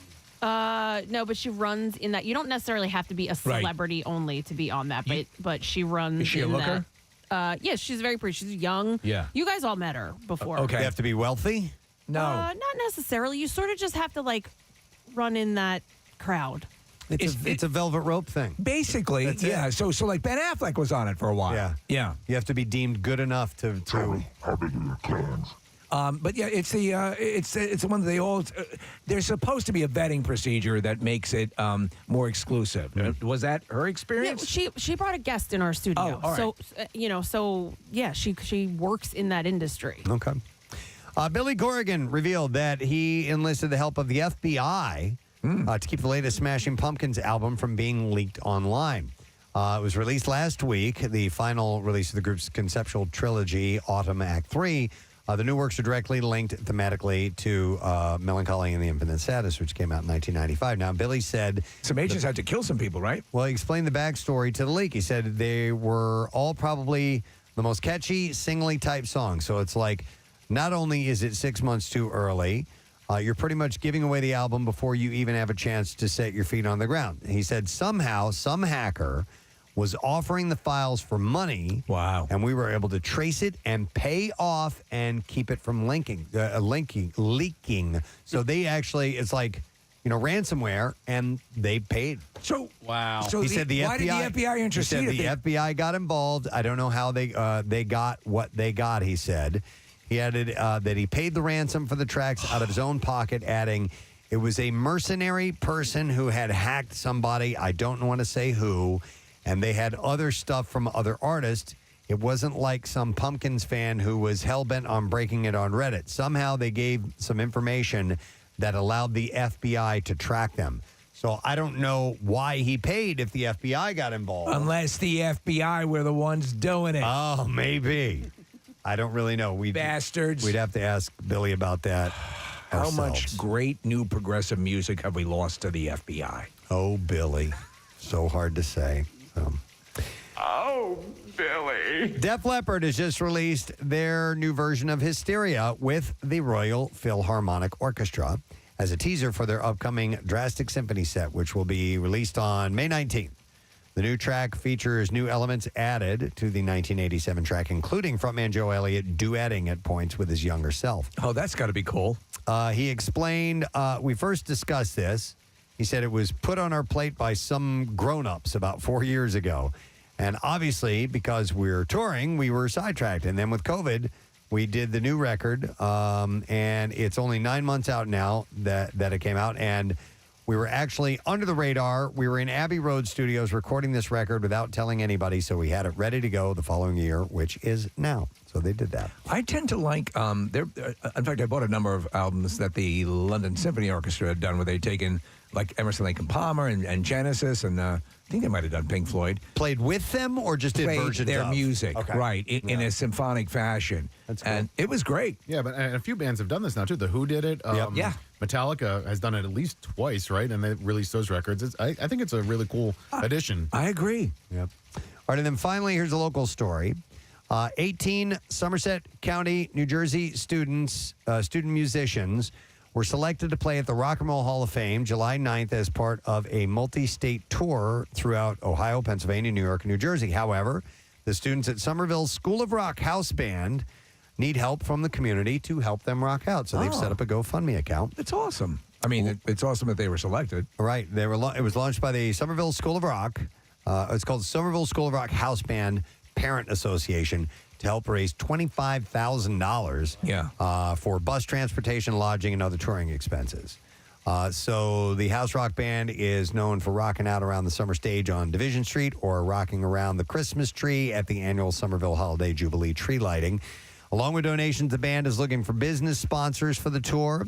Sponsors will be represented in the digital programs at every Somerville School of Rock House Band performance, as many as 50 shows per year, or you can choose a higher tier level of sponsorship, which provides advertisement for the business on tour T-shirts and the sponsorship advertising banner that is displayed at all shows. So I thought I'd just give a heads up to that. That's great. So the Somerset County, the Somerville School of Rock House Band. Do you think is looking for that? And you can do a search on GoFundMe and find that. There's a place for us there, Case? Oh, yeah. Performing wise?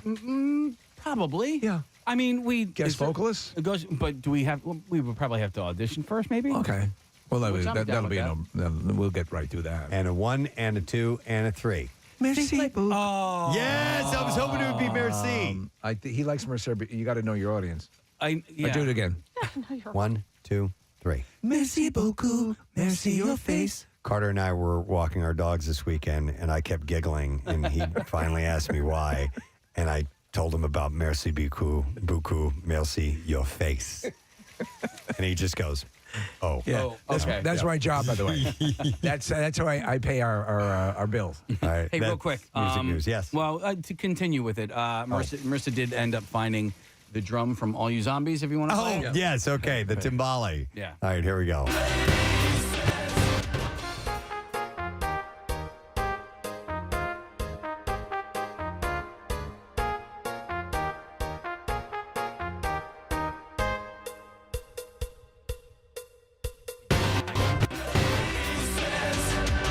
That that's the tamales there. Yes. Wrong.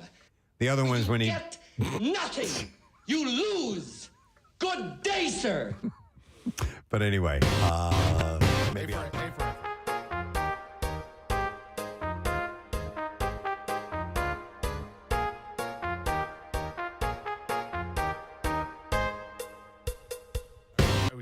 week that her husband was there, and Marissa introduced him, and she says, "And this is my husband." Right. It's so cool to see.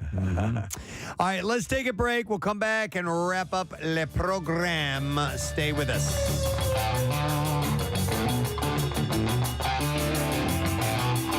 Preston and Steve on 93.3 WMMR. Wouldn't it be great if you guys open up a pretzel franchise, you and Joe Keery?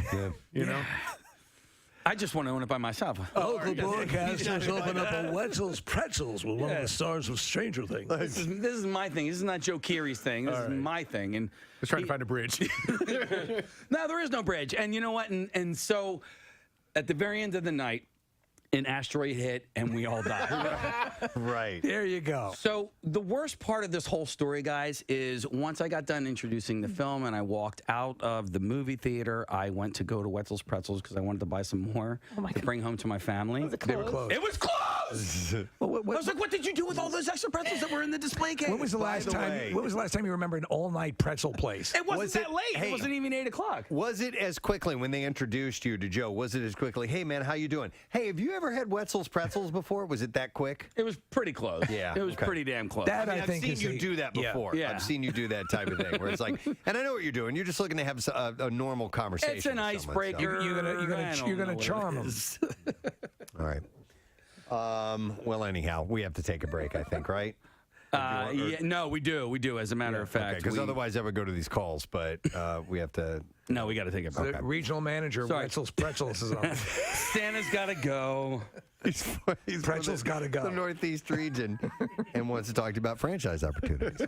Listen, the closest one here is at the Fashion District. I already checked, and they're in North Jersey, but that's the only one that is around here. All right. So I can't believe the winner in all of this is Wetzel's Pretzels. Right, big time. You know? You kidding me?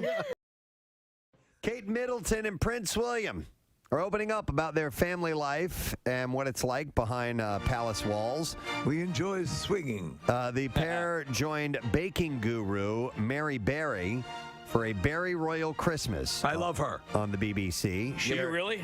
Yes, I do. Oh, okay. Sharing his perspective on how he has been talking to his kids about the causes they champion. William noted that when he drives Prince George and Princess Charlotte to school, they point out homeless people and ask questions. Daddy, run over them. They frighten me. Will do. He said on the school run, I know it sounds a little bit... I killed that one. Got one. Keep score back there. Do you all have a pad and paper, pencils and such? 1-1.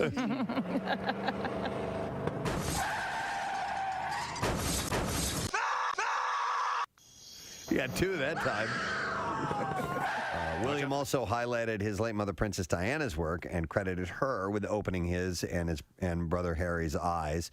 And he said that a visit to the Passage Homeless Charity was one of the first places I came to, actually. It must have been between 8 and 10 years old, something like that, and it had a profound effect on me. He said, my mother knew what she was doing with it. She realized that it was very important when you grow up, especially in the life that we grew up in, that you realize that life happens beyond palace walls and that you see the real people struggling with real issues. And this is the cake woman they're talking to? This is the cake woman. I'm sorry, were you talking to me all this time? Yeah. Mary Berry. And I simply asked, how are you doing? The special aired yesterday on the BBC, by the way. There was a throwaway line that made a lot of press. I guess it was in the Daily Mail. She said to Kate Middleton, basically something like, would you like to squirt on the cake? Oh, geez. And so there was actually isolation. They thought that was rather amusing. Why don't you lift up your skirt, hop up on the table, and squirt on the cake? Squirt. You know, like they do in pornographic films. Royal jelly. Royal jelly.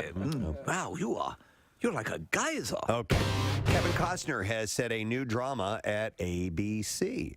ISB will tell the story of elite special agents of the Investigative Services Branch, whose job it is to solve the most complex and heinous crimes committed in national parks in the Pacific West region. ISB? ISB. He is going to produce and write this. It's a procedural.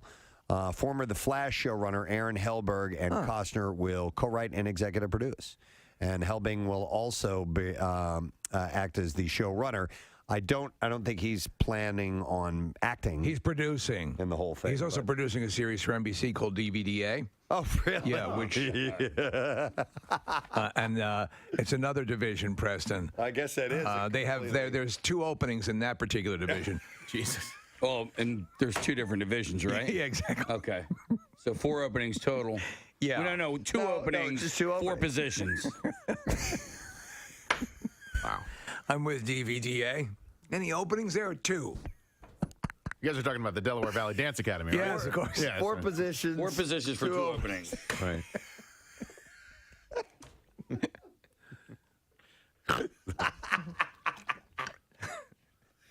I needed Look up that. DVDA. I needed that. Or don't. Or don't. No, or just watch Blue Waffle. Or you could just know what that Go is. about the rest of your day without doing that. Did you guys see the updated E.T. commercial that's I been on? did. It's Yeah. great. I love it. It is Steven cool. Spielberg directed it. Did he? That's what I was wondering because that's what I read. I'm like, oh, you can't tread on Steven Spielberg's territory. Yeah. Well, Henry Thomas, who played Elliot, allegedly tampered with his sobriety test during a DWI stop. According to a police report obtained by TMZ, he refused a breathalyzer during a stop in Oregon. He was reportedly taken to a station and put in a holding cell. And when a urine sample was taken, the report claims he filled it with toilet water. The oldest trick in the book. E.T. taught him that. He denies the claim. If you're ever arrested for drinking, take your urine specimen and mix it with toilet water. He denies the claim. Last month, the 48-year-old pleaded no contest to driving under the influence. He was given a $500 fine. I was also told to attend a victim impact panel and install a car breathalyzer. Here, I'll piss in a cup for you. Oh my God! There are no minerals in this urine that are not even on Earth anywhere. It's purple. It looks like the purple stuff. You drink instead of Sunny Delight. Breaking news. Really? What's up? Marissa was just telling me you sent it over. Okay. We heard rumblings about this, I guess, Monday, that Pearl Jam is going to have new music out? Oh, yeah. Bill mentioned something to us about that. Okay. We have a clip of the song Marissa just sent over. Oh. And she's going to get you some information on the album. What's the name of the song, Marissa? I can't. Oh, I'm sorry. She does not. What is it? It's called Four Corners. Four Corners. Four Corners. Just a clip of the song. You want to So play? it's ready to go now? Yeah. Did you finish the endorsement or the? I did, okay, all I right. did, yeah. So limited time offer was the last part of that. All right. New music, Pearl Jam, just a clip of it. Like 40 Very cool. seconds. All right, here we go. Let's check this out.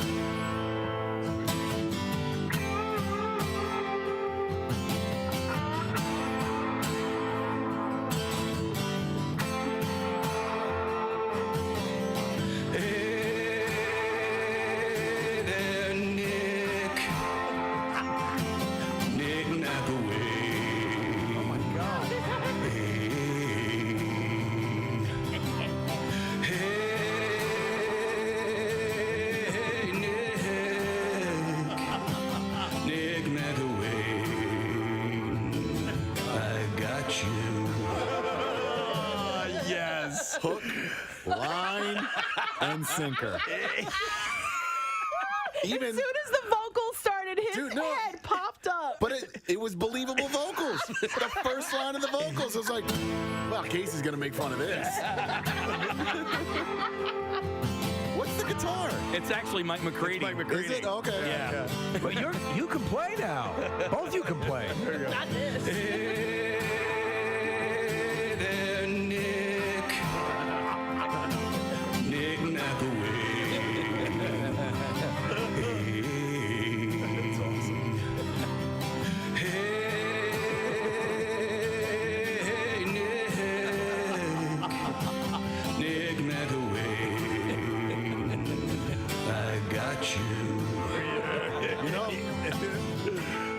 some songs speak to you more than others. Yeah, I think this one hits you really, where you live. This one speaks to me. That speaks directly to you. Yeah, I mean, it's for crying out gets loud. me in all the feels, man. Casey was so excited.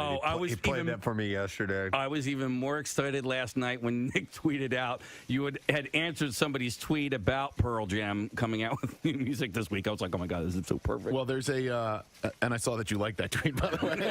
There's now we know why he liked that tweet. There's a Pearl Jam account in Italy that actually helps break some Pearl Jam news around the world or whatever. And Pearl Jamma. No, it's Pearl Jam Online Italia, and we've been talking about possible new Pearl Jam music all week because we heard from Bill Weston that there might be some. And that's not it. And well, no, clearly. But the more we talk about it and the less that actual Pearl Jam music shows up, the more nervous I am about actually talking about it on air because it's just been rumors thus far. You know, we haven't actually had any. So then you got me today.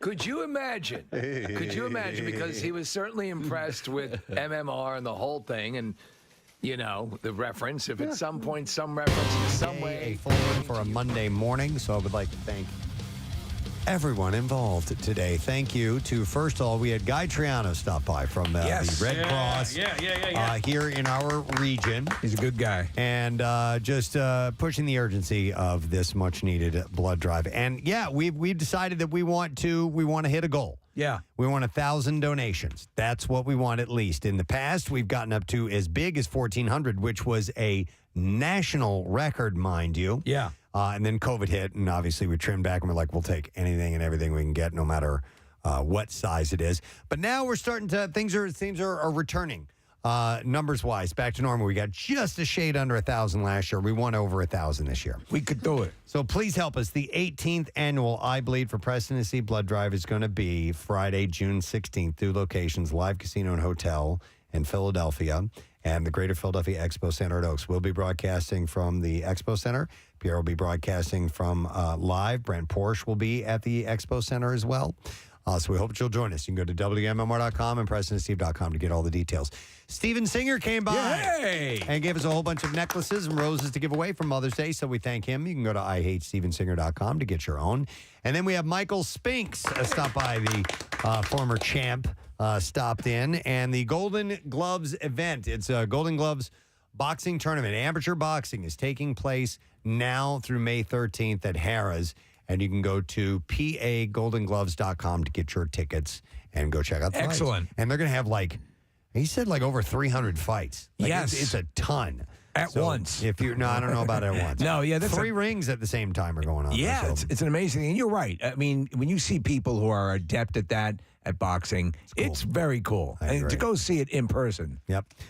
Pierre Robert's here. Hey, man. And good day then. Nice to see you, sir. Great to see you. Had a chance to hang out a little bit over the weekend. That was cool. We did at the Hooters listening party, which was way cool. Heard you talking about it.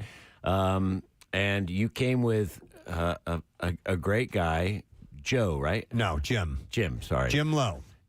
So years ago, believe it or not, I did the morning show between 93 and 96, I believe it was. And this guy would call, and he goes, I'm a brain surgeon, and I'm going into surgery, and we'd like to hear some Grateful Dead or some Rolling Stones. Or I don't know what it was. Whatever it was he wanted, I go, of course. Yeah. And I would put him on the air. And and I would think about him, and he stayed in touch for a while, and then I didn't hear from him. And then a couple of years ago, I go, I used to have a brain surgeon that listened. and if he didn't call me. And he goes, I'm still here. And you brought him to as your guest to the listening party, and I had a lovely chat. He's now a good friend of yours, right? Yeah, he's one of my closest friends. Yeah, and now he's left brain surgery, and he's become a lawyer. That's correct. He's not very bright, this guy. He got his law degree while still, actively medical as a neurosurgeon. Medical lawyers, or usually the route is they are lawyers and then they learn a bit of medicine. Yeah. He comes in with the full medical bona fides, as they say, and then gets the lawyer's degree. And you know what? His sister was my music teacher from kindergarten through 8th grade. Come on. Yeah. Because he said he grew up in Delco. Yep. As I was talking with him. Yep. Really nice guy. Yep, excellent. So, but yeah, it was a great time at that event, man. Fun time. The music industry used to have a lot of those kind of events, but they don't anymore. You miss them. Because there are no record companies, listening parties or, just gatherings where you could see people from the industry and that sort of thing. Very, very well done. Very cool. Agreed. All right, shall we do the letter of the day? I'd like that. Here we go. Preston and Steve on 93.3 WMMR. Now, the Daily Letter. All right, and the Preston and Steve show is brought to you today by the letter H, as in Hellfire. All right, Hellfire. We have a 4-pack of VIP tickets for the 2023 Ardmore Outdoor Spring Beer Festival this Saturday. And it will be at Shuffle Plaza. And VIP tickets include an hour pre-fest indoors at Ardmore Music Hall, hosted by Pierre Robert. And ticket giveaways for the Hooters sold-out shows that weekend. And the GA portion of the day is 1 to 4, live music and 50-plus craft brews. 21 to drink, all ages to hang. Tickets on sale now, and you can text Beer Fest to 39333 for a link to all of the information. That's excellent. Give that away on Friday. What's happening on the show today? Well, we have more opportunities. Concert Cash at noon and 3 p.m., and then again at 5 p.m. with Brent. We have Bruce Springsteen tickets to give away for the first of the 2 outdoor shows at Pierre's Good Citizens Park. And that will be in August. So that's really cool, August 16th. Some birthdays. We had Bill Kreutzmann of the Dead yesterday, so we'll do a Grateful Dead block. We have a Foo Fighters block, and it's Alex Van Halen. I think it's his 70th birthday today, so we're going to do a block of VH in his honor. Cool. Excellent. I'll be there for that. Let's thank our sponsors. Preston and Steve Show is brought to you today by Duncan. The Preston and Steve Show runs on Duncan. Also brought to you by Coors Light, made to chill at the Jersey Shore. You can please enjoy Coors Light responsibly. Tomorrow on our program, a Tuesday, we'll give away some free tattoo love. So it's Tattoo Tuesday. And we are going to have a 4-legged guest in our studio. What? Major is the Phillies' new clubhouse puppy. Ooh. And they are going to be bringing Major by so we can meet Major in person tomorrow. Yeah, he's a therapy dog, I believe. We love petting Brazier, but this is much better. This will be better. That's it. We're done. Rage on. Have a great day, and we'll see you tomorrow, friend. Bye-bye. Preston and Steve. On